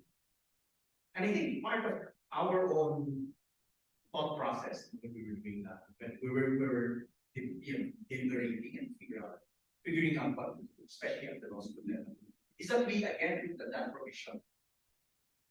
It said that we don't cease to be lawyers, even in a pandemic. Certainly, also compassion and all that. But then, still, that we were not supposed to support the admission to the bar of people who are unqualified. And therefore, we felt that if we just stop and just, graduate again, etc., then perhaps these people may not be qualified. So that was the big, I guess, some sort of discussion in our on our side, which ended up essentially saying that no, we would still adopt a academic. We went back to school online. People take the courses. If you fail a subject, you have to repeat that. But you don't get kicked out, you get the pro, etc. But because we were guided by that. Now that's at the academic, the scholastic level, the academic level, the content and such. But remember, part of the qualifications of being lawyers is that, at least as formulated in that whole professional responsibility, was that you must be someone who's possessed of good moral character. Good moral character. And therefore, if we are tasked, as we believe we are, as lawyers, to ensure that the persons, as lawyers and as educators, the person who will apply to be admitted to the bar are persons who are qualified. That goes beyond just knowledge of the law, but that you are of good moral character. So in the sense that we take it as a responsibility, not as just a passive checklist that about the story of life, but we see it as a responsibility of our part and our share in making sure that our students, either have good moral character or have a fighting chance to have the development of moral character. And therefore, that we look at teaching ethics in law school, as we did teaching ethics in law schools, should be a matter of also, should also be viewed from the lens of responsibility.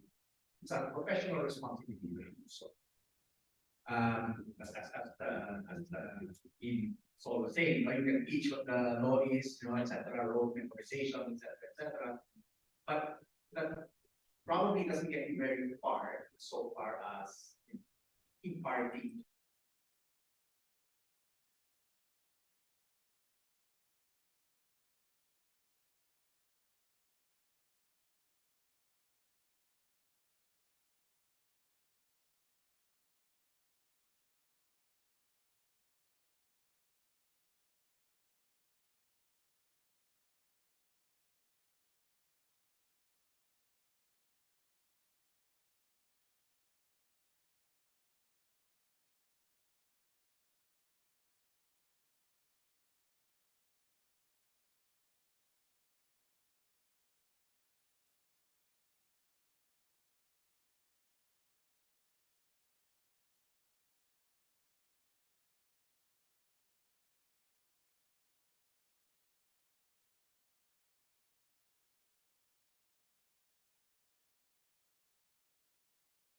But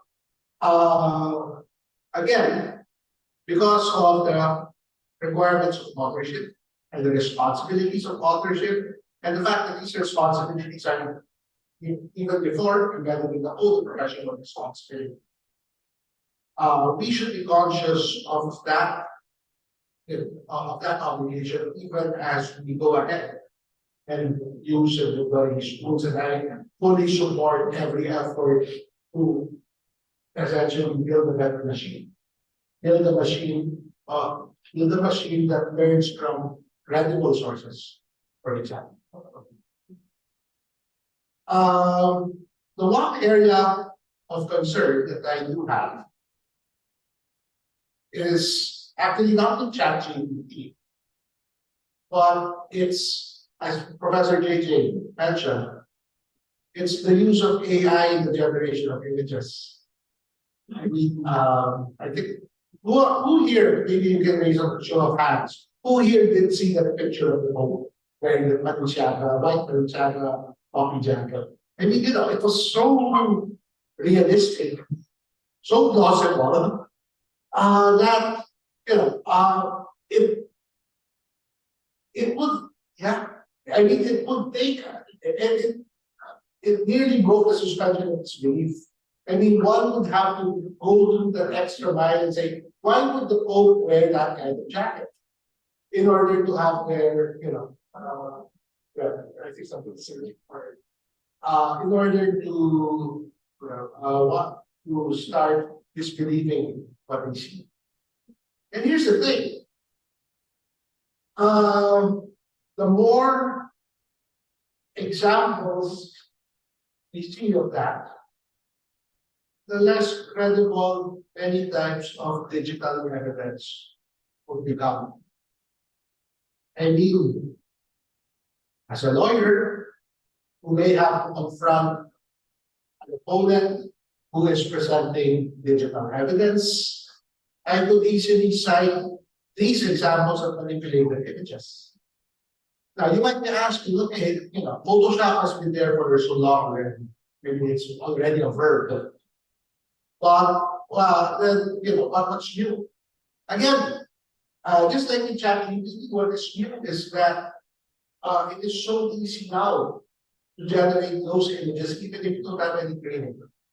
I'll make an admission, I've been playing around with the Journey, the same AI software that generated the posts that PayPal jacket. And it's just shocking how realistic the images that you can produce just based on certain prompts that you can think of. I mean, it's a surrealist painter's dream. But at the same time, the more examples that we have of those type of images, the less credible digital evidence, especially the digital image, may become. And that, of course, especially as since now almost entirely rely on digital cameras for photos, for example, as a means of gathering evidence or preserving evidence. There may be certain issues that would be that would come up. I think that it may become inevitable in order to combat that question or that issue. It may become inevitable that in the presentation of digital evidence, that the metadata of a digital file should be presented as well in order to corroborate the digital file. But that would require, first, a lot of training on the part of judges, with appreciation of metadata on the part of lawyers in understanding what metadata is. And for those who do not know what metadata is, this is, and I can only explain it from a layperson's perspective, but it's that additional data or information that is embedded in the digital file that would indicate such details as what the file was created and the time the file was created. If it's geotagged, even the location where that evidence or that file was generated. And the increased use of metadata may become necessary as a means of combating the perception that a digital image has been manipulated or forged. Again, a lot of training, a lot of would be necessary for that to take hold. But I think that we should start preparing for that possibility. I think I'll so there one last final one is on the matter of legal education. And of course, this is another area where adjustments need to be made. I've actually recently made one such adjustment for one of my classes. So I teach legal research. And in the past, the final submission requirement has always been a paper, short little paper. That is a writing task. So it's also a project to even writing and being able to produce output. In the past, I did rely on tools such as Manifesto in order to verify what's plagiarism. And one can already get a sense whether or not a paper has been plagiarized. Bigla mo lang babago yung English proficiency niya. Kalagitnaan para So I did get a sense of being able to plan with that plagiarism over the years of putting our course. But the moment I realized what ChatGPT could do, I abolished the paper requirement.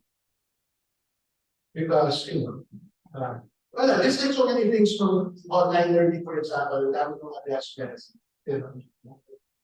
So I had to think of a replacement. One that would, in a sense, give ChatGPT, make a student less able to come up with plagiarization of that. Right now, what I've come up with, what I've suggested is a requirement to send some paper and requiring them to write the notes in legislation. So, with some background to research on it. That's very interesting. That's a very interesting question. Why? That would depend on the direction that our Philippine Supreme Court sees. It could be a limited practice. If they see that there is a need to take the Philippine bar, they will say so. But let me share this with you, because I have actual knowledge. Our Ricardo Romulo of Romulo Mabanta is a graduate of Harvard. He did not take up law in the Philippines. So he petitioned the Philippine Supreme Court to be able to take the Philippine bar. And he was allowed. But again, he's licensed to practice in the Philippines. Another one is Attorney Hernandez has passed away. Okay, another partner of ours who was a graduate of Columbia. And he finished in Columbia, he took up his law in Columbia and petitioned the Supreme Court. And to my knowledge, they were the last. So it's really up to the Supreme Court to see whether there's a need to open it. But personally, I see it could be a limited practice, maybe in certain fields. And if just for purposes of sharing with you a little bit of history, we have before the parity law. When we were under American rule, and immediately after the war, there's still American lawyers who were able to practice in the Philippines. And one of our pioneer partners in our law office was Gibbs. Okay, was Gibbs. He was an American, and he was allowed. So it may have probably brought about by economic developments. My view is that there are a lot of other, as I mentioned earlier, we have Singapore, we have Malaysia, we have Vietnam, Hong Kong. All of these countries already have laws in place allowing the foreign practice in their own countries. So we have models to copy, we have models to analyze and see whether these are applicable. And I would think that given the long history of foreign practice in their own jurisdictions, the Supreme Court should be able to find some basis insofar as imposing conditions on how foreign lawyers can practice in the Philippines. It could be, as stated earlier, limited practice, but in these jurisdictions, the fact that you are already licensed in another jurisdiction is enough for them to allow one to practice foreign law. We have many of the firms, I think, have been subject of certain departures of young associates who have worked or are still working in Singapore, in Hong Kong, and even in the US. So all of these are foreign, most of them have been licensed to practice in those jurisdictions. So the fact that these are being done in other countries, I would think would be sufficient basis for the court to come up with rules that would address that concern. Thank you, Attorney, for those questions. We have another question here from... Good afternoon, Deans. I'm Attorney Amy Abrenica from Ateneo de Naga University. In just a little bit of sharing, in 2002, during my JD thesis, I did actually a thesis on the nationality requirement in the practice. And I was young then, very naive. In my paper, I actually made there a proposal for allowing alien professionals in the Philippines under the context of technology transfer. That foreign lawyers should be required to train Filipino lawyers, just like in other areas, right? In other industries, they will be required to do technology transfer. That was a vacuum still in my paper. Some students followed through my paper, but they still did not follow through the technology transfer. I'd like to ask you, if it happens in the future, what could possibly be some areas where foreign lawyers should be able to transfer to us Filipino lawyers, like in ASEAN practice, for example?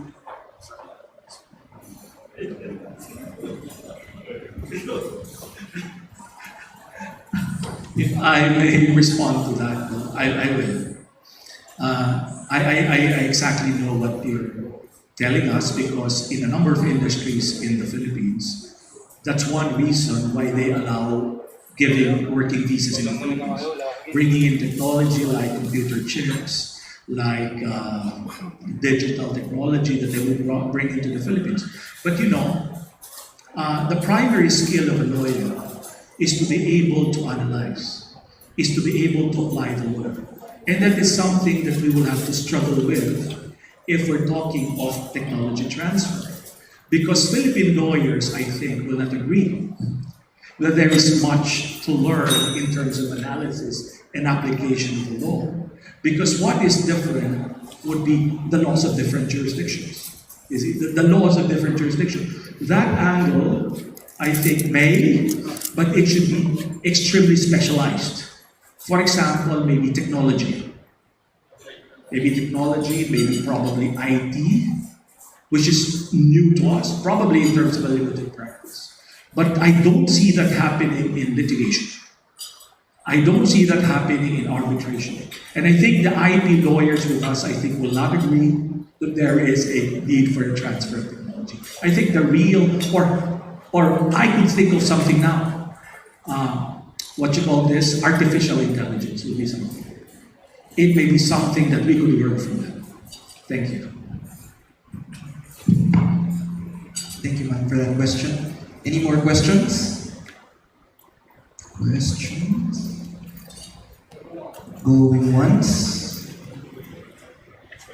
Going twice. No. Justice Day, any questions? No questions? Last chance? Okay, so that concludes our question and answer portion here. Thank you to our speakers for the question. Now I turn over the microphone to Justice Day for some words. I guess that ends the panel discussion. Thanks so much, Dean Tranquil and Attorney Dicky, for sharing your time and experience. So it's been a good afternoon. I think we will have merienda. Please stay on because there's a continuation of the program at 3 o'clock in the afternoon. Thank you. Thank you, everyone.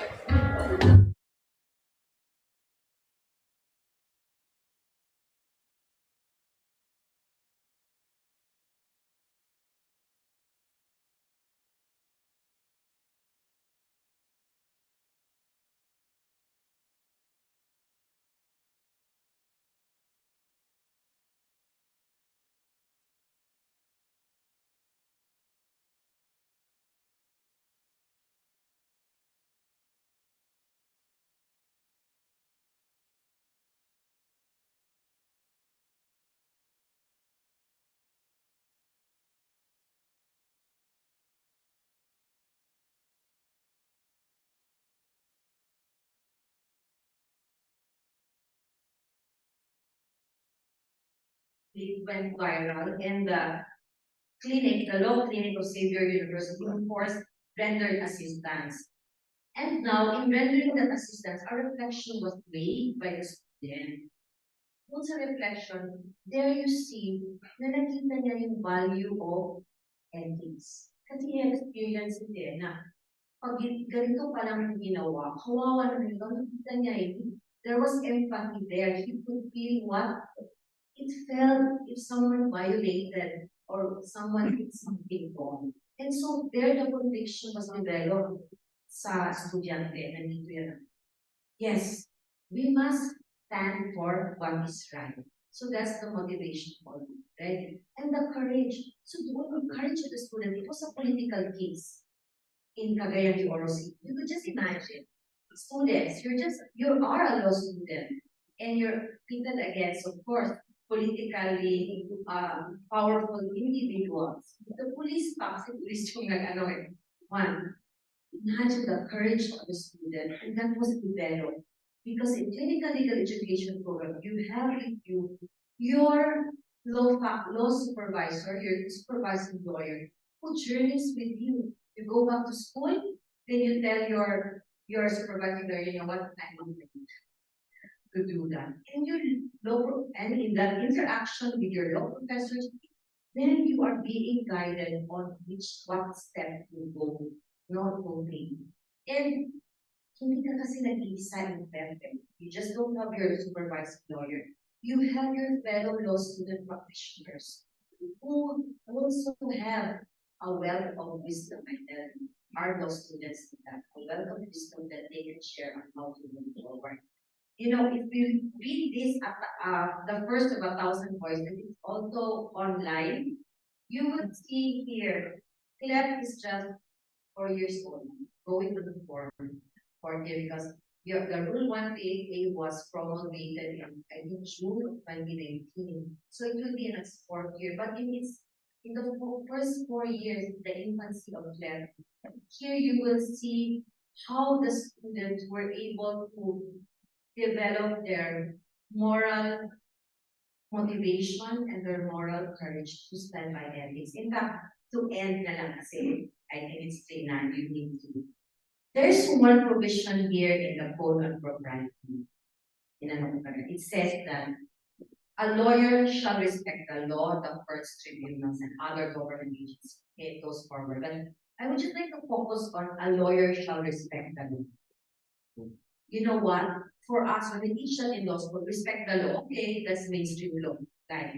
But you know, for the Liceo de Cagayan University law student practitioners, there was the realization that you just don't respect the mainstream law. There are customary laws that also have to be respected. And where did they get that? They got that experience because they served the indigenous people of Bukidnon, that tribe. And when they went there to serve, they were very sensitive that they cannot just impose upon the community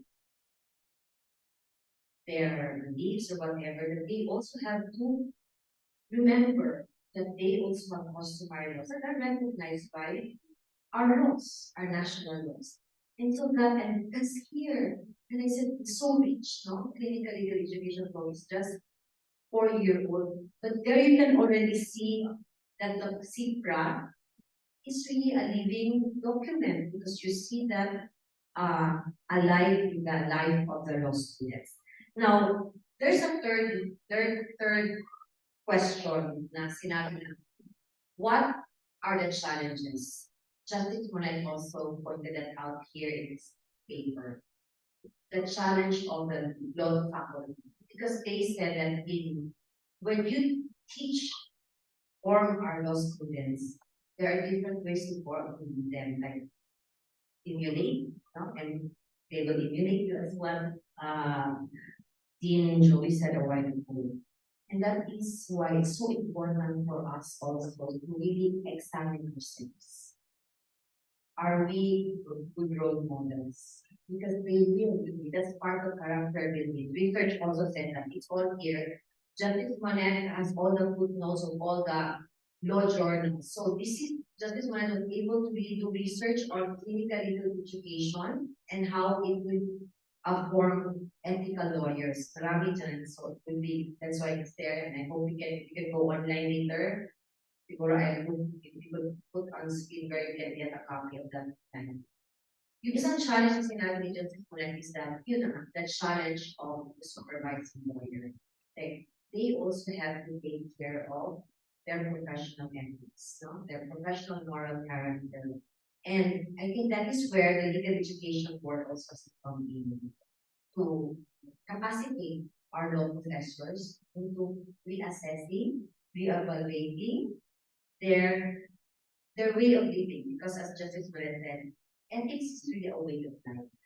It's not just when you go to your classroom and you appear in court. It's really your 24-hour way of life. And so, do we help our law faculty to reassess and reevaluate? We had a very short program with that in the Legal Education Advancement Program. We had a Legal Education Certification Program for law professors, and we did a very short one session on teaching of ethics, no?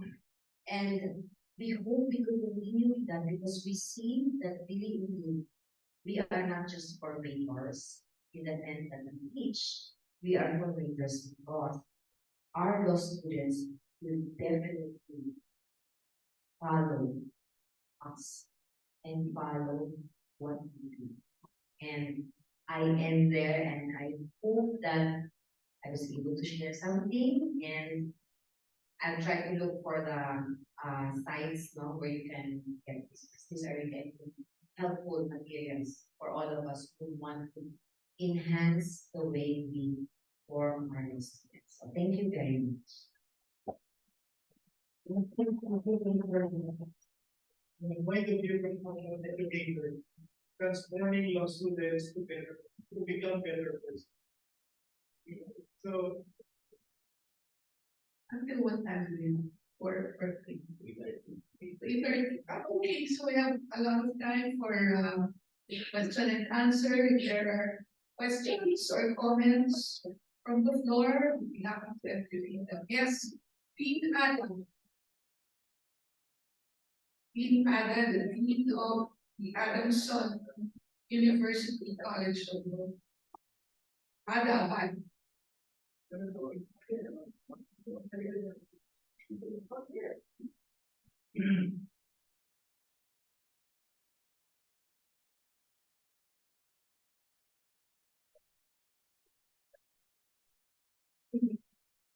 Good afternoon.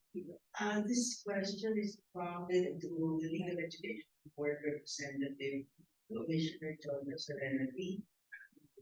Yeah.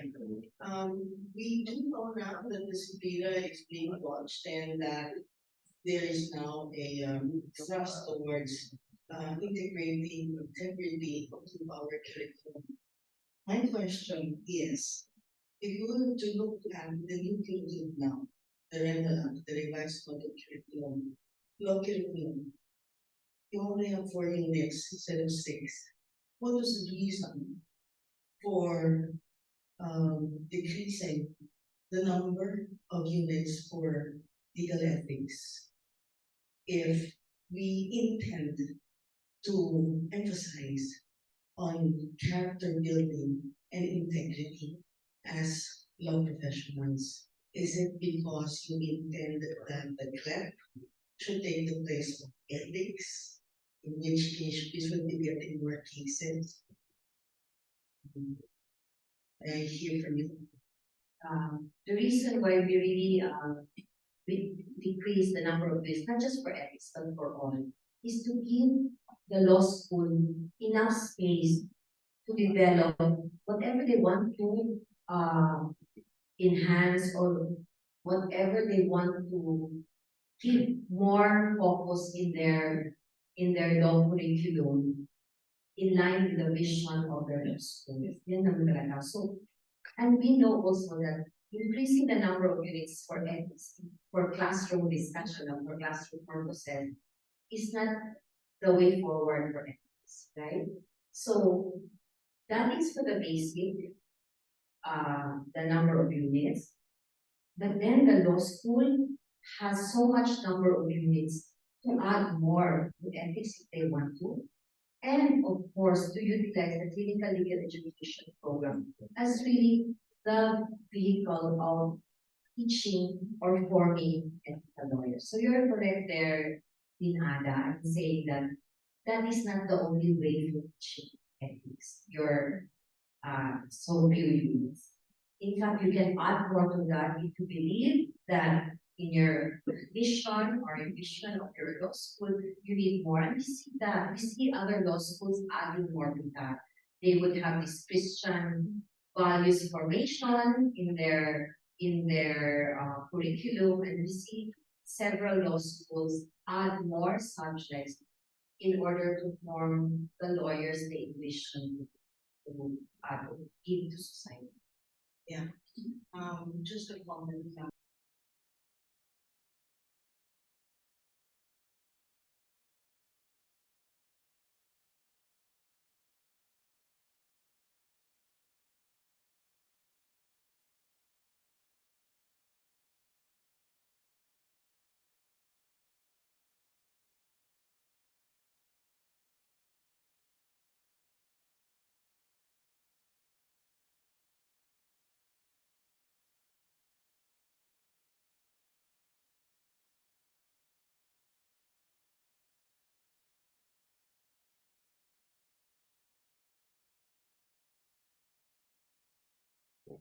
Who, like for example, we're discussing, di ba, may mga legal questions, we ask legal questions, you know, can AI be possibly be held liable for, or at least the company for legal practice of law? I mean, one has been already launched in the US very recently, a couple of weeks ago. I think that, but I'm not sure if this is the same example, but I think this will come to some earlier some weeks ago. Yes, yes. That somebody said that, watch out for this day of this particular house, an AI is going to appear as a lawyer for the first time in American history. Meaning, what would happen is that there will be a physical lawyer that still appear, but whatever they would say would be generated by AI. And look, as in the judge presiding over the case in something. But on the matter of whether or not an AI company or what an entity that is responsible for the AI, because obviously the AI itself cannot take legal liability. However theoretical, whatever theoretical legal liability, I mean, if you enforce those against it, it's not insured, for example. But of course, a company and entity will be different because it's still the liability of the agents with investments. You would stand to be injured by such a company. So I think of course, if a corporation is a manufacturer, it still will be liable for everything that attribute. And dito na rin papasok yung that other factors. So actually, so one of the hot questions right now is actually being considered by our comments concerns platform liability of marketplaces of us. As I mentioned, there are bad actors and merchants who sell injurious products put the platform actually be made liable for student.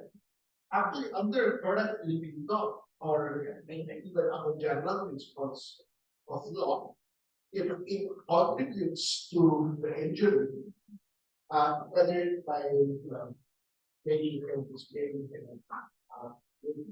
faith, diligence, and the like, or other ones, there could be some basis for liability, even if it is just a platform.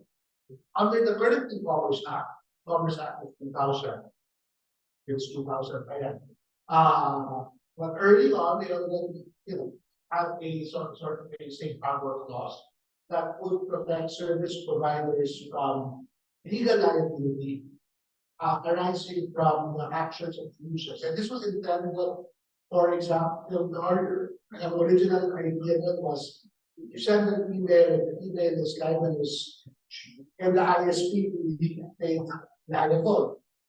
And this was back in 2000, so there needed to be a special provision of law that said no, unless there are certain, the E-commerce Act was listed down certain conditions wherein a service provider would be liable. So I think that, of course, it's possible that Congress would draft legislation to particularly protect your platforms, especially if the infringing or injurious behavior is not intentional, and perhaps it exerts some level of intelligence.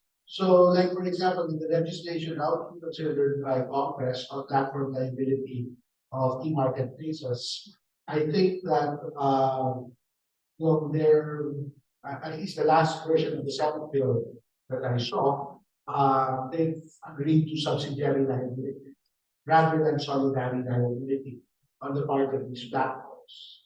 On the recognition that, well, actually, all of those issues there, like the think of the tackling those, but subsidiary liability still recognizes that the primary responsibility is on the part of the user who deliberately cause injury. In the same way, for example, even if, for example, the AI company just provided to the tool, the person who may have actively employed the tool in order to generate harm, they should still their liability.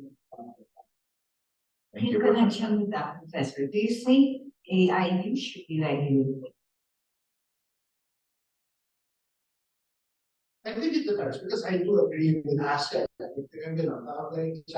examples that were cited were outlier. They have an history of, posting what we call a post-internet. An internet wherein access, information is not widely available. It's heavily dependent. And I certainly do not agree with that model.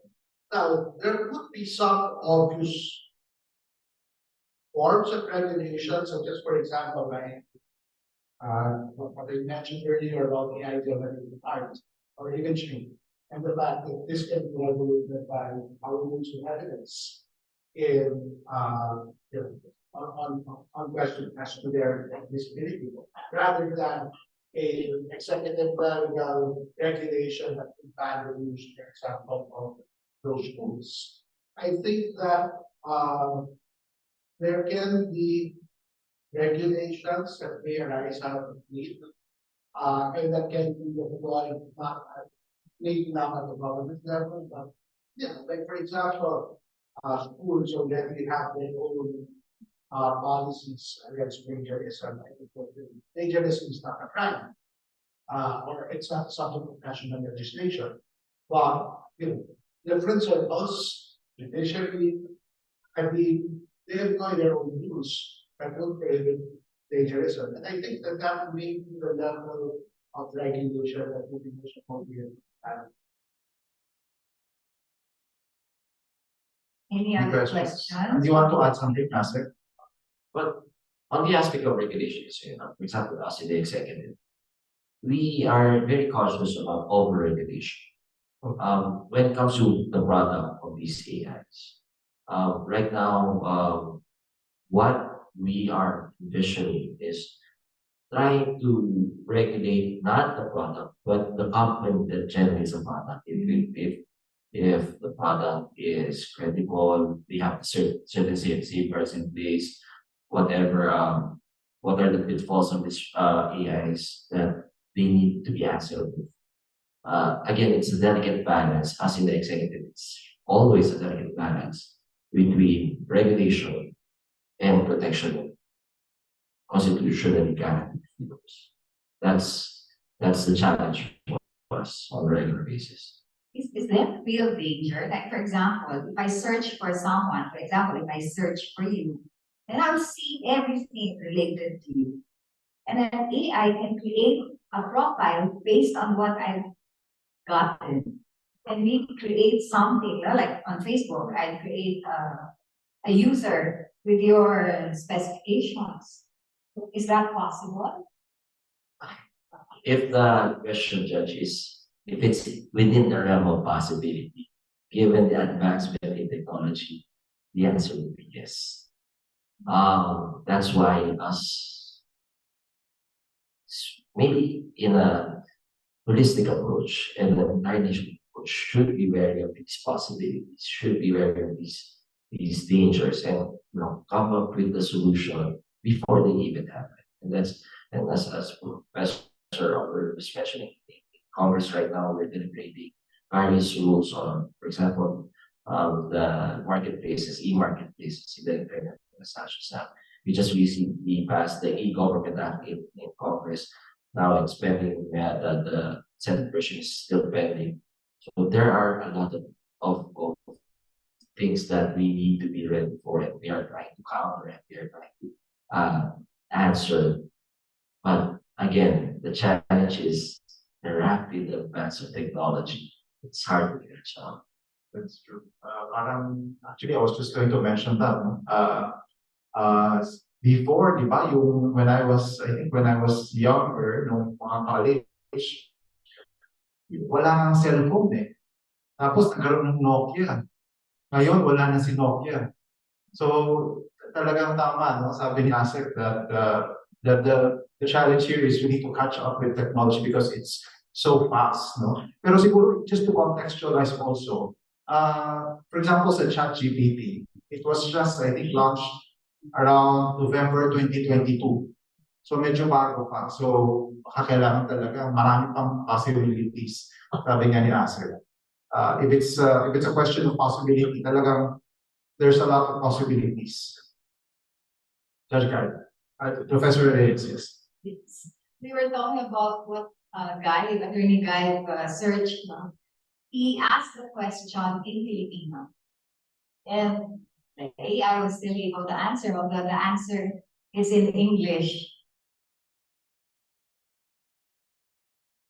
Ang talaga, sabi ko sa'yo, pag-board ka, usapin si Google. And I think that's also what I mentioned earlier about, the difference between ChatGPT and using the insurance is very important. The interaction is, it is a mode of interaction that is more accessible to you. And maybe one can ask the question of the backstory, present, whether it is just Google, how widely accessible, how fully accessible it's because of the language barrier. And this is demonstrating that I'm using understanding. But I'm actually curious if, for example, we were to ask it a question in Malay, whether Those big na si attorney guide.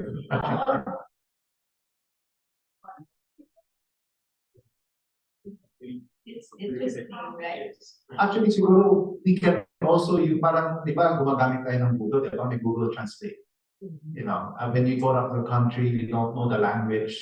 We use our cell phones to just take a picture, and then it can automatically translate a foreign language. But itong si ChatGPT, kakaiba talaga. Kasi sabi nga ni Professor, ang galing kasi it's very interactive.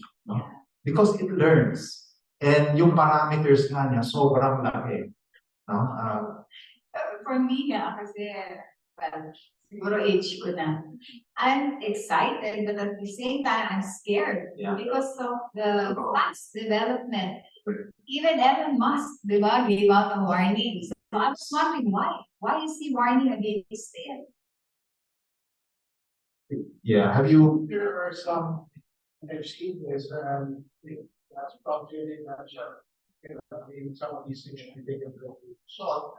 But there are some that are warnings that, for example, AI will be about 3 months destroy the entire world.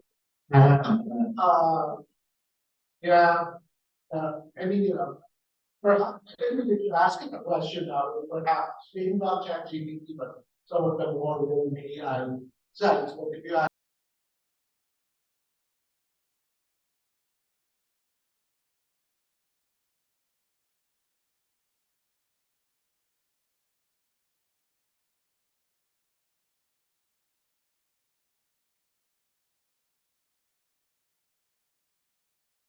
yung pwede tumakbo maging officer.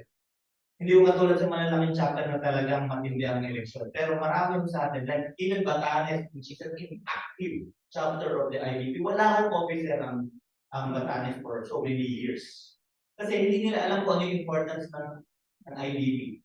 Hindi nila alam na pwede silang dumalo sa isang House of Delegates that they can formulate policies and recommend it to the Board of Governors, which will eventually reach the Supreme Court. Yung mga at least basic about IBP po sana, may hindi po natin sa events. Thank you. I think I will answer first the question who's supposed to, if ever there are additional on the Rule 188, it would be the Supreme Court. The Supreme Court issue that Rule 188. Now on the issue of language lawyers or doing that's something that is a challenge for all of us, the legal profession. And we could find a way to encourage our colleagues in the profession to volunteer for them. And I hope you don't mind if I say that in the CPRA now, in section 24 on panel fidelity, it says that a lawyer shall assist the IBP, the law schools, law alumni association, and law associations or civic organizations, educating the public on the law and jurisprudence. It's a part of our code that we should have. And also, yung section 25 dito, it says that support for legal internship, apprenticeship, and training. It's also part of our duty to prepare the next generation of lawyers for ethical practice. And so each of us here has the duty to volunteer and maybe to infect our fellow lawyers also to volunteer, because that's part of this. Actually, I have a question here. In reference to the comment made earlier by the president from yes. Um, this is regarding the supervising lawyers for the 12 programs. There is now a proposal made by the PALS for that any of the supervising lawyers of the club should be given these 36 steps units as this compared. But this has yet been not yet been approved by the MLCL board. And we were hoping that the IYP would help us lobby for that. So that it would be easier also to get supervising lawyers. I think it will kill two birds with one stone. Good afternoon, Bola. I'm John Levan is Director for Chapter Affairs. So we're very much involved. Actually, I was telling Danny when he was speaking. One of the most immediate answers that we can give is this is precisely why Joel mentioned earlier that there will be a roundtable discussion between stakeholders. If some of the members of PALS and Deans will remember, we had legal aid something sponsored by the Supreme Court in Bacolod, reimagining the art of legal empowerment, which basically focuses on how we bridge the gap from those students to lawyers. And one of the panels there involved the discussion between IPP, the judiciary, and the law schools, which Chief Justice personally even attended. So first, CJ said that he's willing to support what's being discussed. And what was discussed is that we need the participation of the stakeholders. Because what the schools and IPP actually raised were problems being encountered with the judiciary. And the judiciary clapped back by saying we never had a problem with so what is clear, however, is that we need the participation. So for example, in relation to the MCLE, yes, volunteerism is not as high as it is now. There was a recent bump because of the best part ever candidates. But we are looking at potential talent on the stick. One example is to make it easier for volunteer lawyers. There are some chapters who are innovative enough to do this, which goes to what Danny also raised earlier. That there are some chapters who cannot afford this. But these are some of the concrete steps that will give us examples. Number one, the setting of legal aid centers. Might facilitators is able to do this, which makes it easier. Number two, there are some chapters who are setting up, for example, my own chapter, we've set up for elected practitioners and those supervising lawyers. In line with that, we've asked the Supreme Court and the Board of Governors, which Gomay was a part of, has actually petitioned the Supreme Court if they can release a circular to the courts that if it's a legal aid case handled by IPP, if instead of the default, to reverse the default for hearings, baka pwede with conference hearings. This means the lawyer can have to supervise the volunteers, and then plus to give priority to the scheduling of legal aid cases, similar to ex parte cases. And the Supreme Court has released the next, I think, circular to that effect. And the other example that we're working towards was magkakaroon po ng roundtable discussion wherein stakeholders that can affect including the LED, underrepresented environment of LED, IBP, PALS, the law schools, and maybe the judiciary can usapan o magkakaroon po na to discuss these things. So, and of course, lastly, go back and take a statement, ULAS. We've had several versions of the legal aid service rules. MLAS, CLAS, etc. Some of them work to a certain extent, some of them were not popular. There will be a universal legal aid service rule where each and every lawyer will have to have their legal aid service. It's being worked out. Hopefully, it will come out later this year or early next year. Similar to what we have right now in the SIPA, for sure they will have caravans, but doon po ang i-end ko na lang po is we're all working towards it, but we all need to realize that stakeholders, we all have good ideas, we have to come together to figure it out. So thank you. Any more questions, comments? Yes, sir. Good afternoon. I'll just follow up what the Joe said that professors should be secretary of what is like to get ethical lawyers. Perhaps I would address this to Conjo. So as this, do we go to the extent of checking the background of our professors in selecting, in choosing? Do they, so not only considering that they are experts in their field, but also whether they were in the past subjected to a disciplinary action? Or is it the time also to check that our incumbent professors? Do we go to that extent? Thank you. First is law schools have the academic freedom to design their selection process of their law faculty. I don't know if that is the best for a law school. Like, yan talaga, check mo yung background check. Hindi ko alam kasi I don't know the resources of the law school. Meron po kasi yung estudyante, madali na naman check. Okay, so I leave them to the law schools because you're the ones that will be doing the selection process, and I believe that the law schools can design their selection process. If it will take the background check, then that will work for you, then go.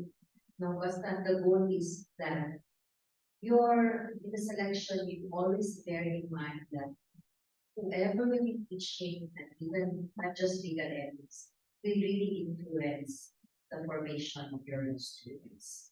So yun lang siguro the best thing to remember in the selection process, that the huge influence of our law professors in the future of our law students. And how in Jim, I leave that to you. I trust the law schools, that law schools will be able to design a selection process in order to form ethical lawyers. There is a comment from, thank you, Conjo. I think PBA President Bimbing wants to share the, do you have a comment or a question? Yes. Fortunate that this gentleman brought that up regarding the selection process.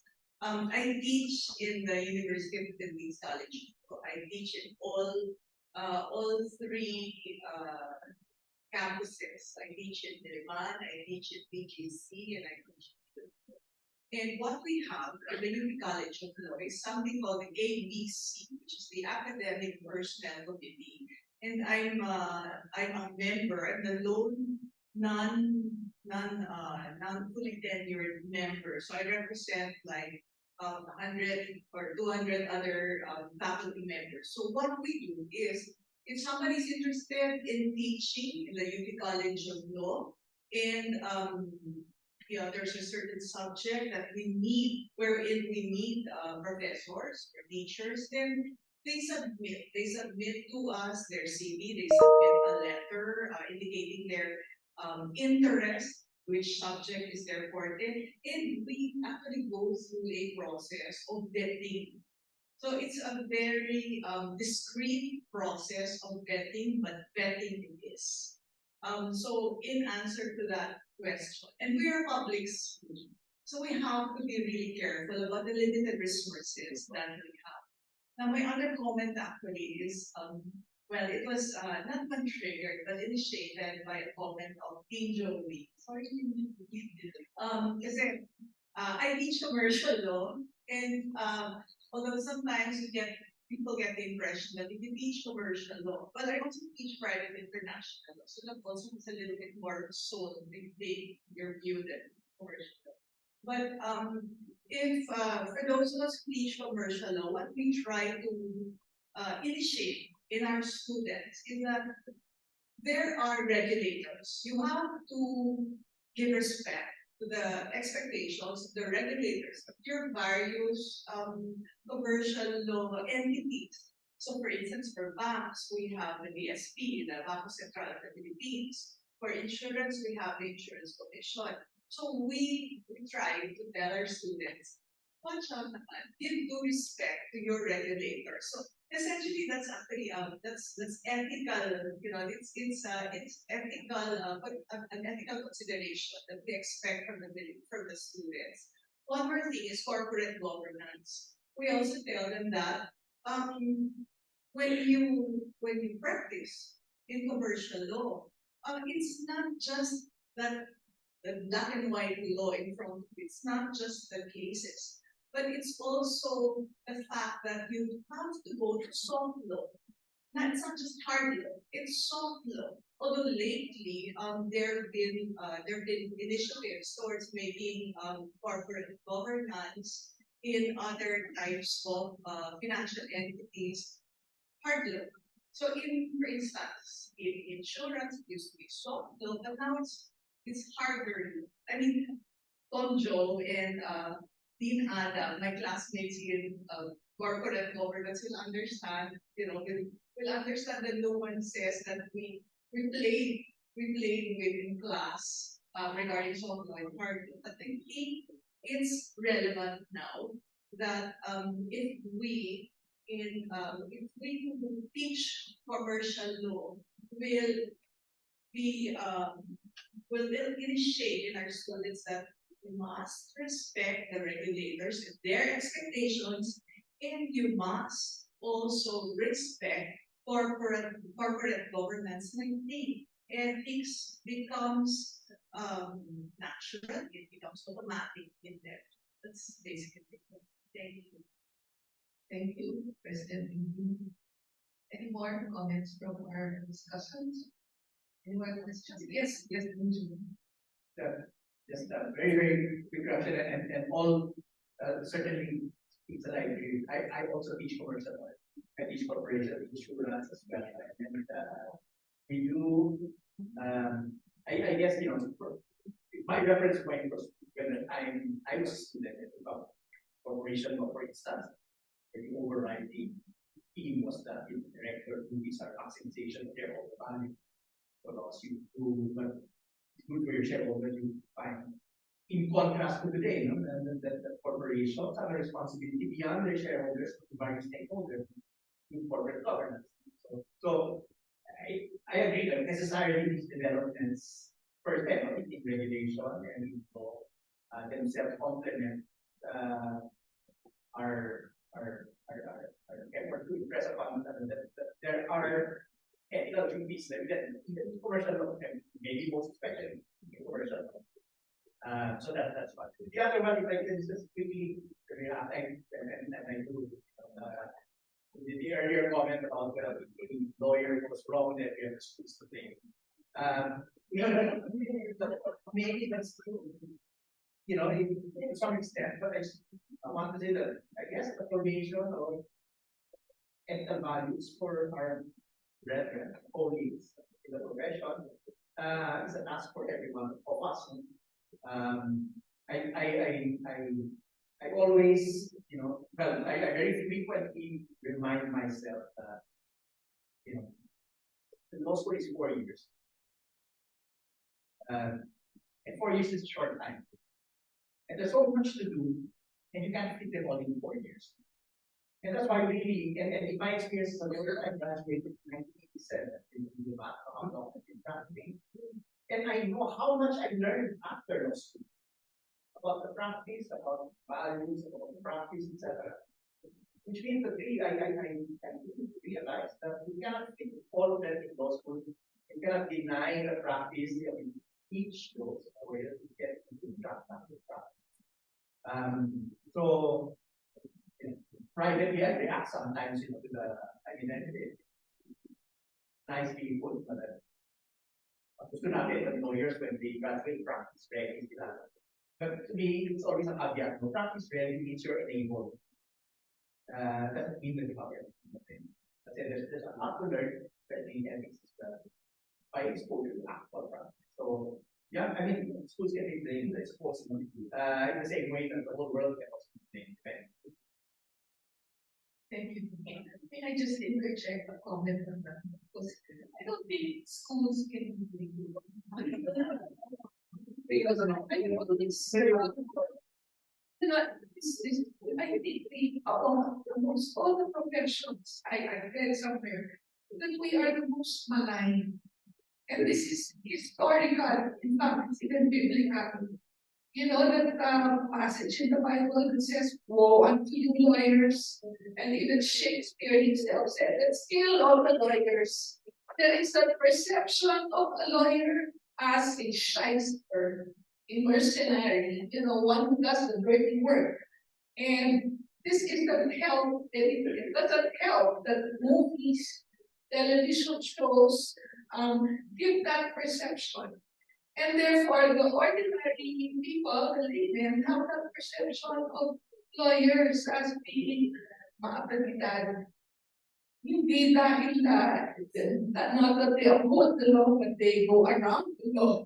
So if there is that perception that in order for you to, go against the law, to consult a lawyer, there is that perception. And I think that's what we have to contend with. And I find it difficult sometimes to explain that to my students. Sabi ko sa kanila, look at our code. We are supposed to be paragons of virtue. And yet, we have this layman's perception of what a lawyer is. But it's not what a lawyer ought to do. And I'm just so glad that we have the CPRA now that actually concretizes all the values that we would like the ethical lawyer to. And so with that, may I ask our discussants to give their parting words? Today I prepared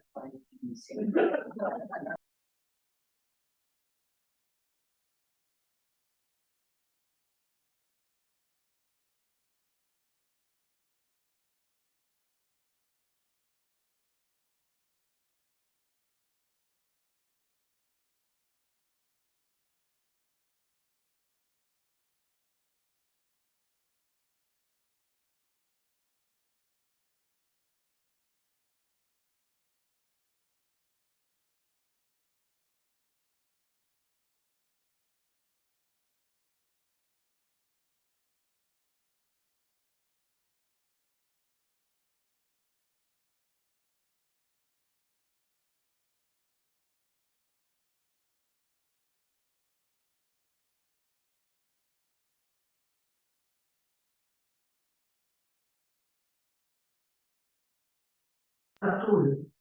Okay. It's still, a human being should still be in control. The AI should not control us. Okay? So, thank you. So that's all I want to say. Thank you, po. Thanks. Thanks, Bob. Hi, good afternoon, everyone. We are all, I am Jeremy Lopez, the current governor of Southern Luzon Region. We are all aware of the Judiciary Strategic Plan for 2022-2027. And just a while back, our colleague from the Supreme Court even intimated and expressed to us the openness of the Supreme Court itself in using AI, specifically those which are knowledge-based. Now, the simple question is, can we now consider AI and all the things that we could get from this as pieces of evidence? That's a very good question. I think firstly, in order that it may be even considered as a piece of evidence, you need to settle as to how to, its source, how it should be cited, how it should be attributed, and perhaps more importantly, how it is preserved. So, and I think that in the same way that an expert witness would need first to be able to establish their credentials in order to be able to speak authoritatively, there may be a certain an expectation that AI should be able to produce that. And that's actually where perhaps the flaw may lie. Now, although I know that AI is not at this point, but it's the same point that I usually raise when distinguishing between traditional media, traditional news media, the legacy news media, and the newer forms of media that have come up. And while of course blogging, social media, etc., is always disruptive of journalism in general. But when it comes to legacy media, what they do carry with them is essentially credibility out of all these years of history, as well as the resources to be able to produce journalism. And that is still that would be their advantage in being able to claim that they are more credible than other news sources there. Now, our different, right now it's just a one manifest out there about OpenAI, about all of these companies that are out there. But there would perhaps come a time wherein the more credible generators or sources will emerge. And I think once that is there, once there is a level of credibility that has been established by certain brands, and with that credibility, that should also come with transparency. I mean, where are they getting their news sources? How are what safeguards are being employed internally by that particular brand or company? I think that would be the point wherein it would, the use of AI generated content as evidence would be easier to accept as evidence. Because ultimately, evidence can be presented out there, but there's a question, how do you know it's credible? And right now, there's no means yet, I think, of knowing whether or not it's credible. And I think that can only come with several years of proof of concept. Thank you, Professor Reyes. Asik, you want to add something? Again, that's a very good question because that is actually a challenge with our courts. To remember earlier that when we were discussing AI is not really a means to take away jobs. But right now, here's one example that it would generate jobs. The need, as Professor Arlo mentioned, the need for forensic experts would now be in demand to be placed. Now it's up to our court system now to set up the qualifications, whether it's through court issuances or through jurisprudence on the admissibility of these evidence, whether object evidence or other forms of evidence, and to qualify who are expert witnesses to say whether when it comes to metadata, when it comes to the origin, when it comes to whether there was tampering, who would be qualified to go to the courts and tell us, educate us whether these types of evidence are as they appear to be or manipulated. Thank you, Asik Reyes. Thank you so much po. I'm afraid we don't have any more time. Yes. But if you have questions, you can write them down and give them to our secretariat, and we will try our best to ask them to reply. So thank you, Asik Paraíso. Thank you, Professor Reyes. For taking our minds this afternoon with respect to AI and the future. Okay, so we have to go back to the plenary, and it's so good to have you here, and I'm sure the EJs are happy. Merong may segue na over. Meron pa po ba kayong parting words? Yeah. Apart from this particular forum, again, our institution, the Department of Information Communications Technology, would like to extend to the Supreme Court our express our congratulations for this milestone that you have achieved, especially in the field of digitalization, the field of the digital advancement. Thank you. I'll just add in a more philosophical note. I usually tell this story, medyo mahaba siya ng content, but I'm going to condense it in a few sentences. I have come to realize that ever since Google emerged in 2000, my brain just subconsciously stopped retaining information. And I think it was because it recognized that I don't need to retain this knowledge because I can just always movable. And I think that would be an instinct that we have to also reckon with AI comes that, same because it saves labor, we would be less inclined to use the game to exercise discretion ourselves. I think that the very least we should be conscious about that instinct and know when to stop that. Thank you.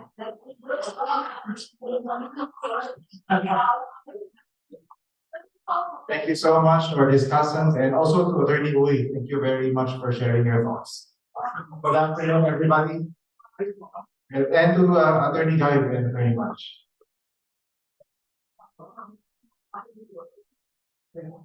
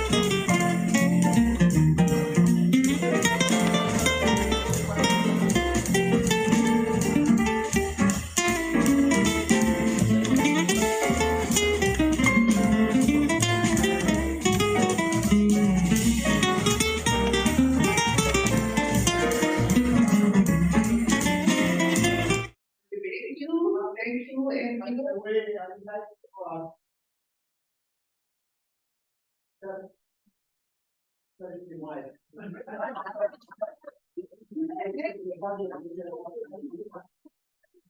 Thank you, Commissioner. I think I am the oldest delegate to this assembly. At the age of 88, which I respect that number. It's more than one from the favorite 7 of our beloved president. That age is not a matter of the number of years that you have lived in this world. It is the state of the mind. It is the quality of the emotion. For you are as young as your faith, as old as your love. You are as young as your hope, as old as your despair. And for in the inner chamber of your circumstance, there is a reporting machine. And as long as that machine receives the messages of faith, of hope, of righteousness, of justice, freedom, of brave living, ethical living, then you are young. If your heart is surrounded by the eyes of cynicism and is no pessimism, then you are old. And by these standards, if Torino as a struggling young lawyer is still very, very young.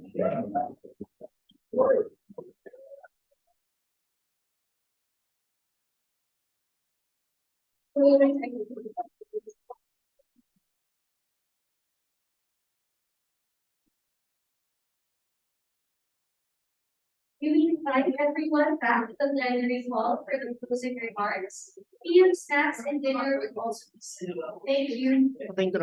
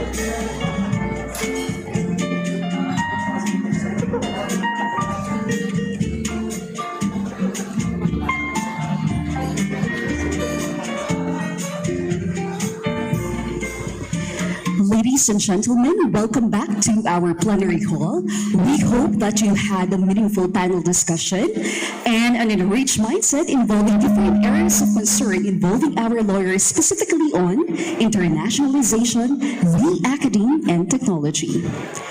As a sign of gratitude to significant individuals who dedicated their brilliance, time, and effort in the creation of the CPRA, may we respectfully request the Honorable Chairperson of the Subcommittee, Justice Amy C. Lazaro Javier, and the Honorable Vice Chairperson of the Subcommittee, Justice Maria Filomena Singh, to present the tokens of appreciation to the following individuals.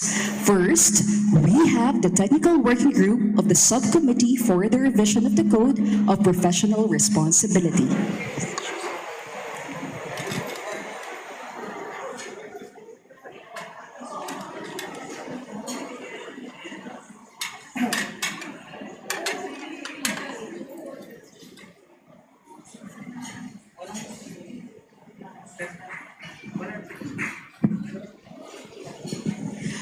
First, we have Honorable Geraldine C. Figuel Macariig, Associate Justice, Court of Appeals. Honorable Maria Teresa Dolores C. Gomez Estuesta, Associate Justice, Sandigan Bayan.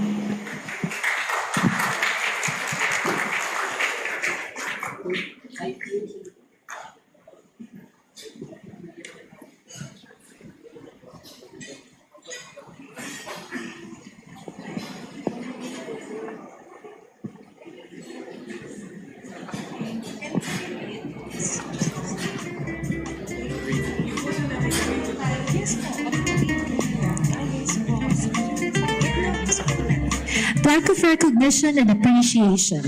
This certificate is awarded to Honorable Maria Teresa Dolores C. Gomez Estuesta for her outstanding service, exemplary contributions, and earnest dedication as a member of the Subcommittee for the Revision of the Code of Professional Responsibility, given on the 13th of April 2023 at the Manila Hotel during the national launch of the Code of Professional Responsibility and Accountability. Signed, Honorable Amy C. Lazaro Javier, Chairperson of the Subcommittee, Honorable Samuel H. Gerlan, Vice Chairperson of the Subcommittee, and Honorable Maria Filomena D. Singh, Vice Chairperson of the Subcommittee. Thank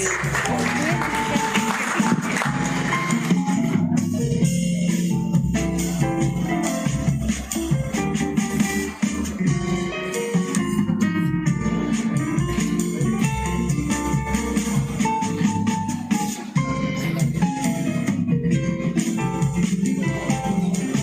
Honorable Josefe Sorrera T., Commissioner, Legal Education Board.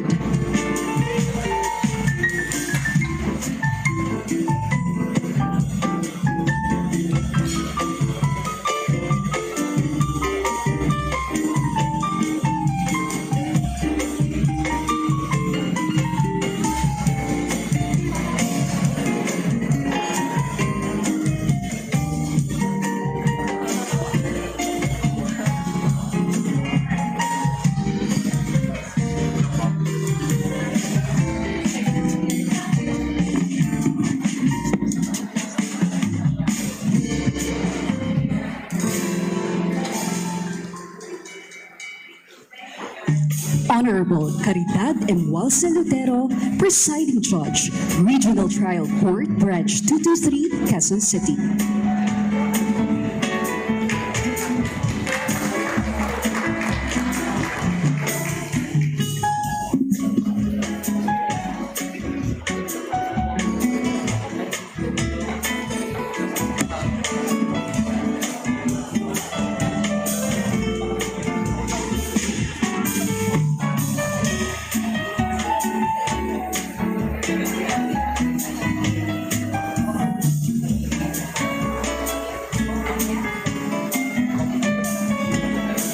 Honorable James T. C., Presiding Judge, Regional Trial Court, Branch 187, City of Manila.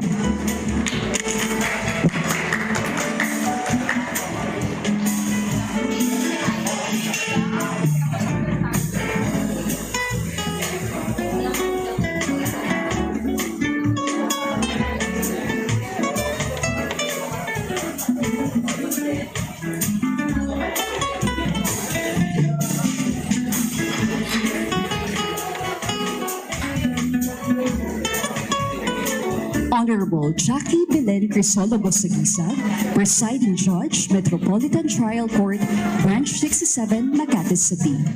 Honorable Avelino V. Salas Jr., Director for Bar Discipline, Integrated Bar of the Philippines.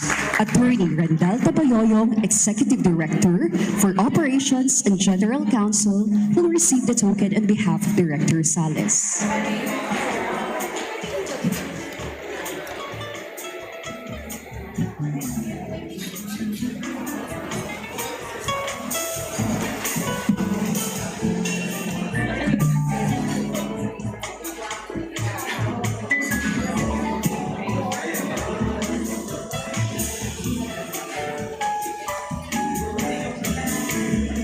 Tranquil Herbacio S. Salvador III, Manila Adventist College, College of Law, and Representative IBP Quezon City.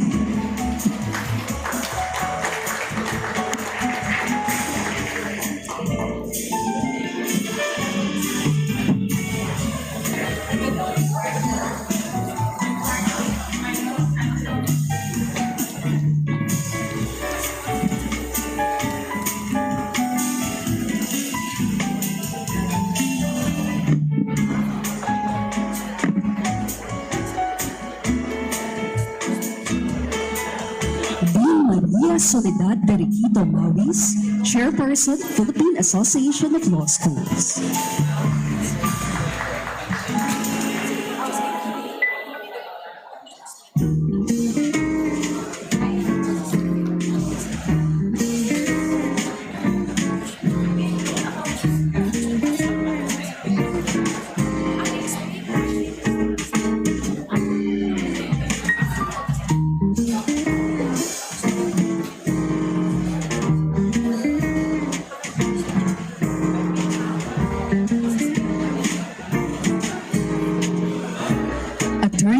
Bernadette de la Cuesta Tantuico, Member, Board of Trustees, and Past President, Philippine Bar Association.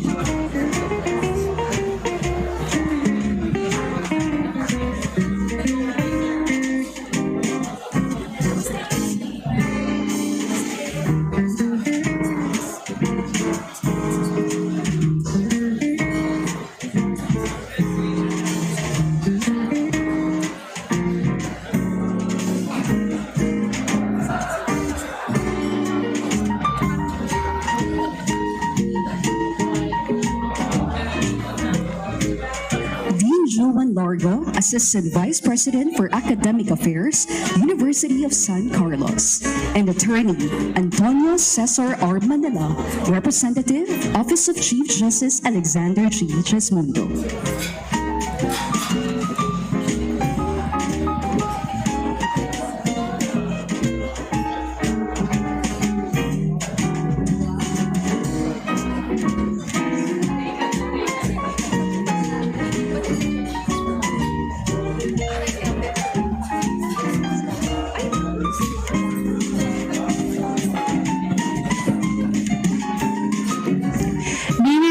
The members of the TWG to please line up on stage for a photo.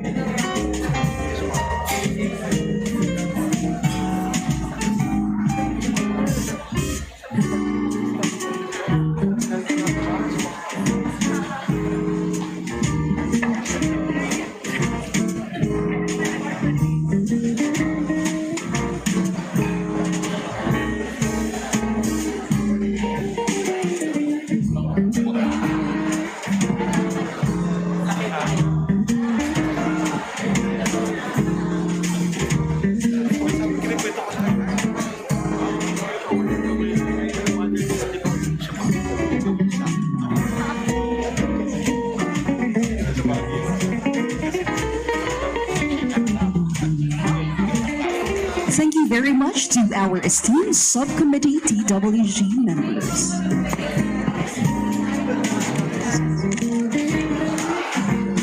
Of course, we also express our profound gratitude to the Subcommittee Secretariat team, comprised of Attorney Marceline Caday Atitil.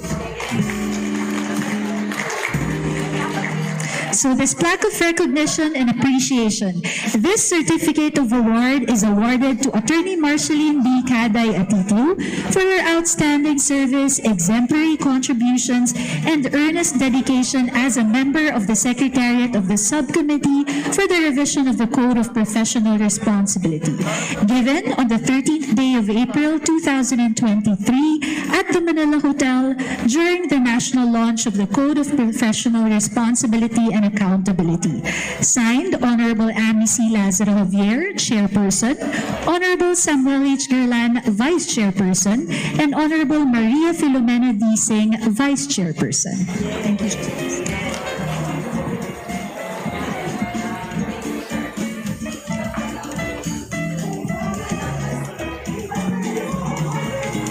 Next, we have Attorney Lloyd Daniel Javier from the Office of the Chairperson, Amy C. Lazaro Javier.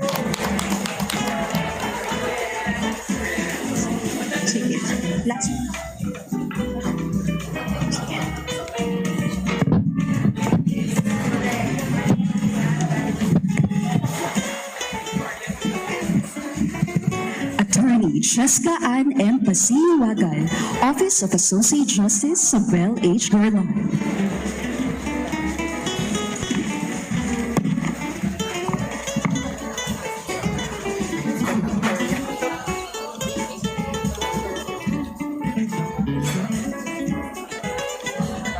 Attorney Emerson M. Anit, Office of Associate Justice, Samuel H. Garland.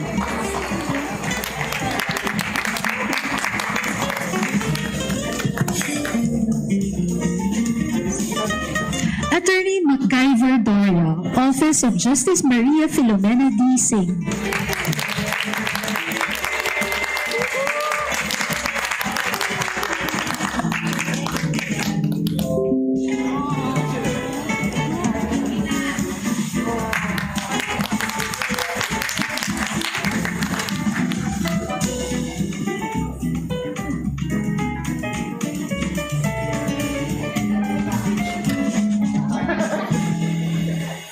Attorney Irish Jade Alimpolos, Office of Justice Maria Filomena D. Singh.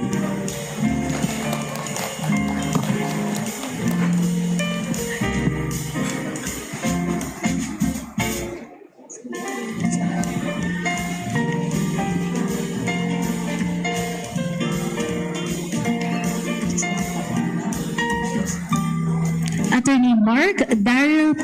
Buemio, Office of Justice Maria Filomena D. Singh.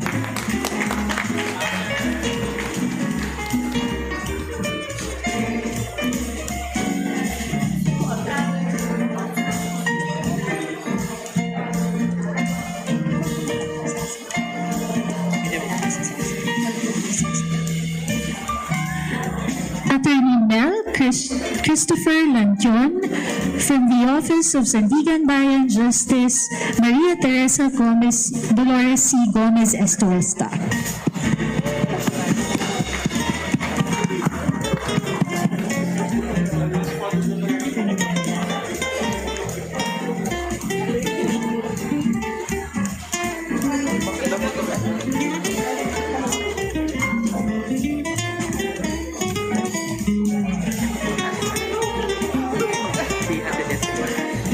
Attorney May Bautista from the Office of Chief Justice Alexander G. Hesmundo.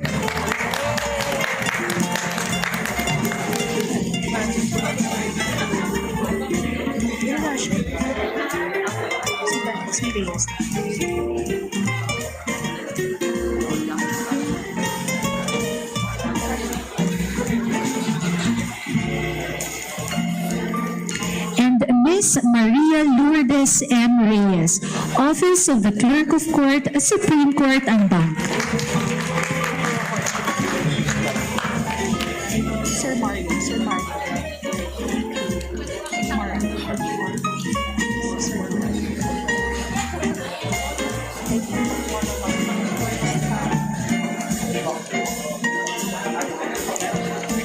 Of course, we also express our profound gratitude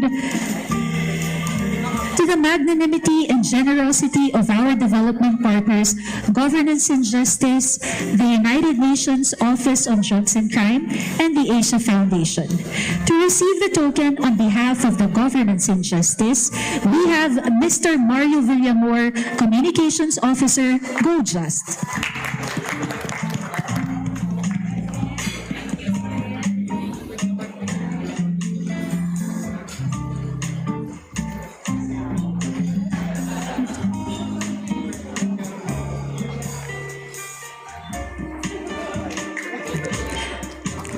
Warm appreciation to the United Nations Office on Drugs and Crime as represented by Attorney Kirby Tibayan, National Program Officer for Anti-Corruption.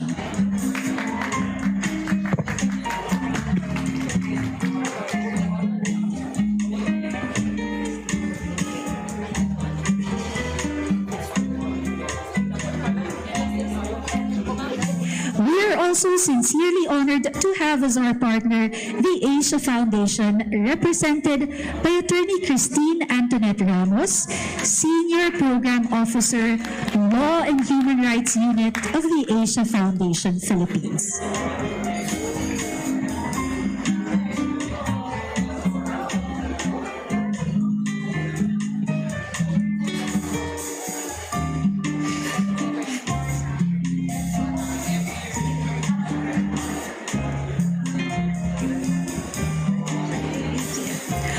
Of course, we recognize our ever-supportive partners, the Integrated Bar of the Philippines, through IBP Governor Antonio Pido,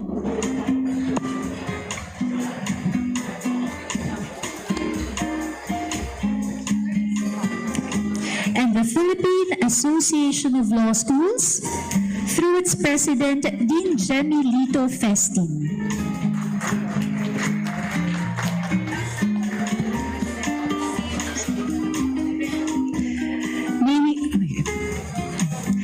Thank you very much, Governor Marcelino Michael Atanante, who will be receiving the award for the Integrated Bar of the Philippines.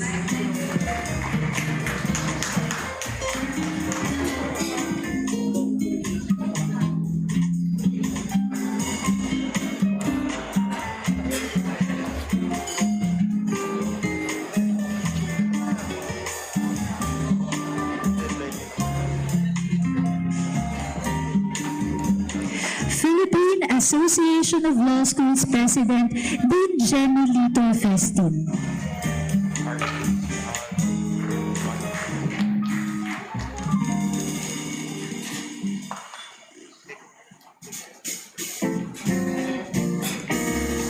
Truly, our respect and admiration to our host schools who offer their home during the five-leg caravans in Cebu, Davao, Naga, Baguio, and Manila. May we call on stage Dean Jose Glenn C. Capanas, University of San Carlos.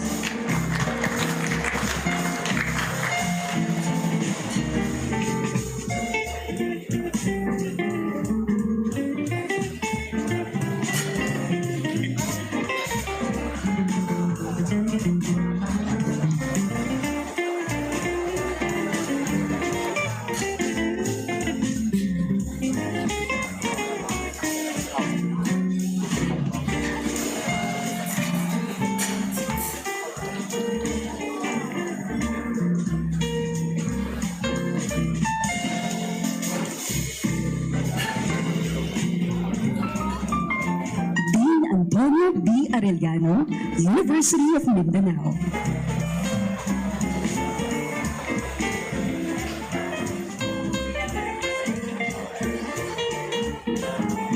Dean Antonio C. Rivero, University of Nueva Cáceres.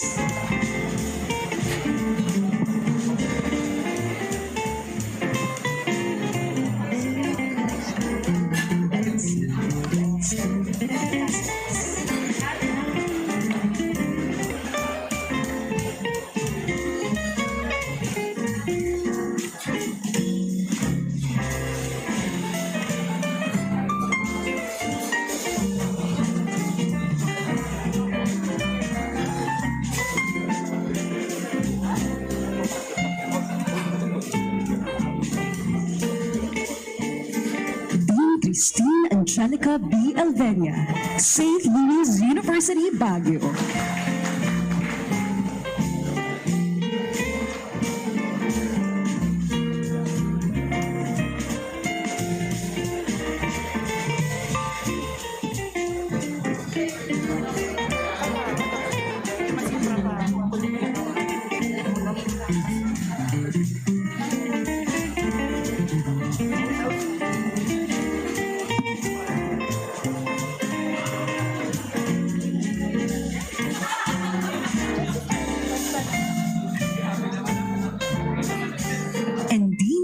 T. Divina, University of Santo Tomas.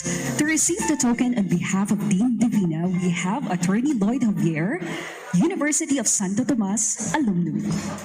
Outstanding alumni.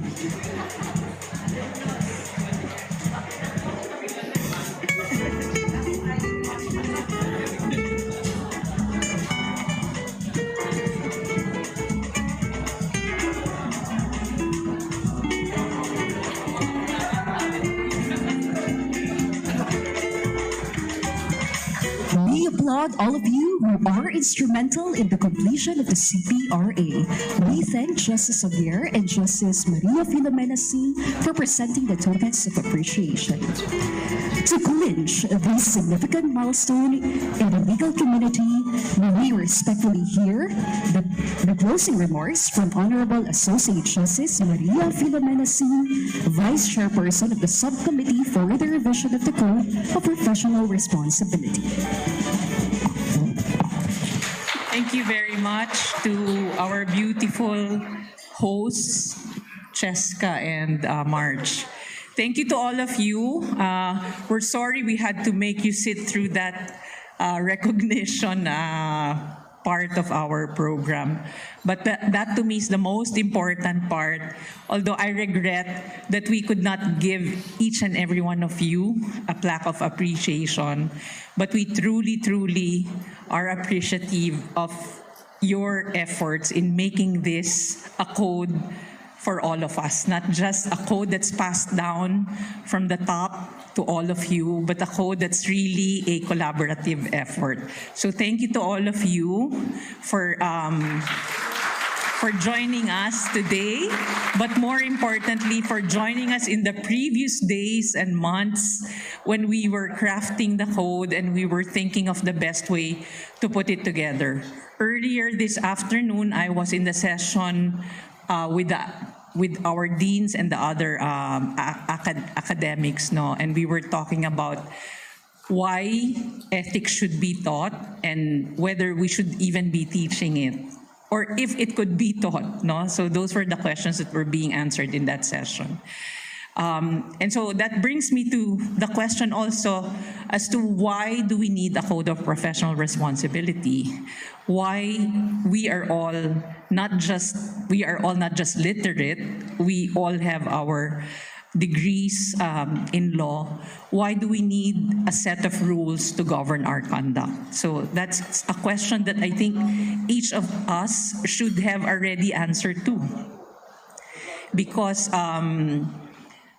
we have been told time and time and again that law is always rooted in ethics, in morality. So all our laws are rooted in the general consensus in a given time, in a given community of what is right and wrong. But because that is a general consensus that exists in a particular sphere of time and place, it can change over time. And that is the reason why there was a need to revise the Code of Professional Responsibility, because the relevance and the utility of the 1988 Code of Professional Responsibility has already been put to question. It is no longer relevant to our times. But that is the more practical side of it. But what is the more philosophical side of it? Why do adults need a set of rules to tell them what is right and wrong? We're supposed to know these things already. And that, I think, goes into the inherent contradiction in the way that we have approached law practice, not just in our country, but across the globe. We treat it as a thing which is separate and distinct from our individual personas or our individual characters, when actually it is not. It forms one whole being. So all the things that we say in the code, those are not just words, and those are not just words that talk about our profession. Those are words that treat of the who we are, the why we are here, and the what we should be doing. So it's all about our lives, each of us. And to each of us, it will mean something different. It will not mean the same thing for all of us at the same time. So I encourage each and every one of you, I know it's a bit lengthy, to please go through it, give it a read the first time around, and I promise you, the next time you read it, you'll find something new again. And again, something new. And it's not because it's ever changing, it's fixed already, but it's because you are constantly changing. Your perspective in life, the way that you approach things, the way that you treat other people, it is constantly changing. And that is the foundation of our hope for the legal profession, that we can still be changed, we can still be moved towards doing what is right, not just for ourselves, not just for our clients, but for the other people who truly have nothing but the law. So I thank all of you again, and I encourage everyone to really live the code on a day-to-day basis. Marami pong salamat sa inyong lahat from the Supreme Court. Thank you very much, Honorable Justice Singh, for the tenacity, passion, and leadership in crafting the CPRA.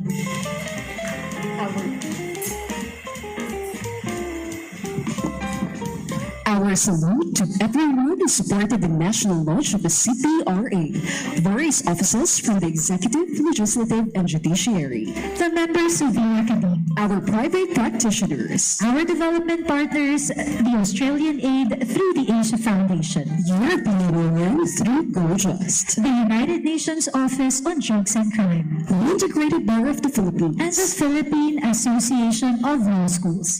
Our special thanks as well to the Supreme Court Office of Administrative Services, Security Personnel, Public Information Office, Office of the Court Administrator, Office of the Clerk of Court Ambassador, Bank, Fiscal Management and Budget Office, Printing Office, and the Mandatory Continuing Legal Education for their invaluable support and assistance. We would also like to express our profound gratitude to our very able law student volunteers from the Polytechnic University of the Philippines, Adamson University, and the University of Makati. Our path to ethical, responsible, and accountable lawyering continues. Thank you for being part of this momentous event. Mabuhay! To cap off this very special endeavor, may we invite everyone to partake in a scrumptious dinner followed by a social gathering. Thank you and good evening.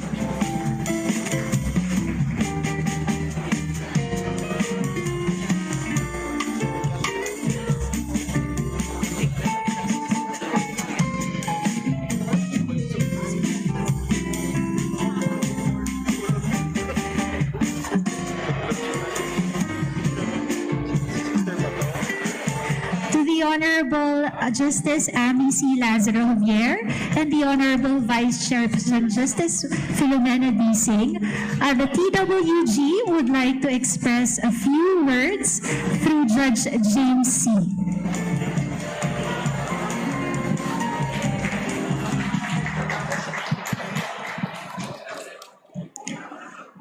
To Justice Amy Lazaro Javier and Justice Maria Filomena Singh, the DWG would like to express its sincere appreciation for your hard work and efforts. May I ask everybody at this point to please rise and give a very, very warm and sincere applause to Justice Singh and Justice Javier for their really tireless efforts and leadership in crafting and leading the subcommittee to enact the CPRA. Maraming pong salamat. Thank you.